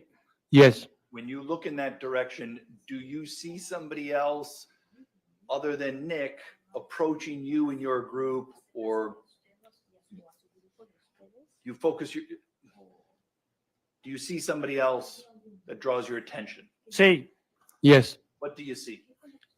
So, cuando el Ni venía por esta parte hacia la izquierda mía, alguien trató de acercarse y me hizo así con el dedo. When Nick was coming over on my left side, someone else tried to approach and pointed at me with the finger. When you say the finger, that might have different connotations. So do you mean like a pointing finger or something else? Dedo que no apuntaba. Pointing with with the finger. And when they're pointing with their finger, is Nick near you? Iba pasando. He was going by me. By me. So if I'm Nick in that scenario, Nick is walking this way, you're pointing in that direction. Yo estoy mirando hacia donde está la persona y ahí tienen. Stay there, stay there, stay there. I'm looking at the person who was there and say, stay there, stay there. Can you describe that person? No tengo ni idea. I have no idea. Why were you telling that person, stay there, stay there, stay there? Porque la persona que estaba apuntando hacia mí o hacia mí, no sé si era hacia mí o hacia él, estaba yelling and he tried to walk. Because the person pointing, hacia mí. because there was a person there pointing, I don't know if they were pointing at me or at Nick, but they were approaching. Did you think it was safe for that person to come towards you and Nick?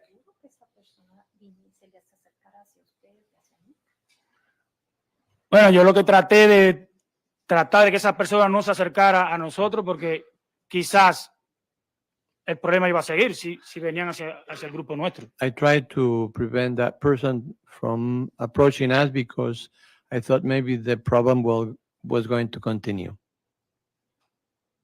You thought the solution to that problem was to keep Nick separated from the group that was pointing at you. Sí. Yes. When Nick, I'm going to now ask you about when Nick's back at the tubes with you after you pointed at this person, okay?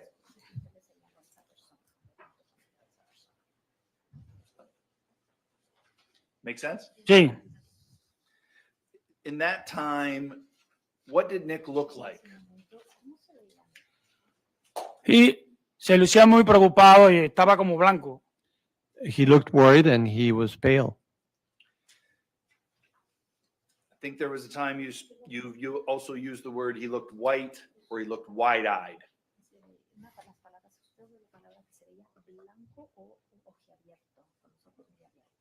Sí. Yes. Did you see those things when you looked at Nick?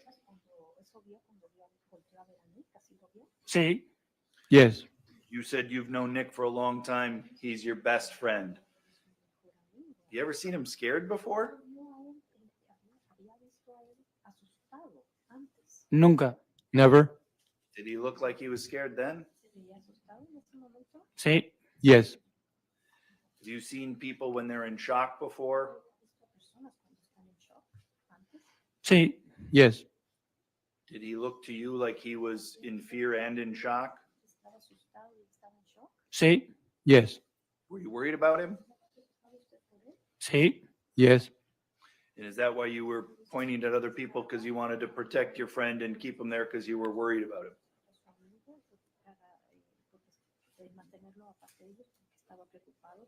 Sí. Yes. Would it be fair to say you didn't really know what had happened down there at that other group? You just didn't want anything more to happen? No. Sí, sí, correcto, sí. No, No I sabía mean, qué había pasado. I mean, yes, it's correct because I knew what had happened. I didn't know what had happened. So Right. Did Nick stay then with the group at the tubes? Did he stay there that whole time?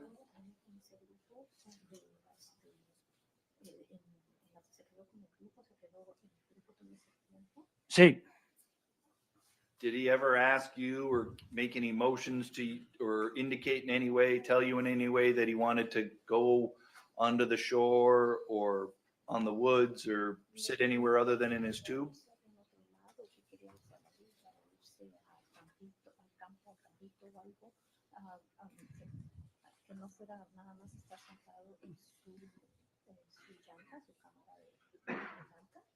No. no, What did you see him do while you guys were waiting there? Solamente se sentó en la balsa y más nada. Ni siquiera dijo una palabra. he just sat in the inner tube and he didn't say anything. No words. Did your impressions about him being in fear and shock, did that change over that time, or did he continue to look like he was in fear and shock? No, él seguía en shock. No, he continued in shock. How long did you guys in your group wait there at the tubes before you eventually floated down the river? Yo diría como 30 minutos o 35, no sé exactamente, pero fue un buen rato. I would say 30 minutes, 35 minutes. I don't know exactly. It was a while.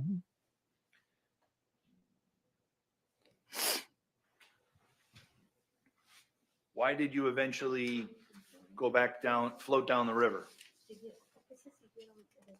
Did anything prompt you? So, yo no estoy seguro si fue la policía o alguien que estaba en el grupo donde estaba todo el mundo allá. Hicieron así para que como que el tráfico siguiera, la gente siguiera bajando. I don't know Y if ahí it todo el was. mundo empezó a bajar. Maybe the interpreter needs the witness to repeat his answer. Ok, no estoy seguro si fue la policía o alguien que estaba parado donde sucedió el problema. Hicieron así como que para que la gente ya podía seguir. I don't know. I'm not sure if it was the police or if it was something else, somebody else who was trying to guide people, and they were telling people to move, and to continue. And based upon what you saw then, you kind of helped your group say, we got to go, and you moved down the river. Correcto. Correct. During the float down the river, it continued to be quiet?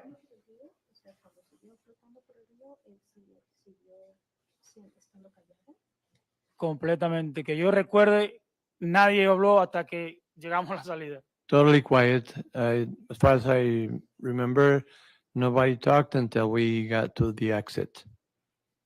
What happened at the exit? So, recuerdo que cuando llegamos a la salida, creo que había, no sé si era un policía vestido de verde o alguien que estaba cortando las sogas de la balsa. When we got to the exit, I don't know if it was a policeman who was there. Somebody was cutting the ropes. Pasamos el puente. Then we passed the bridge. Cuando íbamos pasando allí, vimos que habían policías. When we passed the bridge, we noticed there were policemen there. Y cuando íbamos pasando, ellos estaban como aquí así, íbamos pasando por aquí, detuvieron al grupo de nosotros. They were over here, and we were on the other over here. And then they approached the group of where we were. And when they approached the group, did you see them somehow indicate or say something to Nick? ¿Quién? Who? ¿La policía? The policeman. Bueno, en el momento que nos pararon ahí, yo no sé porque eran muchos policías que estaban ahí, pero después de eso yo vi que vino un policía y le dijo, tienes que venir con nosotros. Right at that moment when they stopped us, I don't know if they were policemen or not, but then one of them came and he said he has to come with us. The policeman asked Nick to come with them. Ujú. Mhm. Is that a yes? Sí, Yes. Did you then see Nick go with the police? sí, Yes. caminó normal. He was walking normally with them. Were you surprised at that point? Sí, nosotros estábamos en shock. ¿Por qué lo detenían a él? Porque realmente nosotros no sabíamos qué había pasado. We were in shock because we didn't know why they were detaining him. We didn't know what had happened. And you couldn't believe your friend who's peaceful would have done anything to harm someone. Nunca. Never. That's all. Mr. Anderson, do you have any questions? You've tubed on the Apple River several times, including with Nick, right?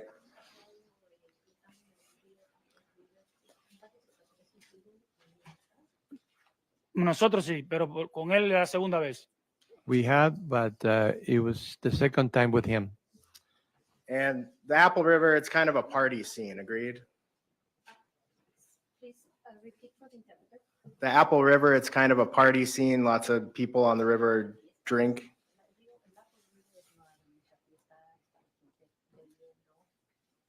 Sí. Yes. Your group was drinking. Sí. Yes. Probably most of the groups you saw on the river were drinking.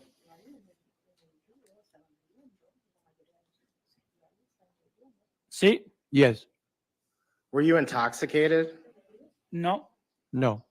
How many drinks did you have? Do you know? Probably like 4 beer.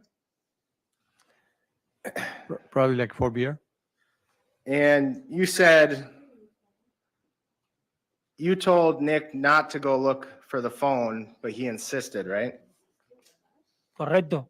Correct. And Ariel wasn't worried about his phone because he had insurance, right? Correcto. Correct. And after Sandy said Nick's in trouble, you started walking towards Nick, right? Correcto. Correct. And you got pretty close to where Nick was, right? No. No. You got a lot closer than Sergio did, right? No sé, porque en ese momento yo no sé dónde estuvo Sergio. No. Pero sí no estaba cerca. I don't know because I don't know. And good afternoon again from our Fox 9 streaming center. You are watching the hour Gavel to Gavel. You told Nick not to go look for the phone, but he insisted, right? Correcto. Correct. And Ariel wasn't worried about his phone because he had insurance, right? Correcto. Correct. And after Sandy said Nick's in trouble, you started walking towards Nick, right? Correcto. Correct. And you got pretty close to where Nick was, right? No. No. You got a lot closer than Sergio did, right? No sé, porque en ese momento yo no sé dónde estuvo Sergio. No. Pero sí no estaba cerca. I don't know because I don't know. And good afternoon again from our Fox 9 streaming center. You are watching the hour Gavel.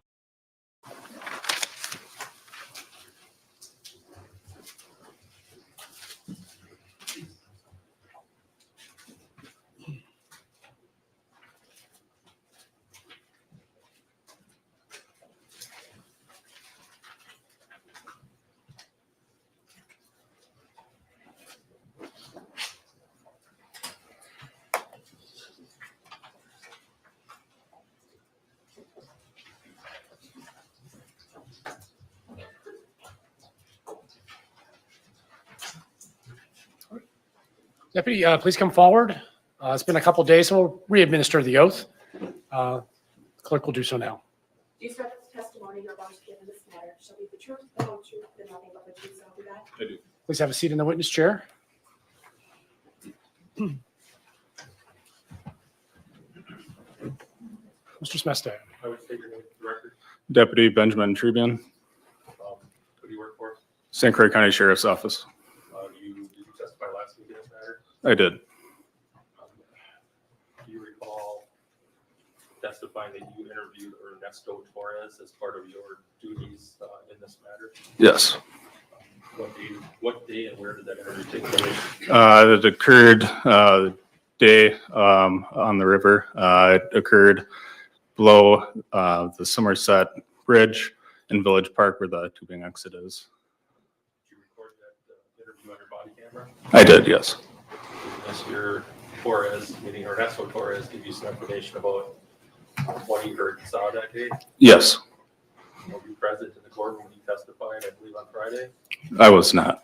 You aware of some of the things he said? Yes. Your Honor, we're going to play a portion of Deputy Trebian's body cam of the interview with Ernesto Torres, starting at 2:35. Just know when you're ready. All right, what's your name? Ernesto. You spell it for me? ERT. 1 second. Anybody that's available, if they want to come down to the ERT. ERNEST. Oh, Ernesto. Ernesto. Do you have any ID or anything on you? Yeah. 8111, 8816. I'll head over there. Is it in your cooler? 8111. Okay, perfect. Thank you. No, maybe. We're probably out of people, but if you do have any other investigator resources to assist. Okay. Over here, the location of a lot of witnesses here also. Okay. 10-4, 22 has turned on, and dispatch, can you send a TTY to Polk County? They have 2 investigators that are. Can I see her ID too? Who? Is that your wife? No, this is my wife. That one. Whose ID is that one? My sister. Is that her right here? Yeah. That's hers. All right. Okay, my wife have over there. Not violent, but yelling. All right, I'll talk to you over here. Northwest, but they need an obvious person. 8222 dispatch, 1041, they're all Somerset.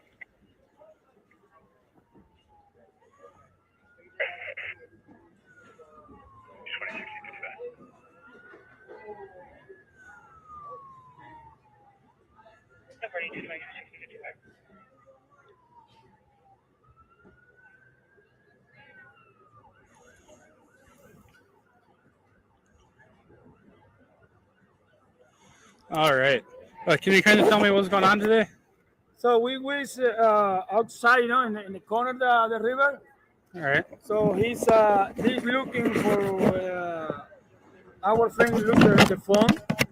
You know what I mean? And he's all away by the group. Who did? What? Who went by the group? No, the guy you take it. Yeah. He's looking by the phone in the river because we stand here in the corner by the group of the people. All right. And I saw he there looking for the phone, and he was saying he's in trouble. What do you mean trouble? I saw people attack him. People to stay in their homes. You know, a bunch of people attack him, and then I don't know what's going on. Negative. You can cancel the rate. I go in the middle of the river. Hey, come on this way, and right away the problem. He said that somebody take his knife in his pocket. Like he got a knife for carry the thing in the river. Cancel the rave. Cancel And Minnesota helicopter. I don't know anything. Washington County units may return to Minnesota. I came in, get out there. But one people have a problem here, one over here, he was here. I saw one lady coming from here and being transported. with black, We still have Right. Ava 6 and here on he scene. was here. He said, they taking my knife. That's what he said. And they punched it, he was in the floor, in the water. And when I crossed, not too close, on the middle of the river, he said, get out of there because we don't know what's going on. And he ran this way. and he said, "They're taking my knife." That's it. So you never saw him with the knife? No, never. No. Did you see anyone with the knife? No, No. no, because that's what I say. There's somebody here with blood, somebody here with blood.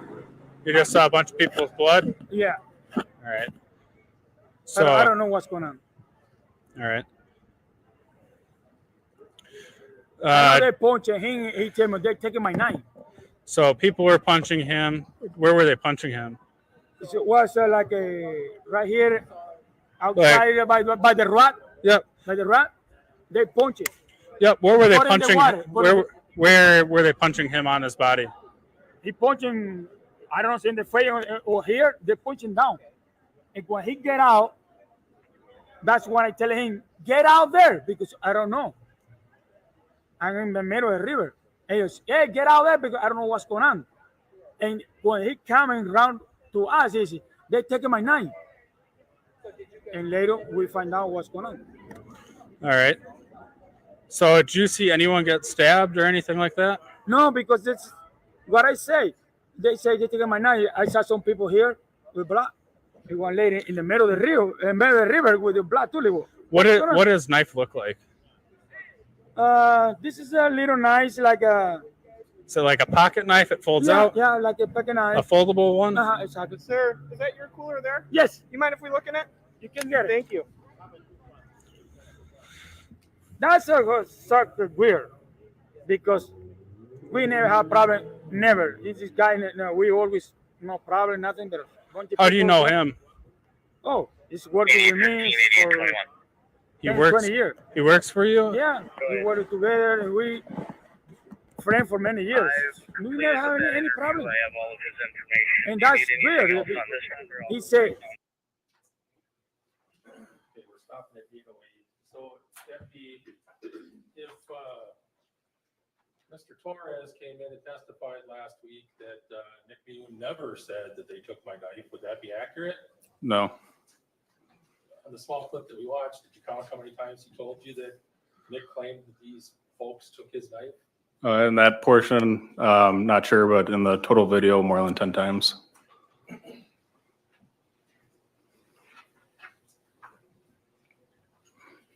When you were talking to him, well, first off, this interview, did this occur right after Nick Mew was taken into custody? Yes. During that interview, did you ever say anything like someone tried to follow Nick up the river? No. Did he ever say something like somebody approached him and he was pointing at him and he yelled at him to get back? No.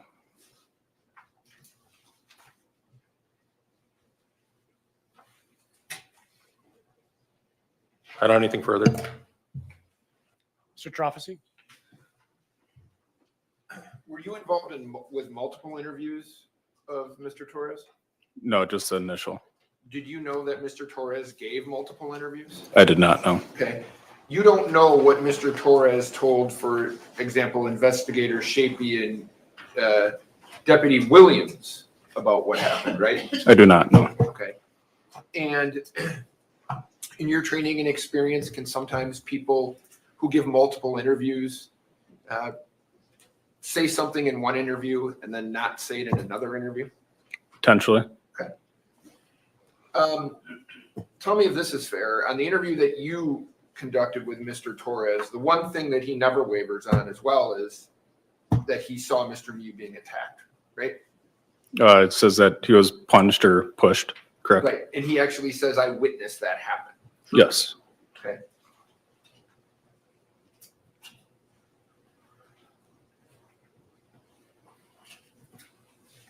He doesn't tell you, or he mentions that he doesn't see the knife, correct? Yes, he does.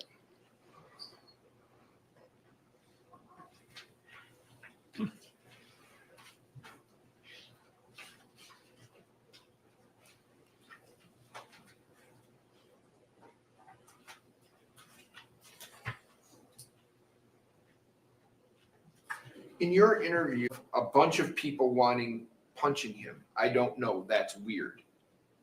You remember that? I remember the portion of what you're talking about. I don't remember exact verbatim of it. So he apparently he says that he is telling or saying, get out of there, right? He's saying that he was yelling that to Nick, let's Okay. get out of here. Do you remember a conversation where he tells you that he is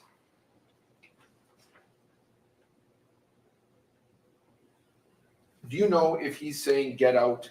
Because he says it multiple times to you, right? That he says get out of there. Correct. Okay. Do you know if he's talking about Nick or he's pointing to other people to get away? And my belief was that he was telling Nick to get out of there.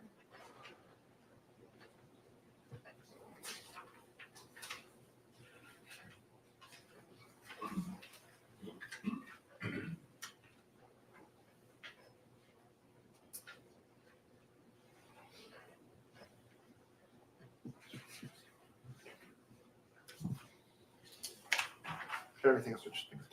Mr. Smestad? All right, thank you, Deputy. You can step down. Mr. Smestad, who is next? I'm going to switch up with Mr. Attorney here, Josh. Carlos de la Cruz.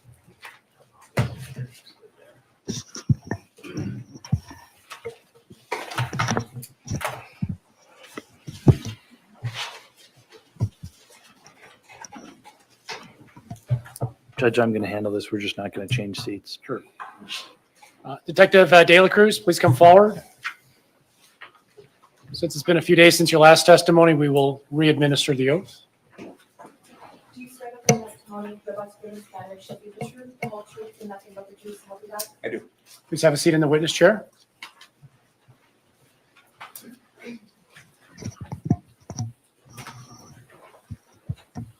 Mr. Anderson. Can you please state your first and last name? Carlos de la Cruz. And we heard earlier you work for the New Richmond Police Department. Yes. And you interviewed Ariel as part of this investigation? Yes. So when you went to that interview, did you bring any still frames from the video with you? The investigators that accompanied me had some various frames, still frames. And do you recall what those showed and why they were brought? They kind of showed correlation between some of the witnesses compared to where the events were happening. And so they were kind of brought to try to identify some of the witnesses as well as to where the people were and hopefully get some information from the witnesses if they knew who was where, who they were, what they were wearing. Was there one that showed Ariel standing next to Nicolae when Nicolae had the knife in his hand? Yes. And so did you ask Ariel what he saw? Throughout the interview that we had discussed, particularly where he was and what he could see, what he couldn't see. The picture came up after he told us he wasn't up by where everything had occurred, that he had never gotten close to Nicolae. And so that's when we showed him that photo. And after so in the context of him saying he never got close, was he saying he didn't see anything Nick did? Yes, he repeatedly said there was so many people between him and the event that it was hard for them to understand what was going on or to see anything that Nick did. And after you showed him the photo of him standing next to Nicolae when Nicolae had the bloody knife, did he still maintain that he didn't see Nick do anything? Initially, he was rather surprised that he was that close. I think seeing the actual knife in Nick's hand surprised him more than anything. He then stated he didn't recall being that close to Nicolae. And did he still deny seeing Nick do anything? Correct. Yes. Did he ever say anything even remotely close to that he saw Nicolae defend himself? No. I don't have anything else. Mr. Nelson? You just told this jury that Ariel told, I think your testimony was he, being Ariel, repeatedly said it was hard to see. Is that your testimony? He had mentioned that more than once, yes.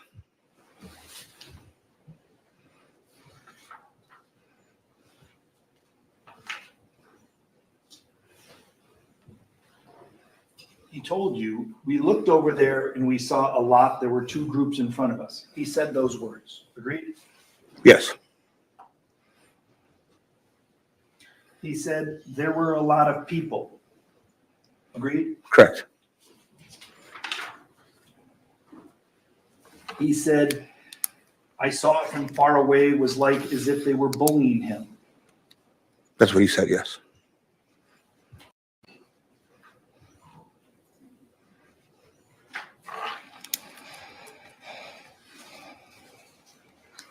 He said, when I see it, I thought it was bullying. Yes, He said, they pushed him, he fell, he fell. yes, He said, he got up, he being Mr. Mew. Ariel said, Mew got up and they started beating him, women as well as men. yes,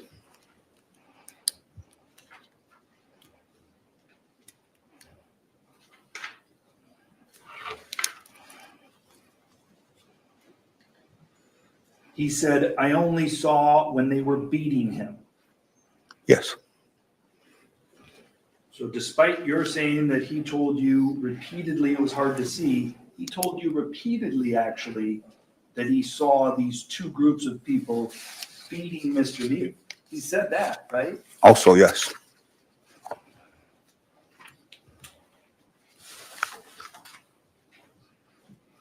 You asked him questions about Mr. Mew, correct?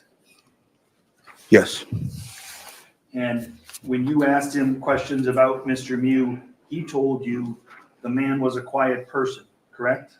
yes, He told you Nick was really mellow Objection, and cool. objection. It's character evidence, impermissible. 90801 prior consistent statement. I'll overrule prior consistent statement. It's also evidence of his demeanor on the day in question. Please continue. He told you Nick is a calm person, correct? yes. Doesn't get angry a lot, agreed? I don't know if you said Judge, that. I move to strike. It doesn't get any what? I didn't hear the last part of the question. Ask the question. I just want to read from the transcript, okay? At times, you're asking Ariel questions, correct? In Yes. Spanish. Ariel would answer you in Spanish. Both sometimes, but yes. And then you had a colleague there, correct? Two of them, yes, And your colleagues that were there didn't understand Spanish, correct? correct. So sometimes in the moment, when Ariel would tell you something, you would turn and tell the officers, here's what he said, correct? Yes, And one of the times that you said that, you said, it sounds like Day, he was calm too. Is he a calm person or does he get angry a lot? You Sure. asked him that question, correct? Judge, I'm going to object. Can we approach? Yes.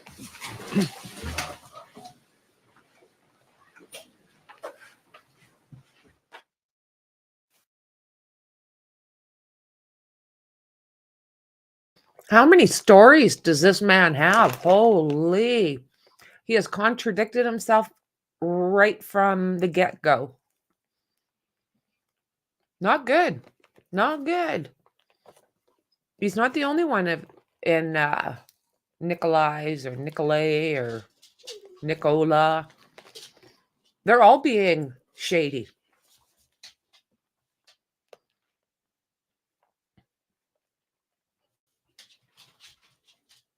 That's very true, yeah. And all of this time, it would be easy to talk yourself into a story that didn't actually happen. It's true. As Dandy, I turned a lake into the color of mustard in my mind after I haven't seen it for quite a few years. It's amazing what your mind can make you believe. No. The girls are like, no, they're hounding me. So they're bringing back previous witnesses right now. And I'm wondering if the main reason it isn't so they do contradict themselves on the stand. No,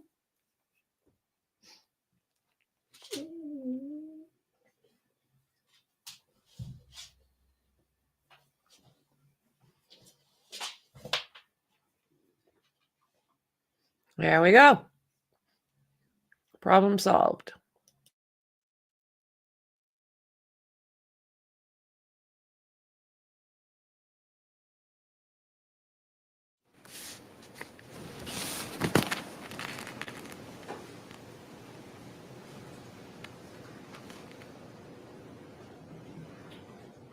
What, just one last quote from page 38 of that transcript. What Ariel never wavered on is saying that he did see that they were beating him up. Correct? Correct. Nothing else. Mr. Anderson? He also never wavered on saying that he never saw Nick. He didn't see Nick do anything. Correct. Nothing else. Anything else? He never said the words, I didn't see Nick do anything. Those aren't his words, correct? I would have to reread the whole transcript if those were correct or not. I just, He didn't say those words. Objection I'd have to asked and read it. answered. He needs to see the transcript. The objection's overruled. Mr. Nelson, if you want to pursue that, you may. You can't cite anywhere in the transcript where he said those words that you just said he did. if you have the transcripts and that's what you're saying, then I would agree with you. I'm not the witness, sir, you are.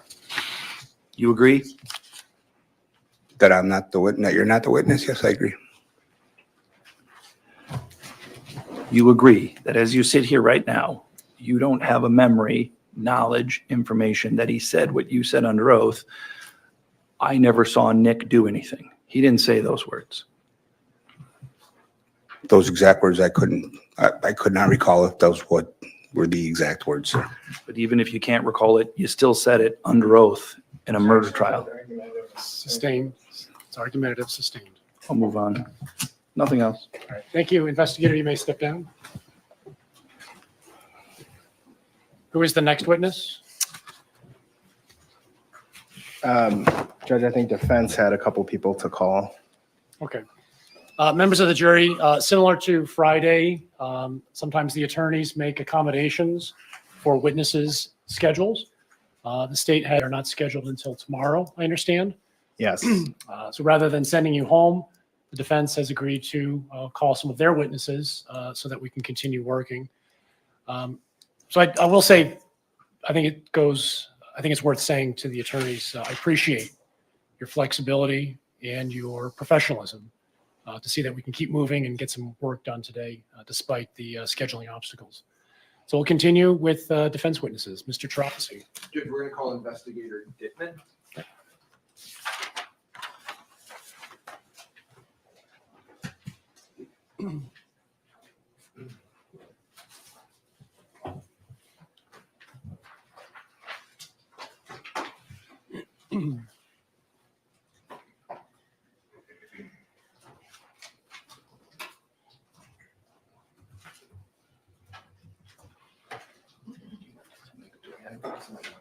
I'll go get it.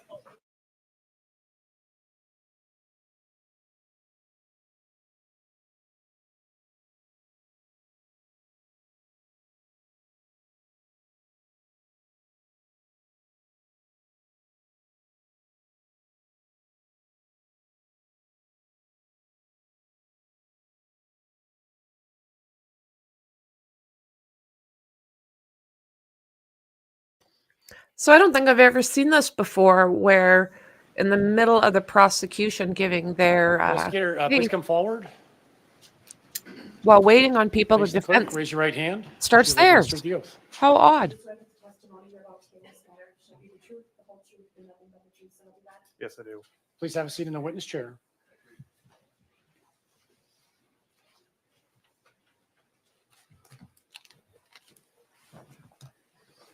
Mr. Trapassi. Sir, can you tell us your name, spelling your last name? Andrew Dittman, Dittman. And sir, what's your occupation?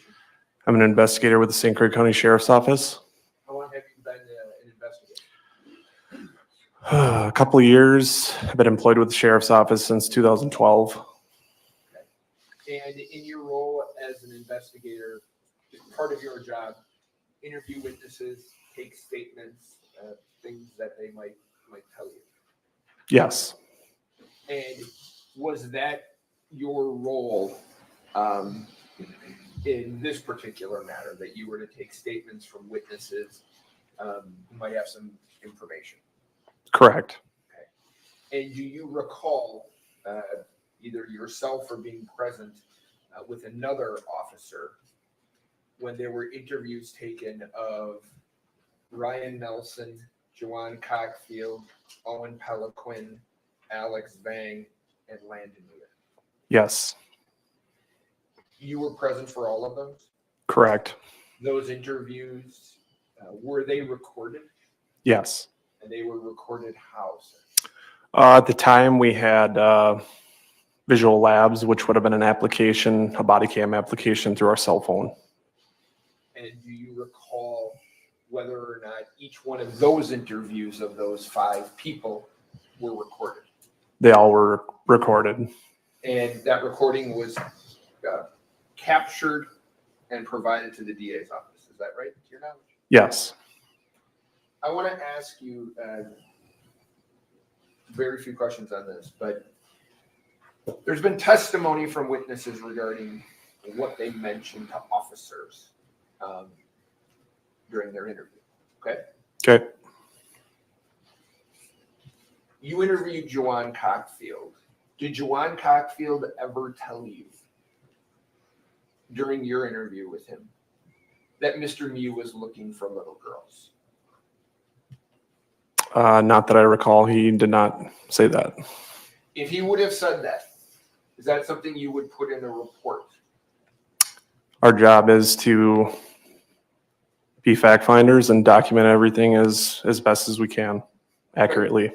So your job, you're not really to pick sides. You're just kind of to get the information in and then get it back out, right? Correct. Okay. And in our jobs, maybe people don't think about this, but telling a police officer that someone's looking for little girls, you're not going to let that go without trying to dig a little deeper if you hear that, right? Correct. Okay. So if he would have said to you, I've been told by Mr. Mew that he was looking for little girls, that's something that would have drawn your attention, right? Yes. Okay. Same question with Ryan Nelson, sir. Your interview with Ryan Nelson, did he ever mention, or he never mentioned to you, right, that Mr. Mew told him that he was looking for little girls? And I guess all the interviews, I was never told anything that anybody was looking for little girls. So you'd agree, Mr. Cockfield, Mr. Nelson, Mr. Peliquin, Mr. Vang, and Mr. Weir, none of them in their interviews with you, which were recorded, mentioned to you that Nick Mew told them he was looking for little girls, right? To my recollection, I do not believe that was ever said. And again, for each one of these people, especially if you heard it over and over again, that might be something you would really document then, because there's continued statements regarding it, right? Correct. And you didn't, right? Correct. That's all. Mr. Anderson? One thing you heard over and over from the witnesses you interviewed was that this turned physical when Nicolae punched the blonde girl, right? Correct. Owen said he believed she punched, or Nicolae punched her, right? Yes. And the other boys all saw they actually witnessed Nicolae punch the blonde girl. Correct. And that's what turned the incident physical. Yes, from my recollection, that's when I was told that chaos ensued, was when the punch was thrown. Nothing else. Mr. Trophy? Mr. Vang told me that Mr. Mew slapped the girl, right? Correct. So he didn't say that he punched her, right? Sometimes, I guess people classify punch and slap. It's what the person's viewing. Well, you'd agree that punch and a slap are different things. They could be, yes. You agree that you testified under oath that everyone told you it was a punch, right? I was present during all the interviews that took place. To get to the nitpicky, I'd have to review who told me, who punched, and who slapped.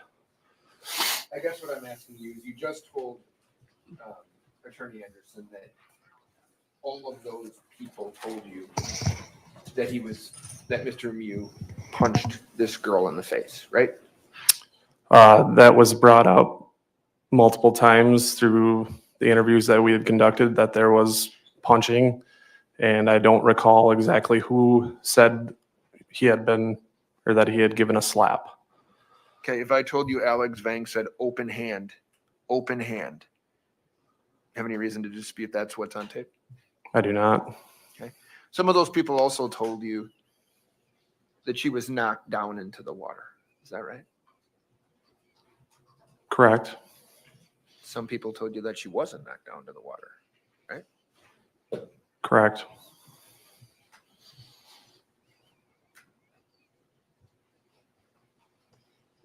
They can't change what's on video. They all told you that the injuries that were suffered on the river only occurred after Mr. Mew was attacked, though, right?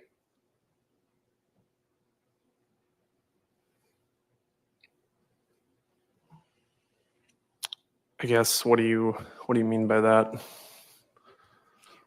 Well, they told you that he was punched in the face, right? Okay. Yes? Yes. They told you that he was, some of them might have told you that he was then hit multiple times, correct?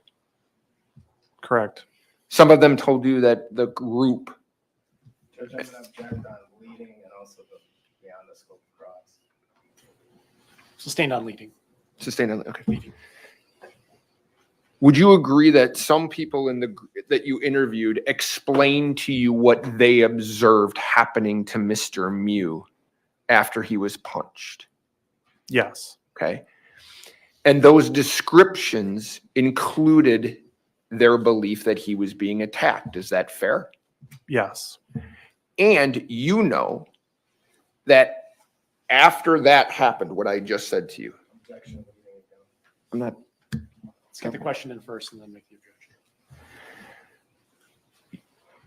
You know through your investigation and the interviews that you've conducted, sequentially, after these people told you what they observed happening to Mr. Mew, that's when the incident with the knife occurred, correct?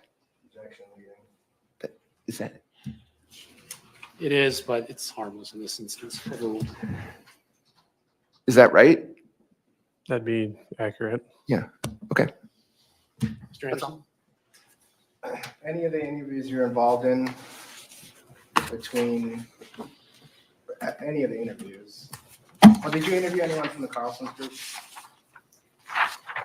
I do not believe so. So you were involved with all the interviews with the boys that were inside there? Correct. And whether, do you remember, let's start though. They're all consistent on the first time it turned physical was Nicolae striking the blonde girl, whether it was a punch or a slap. Yeah, I recall, I believe it was Owen that said that he had observed a closed fist punch. And then later he clarified, he said he believed that Nicolae had punched her, right? Correct. Nothing else. Thank you, investigator. You may step down. Thank you. They can't change what Is there another on witness? video. He's on hall.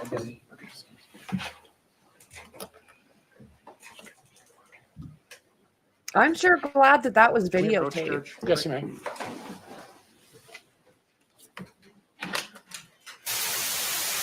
Oh, bad noise, bad noise.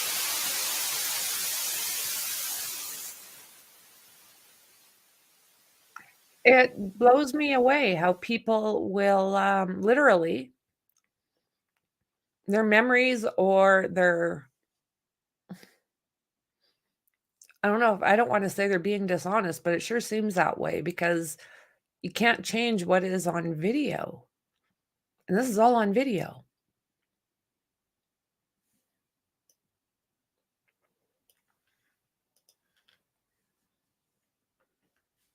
If everyone else. Mr. Anderson? Yeah, okay. Who's the next witness? Roberto Baldoza. Mr. Baldozo, please come forward, face the clerk, raise your right hand. She'll administer the oath. Do you swear that the testimony you're about to give in this trial shall be the truth, the whole truth, and nothing but the truth, so help you God? Please have a seat in the witness chair. Okay.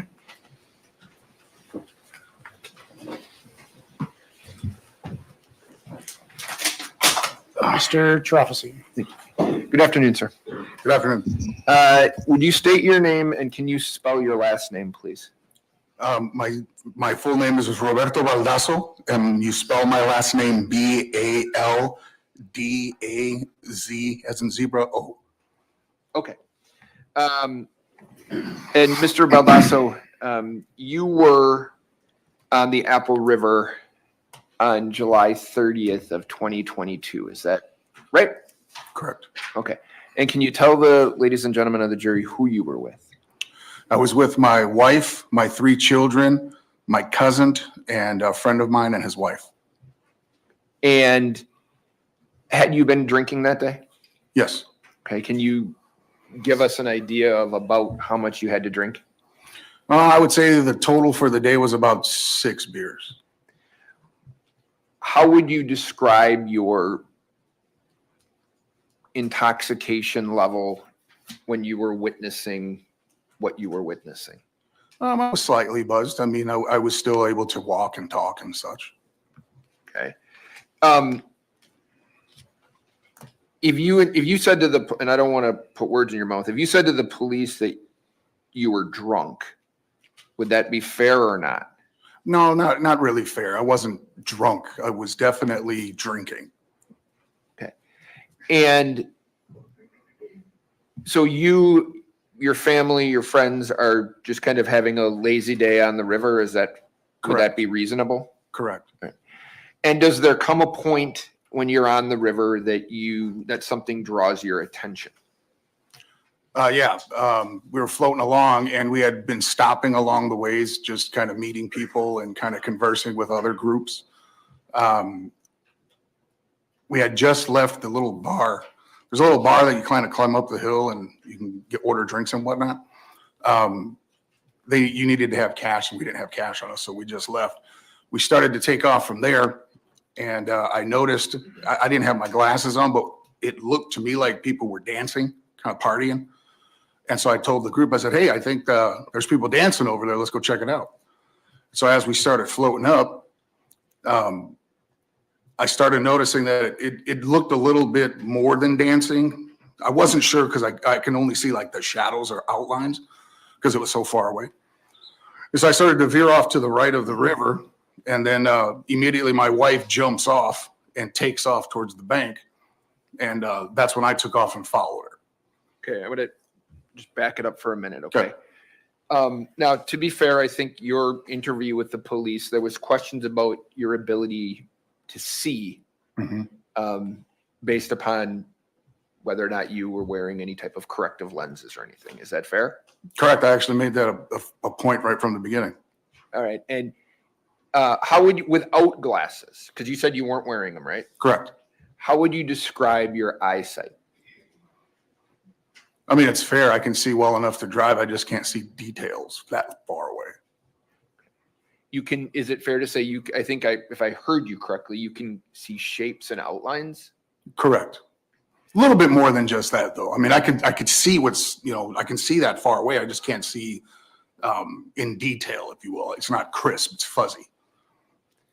And when you see the people that you believe initially might be dancing, about how far away from them are you? Best guess. I would say approximately about 60 yards or so. Okay.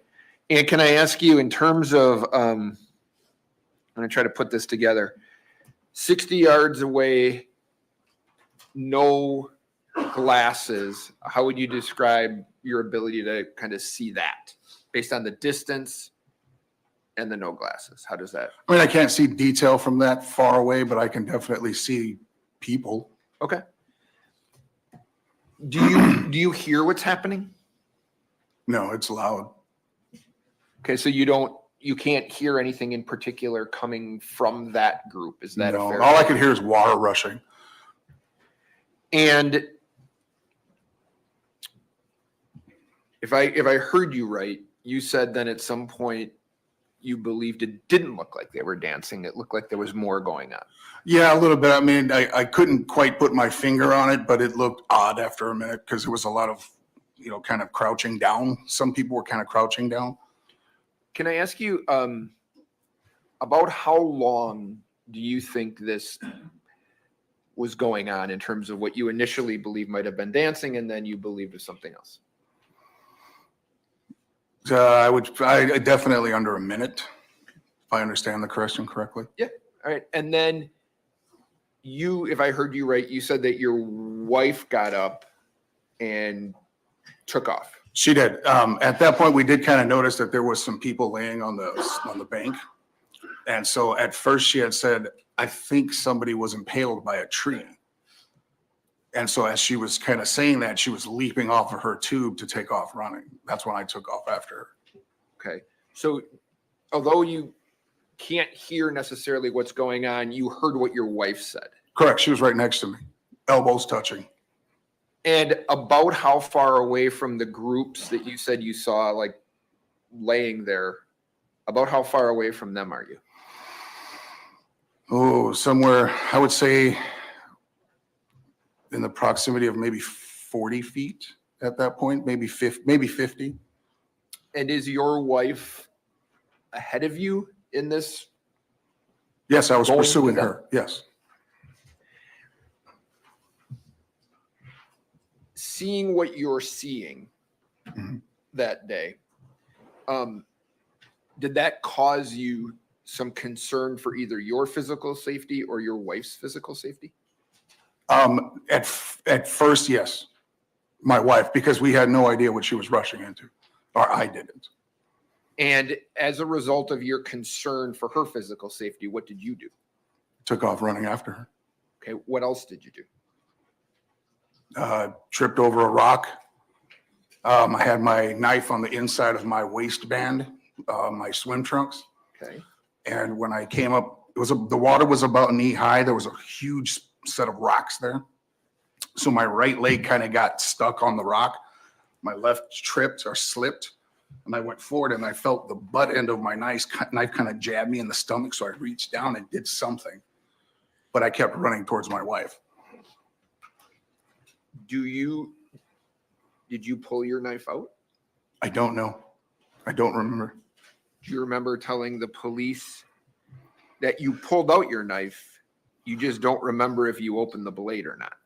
Right, because it had jabbed me, so I don't know if I pulled it out. And the reason for my confusion is when my wife asked, so my wife was asking for a chest seal. I'm pushing up the narrative here a bit. She was asking for a chest seal, so later on, I kind of don't remember if I had pulled out my knife and kept it out when I tripped, but I remember my wife asking for a chest seal. So I turned back to my daughter, Aubrey, and she ran back to our tubes and got me a sandwich baggie. And I don't remember if I cut the baggie to make it lengthier because it was folded over. But I don't remember cutting the bag. I remember seeing the bag cut open, perfectly squared to make it longer to cover the hole in Isaac's chest. Do you remember that when your wife took off running, that you had said to the police that you were attempting to kind of make a threat assessment at that point as to what was happening? Correct. I tried to scan in the area, see what was going on, because I noticed there was somebody else that was hurt on this side. So it led me to believe that it could possibly be something like that. So I was kind of just scanning, making kind of a threat assessment. I didn't really see much. So I started focusing on my wife. And based on that threat assessment, you informed the police that you pulled your knife. I don't recall that exactly. Okay. If it says that you pulled your knife after doing a threat assessment, would you disagree with that? I think maybe that's taken out of context because I didn't feel threatened at any point, nor did I pull out the knife in a thought of in defending myself or anything like that. So when you would say to the police, I was looking into the crowd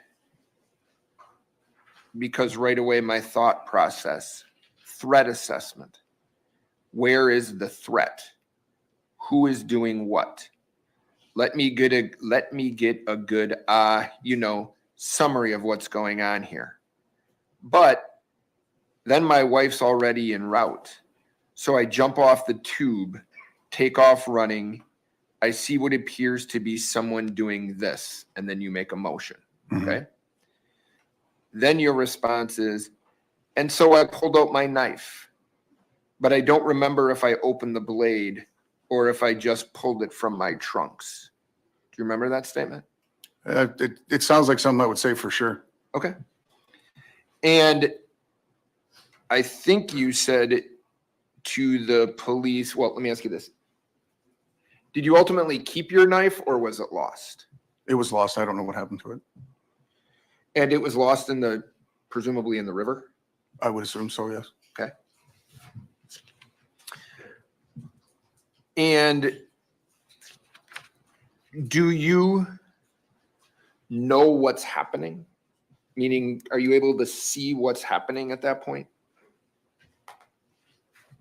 Well, yeah, I was focused on my wife and noticed Isaac's body laying there. That's where most of my focus was at. Did you notice, I think you had made mention to the police that you ultimately noticed the individual that you thought was responsible for this, right? Oh, no, I never said that.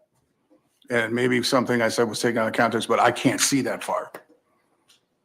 Okay. I saw an individual run to the top of the hill, make eye contact with and take off running, but I couldn't tell you who that person was. Okay. So you don't have any reason to know whether or not that person was involved? No. Okay. And I know that you assisted and participated with your wife in trying to tend to and take care of Isaac. Is that right? Correct. Okay. And does there come another a point after that happens where you come across something in the river that you think might be relevant? Yes, I saw the snorkel. Okay. Which I didn't know what relevance it played at the time. I just had picked it up and there was actually a police officer standing with me. We were conversing when I reached down and grabbed it. Okay. Then another gentleman ran up and was kind of screaming, that's the snorkel, that's the snorkel. I didn't know what, so I just handed it to the officer. Was it one person or a bunch of people that came over to you? With the snorkel, you mean? Yes, sir. I can only remember one man. Okay. And have you told the police that it was a bunch of guys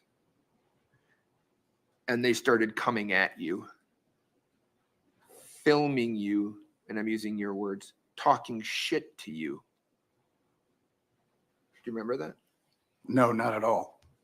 Okay. It's on your recorded statement. Objection, Judge. He's testifying.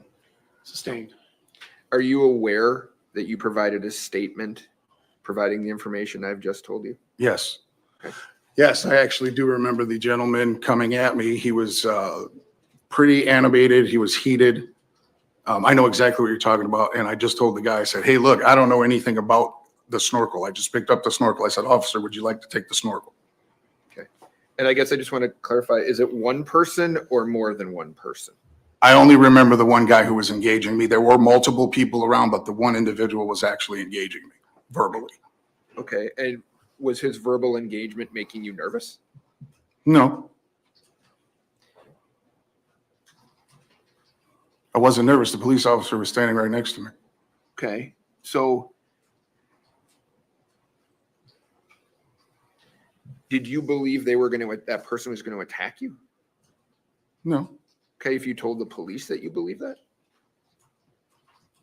I told them that he was heated and elevated.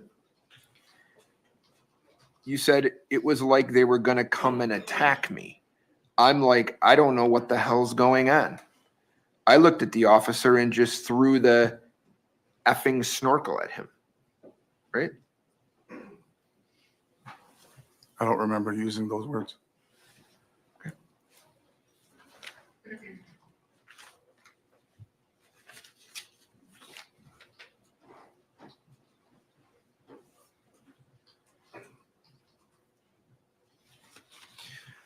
Is it, I want to make sure I understand this. Is it, well, I want to put words in your mouth either. Did you or did you not see specifics of what happened with Mr. Mew and any of the people on the river? No. And that was because you didn't have your, was it because you didn't have your glasses on? I think it was a combination of the distance. I didn't have my glasses on. I mean, we pretty much arrived after the fact. Appreciate your time, sir. Thank you. Mr. Anderson? So if I'm understanding right, you don't remember when your knife got lost? I don't. It has to be sometime between when I left the tube pursuing Andrea or my wife to the shoreline. Somewhere in there. It has to be somewhere in there. Did you talked about cutting the Ziploc bag. So could it have been after you got to the shore actually? I don't remember cutting the bag, but I remember the bag being cut. Okay. I played that in my head. I just can't connect the two. May I approach? Yes.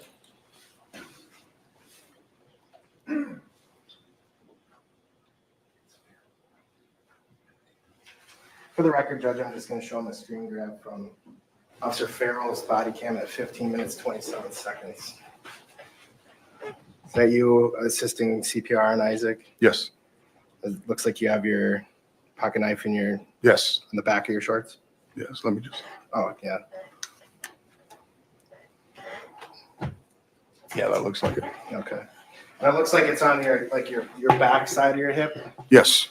And you testified you didn't remember when it jabbed you, when you tripped on the rock, you didn't remember if you took it out or just slid it over. Correct. You agree?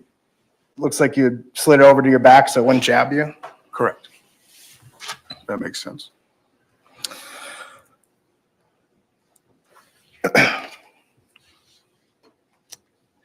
So was the rest of your group was over by a sandbar, right? If you remember. Roughly. Kind of like on the other side of the river. Yeah, kind of after you came around the bend. Correct. And were there other tubers there? Yes. And were people, was there a lot of commotion going on? Yes. And people didn't know where the guy with the knife went, the stabber? If you know. That's, no one specifically told me that. I just kept hearing people say, where did he go? Where did he go? Okay.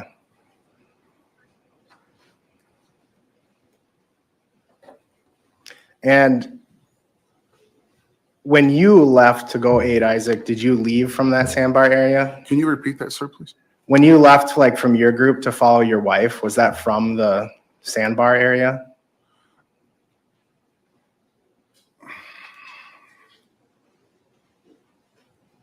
I can't remember where exactly we were on the river in regard to that sandbar. I can't remember if we were before or after it, but I know we were around it. Did your group stop there and wait? Is that why they were there, waiting for you and Andrea, if you know? Correct. Okay. So you might have went straight to Isaac after coming around the bend? Correct. Okay.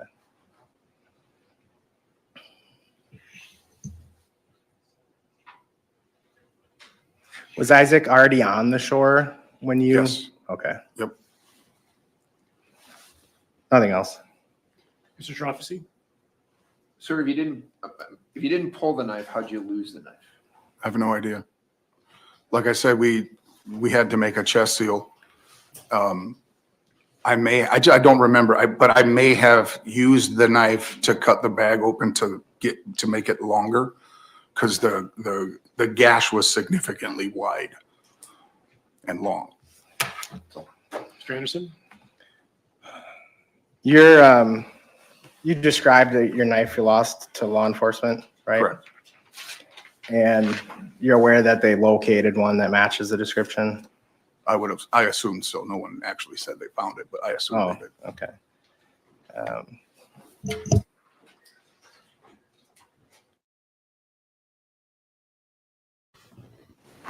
Their volume goes in and out.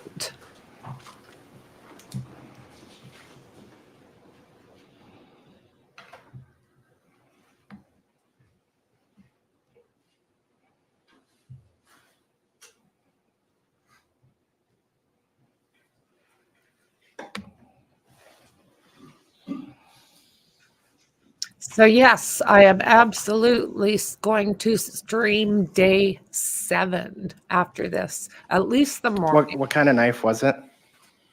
It was a knife called, it's made by a company called Tactical Gears. With a Z? Correct. Nothing else. Thank you, Mr. Baldazo. You may step down. Thank you, Or sir. excused. What a last name. Sure does suit him. That's awesome. We have one more witness, but if I could take a brief bathroom break before we call that witness. Sure, let's come back at 2 o'clock. All righty. Here we go.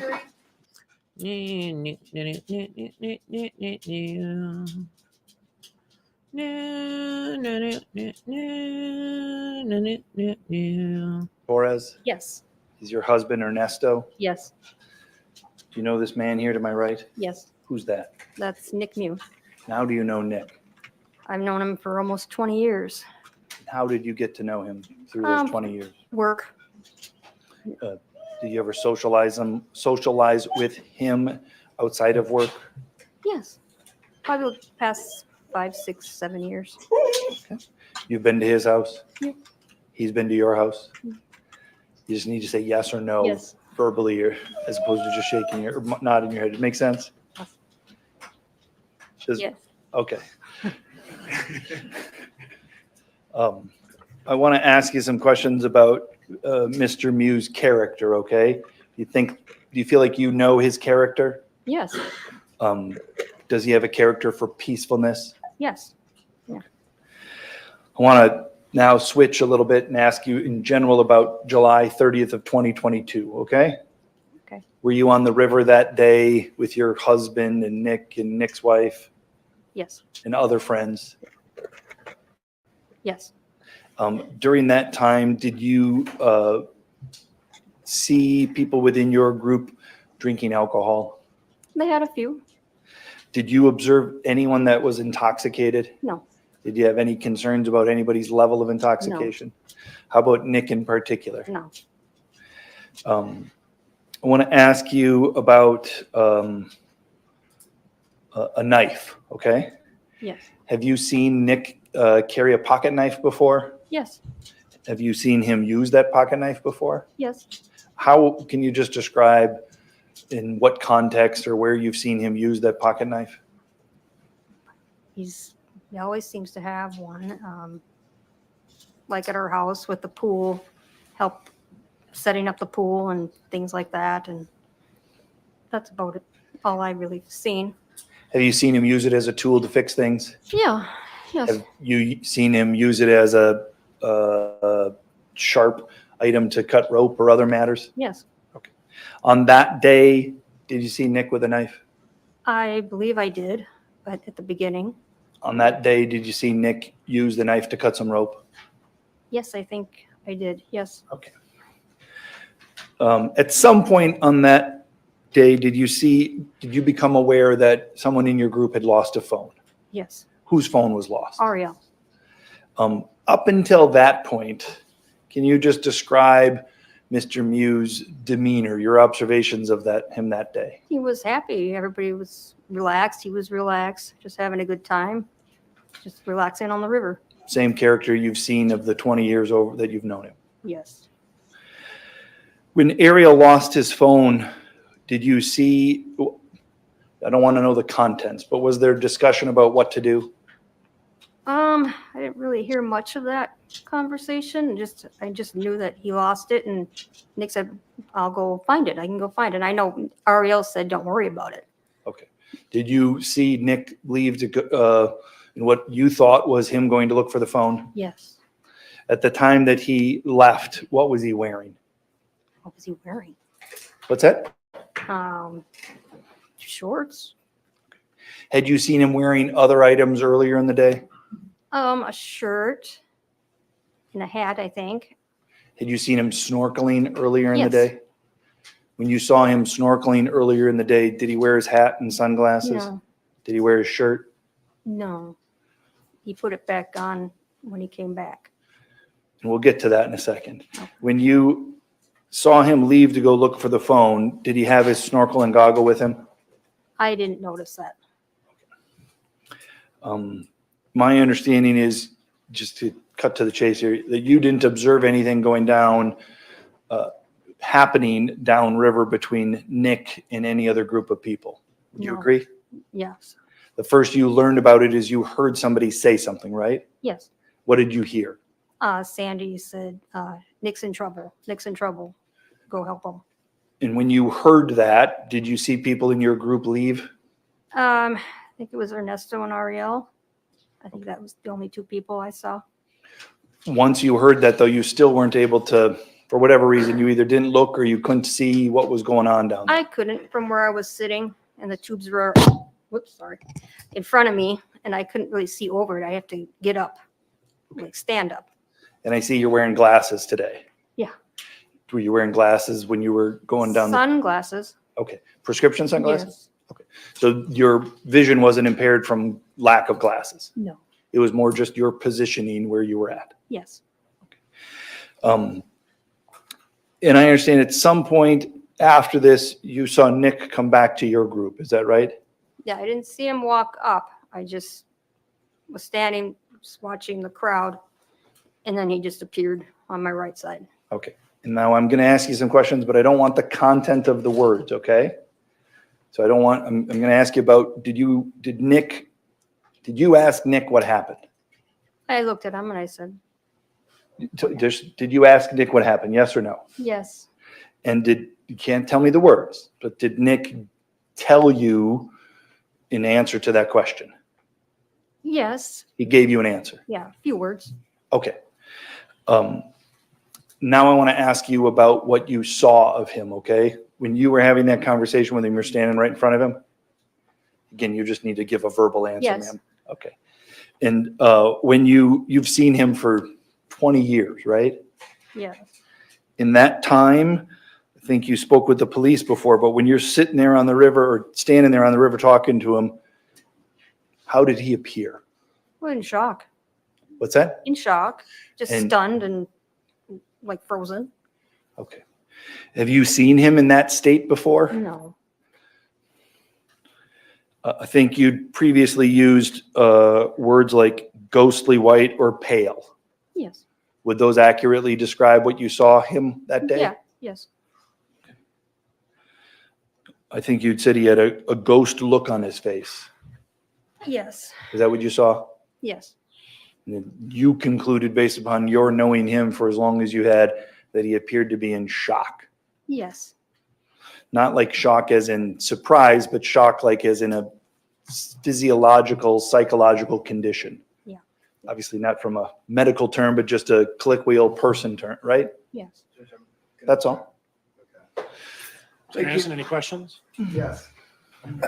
So you told law enforcement Nick wasn't drinking much that day, No. right? No, you didn't say that, or yes, you did say that. I believe I said that. Yeah.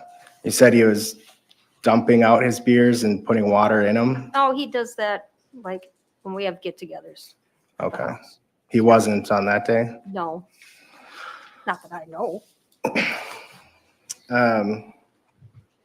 So as far as you know, there's no reason Nick would say I was drinking a lot.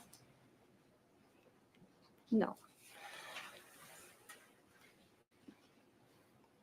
So did you see injured people? I did not. I saw the young boy on the side. I didn't know what his injuries were. You saw he was getting CPR? Yes. And did you see someone else on the shore being aided? No. You didn't hear anyone crying for help or anything like that? I did not. It was really loud. There was screaming and people running. But no, I didn't see anybody else injured. Do you speak Spanish? No. So Nicolae was in shock, and you determined that because his face was pale and what, not speaking? Yeah, he just said a very brief few words and just stood there just kind of like in shock. Okay. Can I get a couple exhibits? 7 and 63.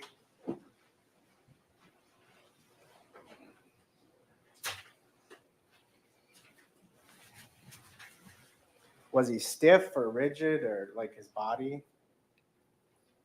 I'd say kind of stiff. He wasn't like relaxed at all or anything? No.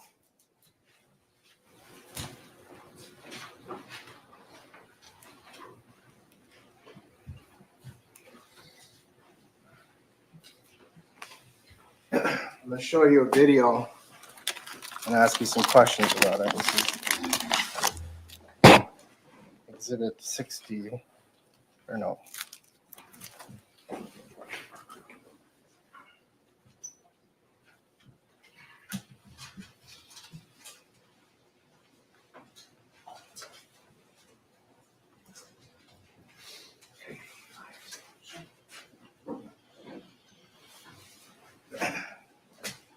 So was he like that the whole time you're with him until he was taken into custody?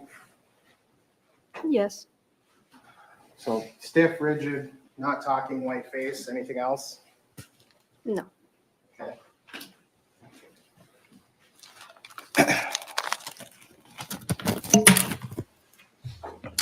This is exhibit 85.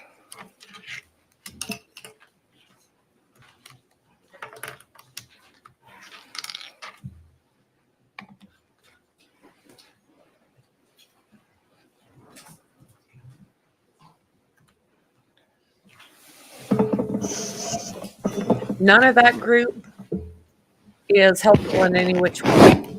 I haven't seen one of that group that I've personally liked.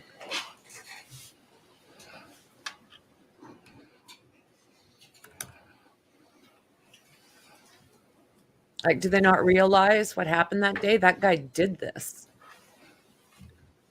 And it's all on video, so you guys know what happened.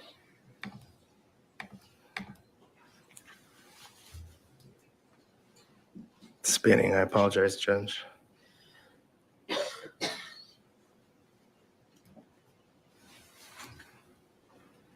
Yeah, like these people that were floating down on that particular All right, can we have the monitor, please? with that particular group, they're all like unfriendly people.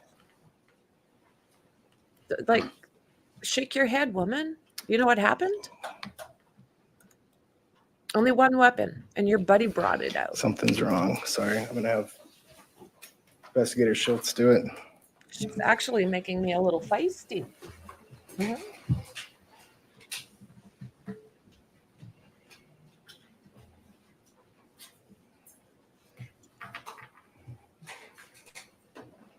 Crazy cat lady.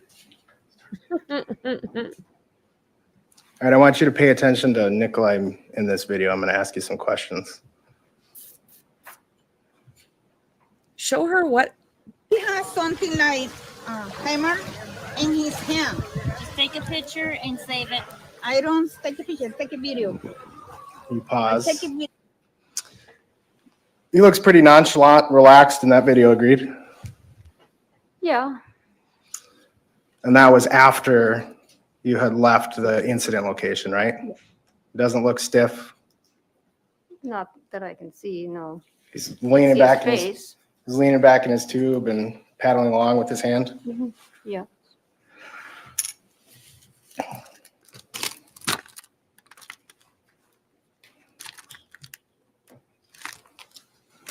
That's exactly what I think. It pisses me off. Like, oh lordy, lordy. These guys are arseholes. I feel sorry for the families. I feel sorry for the people that survive this. That there's even arseholes out there like this that don't give two shites. And so you've known him a long time. You said you could recognize that he was in shock. So I want to ask you about this video. This is a 23-second body cam of Sheriff Knudsen. I think we're ready.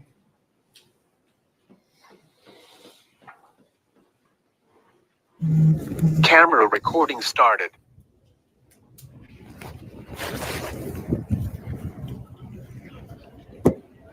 Still doing all right? Yeah. Okay. What's going Temperature's okay in here? on? Yeah. Okay. Somebody, All I hear somebody got stabbed. And I fit the description. Yes, you do. All right. Yep. So we're working through that now. Agreed, he doesn't look pale or ghostly white there. No, He doesn't sound distressed. Agreed. he sounds a little distressed. He does? I think so. Okay. Why? What about it sounds distressed? Just the way he's talking. I mean, it's not, he's more energetic, more, not just kind of sitting there. Could also be because he's nervous because of what just happened. And Yes. okay.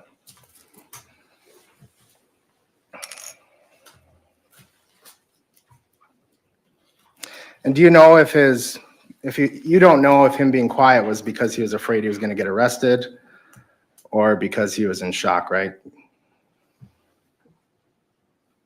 Yeah. You do know? No, I don't know. Say that again. You don't know if he was quiet and different than how he normally is because he thought he was going to get arrested or because he was in shock. I think in shock. You think, but you don't know, right? Well, no, I don't know. Nothing else. Mr. Nelson?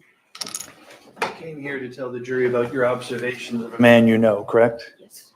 And the observations that you told the jury, were those accurate? Yes. Is that what you saw? Yes. Then you were asked some questions about a video. Was that at a different time than what you told the jury about what you saw? The video I just saw? Yeah, I mean, I think there's 3 moments in time you were asked about. I asked you about what did Mr. Mew look like right when he came back to the tube. Yeah. Agreed? Yes. And then you were shown a video about another moment in time that's Yeah. later, correct? Later, yeah. You agree that's about an hour later? Sustained. Do you know what time that video is taken in relation to when you made your observation of him in shock? The second. The video where he was sitting in the tube, do you know when that was in time in relation to when you saw him with a white face and pale? Oh, maybe 20 minutes. I'm just guessing. Okay. Did you, when he came back to the tubes, did the group wait at the tubes or did they leave right away? No, we waited. Do you know how long the group waited? It seemed like a very long time, but it's probably maybe 20, 25 minutes. Okay. And do you know when that video was taken right away when you guys started going back down, or was it near the exit, or was it some other time? Do you know when that video is? I think towards the exit.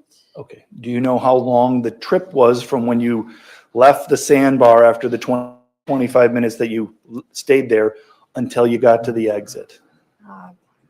Is it like 45 minutes, I think? Okay. So I'm just trying to get us to the math here. Sounds like it's about an hour after when you had the conversation with him where you were talking. I think so, yes. Okay. In that video that we saw, were you able to see his face? No.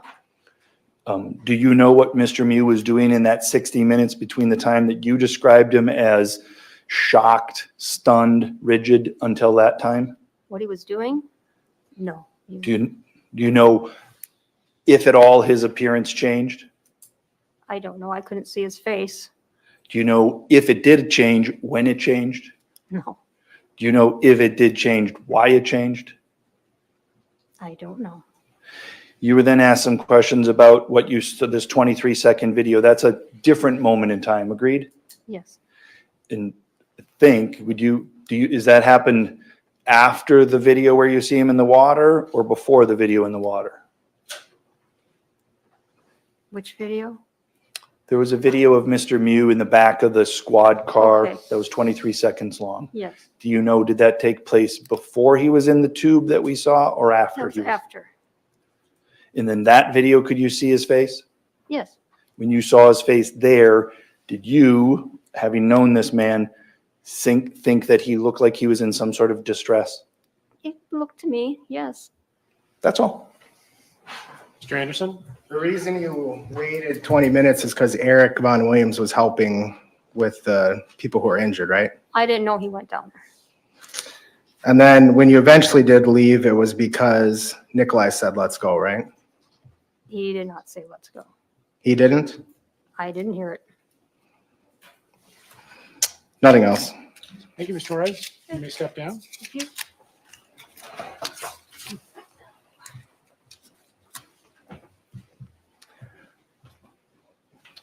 Mr. Nelson, do you have any other witnesses? We do, but not for today. So those are the only witnesses we're able to call on short notice to get prepared for today. Very good. Anything else that we can do today, Mr. Anderson? Not in the presence of the jury, no, just some exhibits I think we need to clean up. All right. So we can do that after we excuse the jury. Members of the jury, the attorneys assure me that we are ahead of days. So that's all good news, despite the fact that we're going to get an early recess today. My reminders are the same. So that was day 6. Whoa. It's getting pretty interesting, I must say. Like, I was getting pretty cranky at that woman. Let me tell you. I was like, oh, no. Lordy, lordy. So, guys, thank you for hanging out with me. That was very flippin' interesting. So, I'm going to stop this stream. And probably within the next couple minutes, you'll see the next one pop up. And we'll get into what happened today. It does sound like Mew is going to take the stand in the next one. So look forward to that. So yeah, I appreciate every single one of you. Thank you so much for being here with me. And I'm going to see you really, really, really soon in the next one.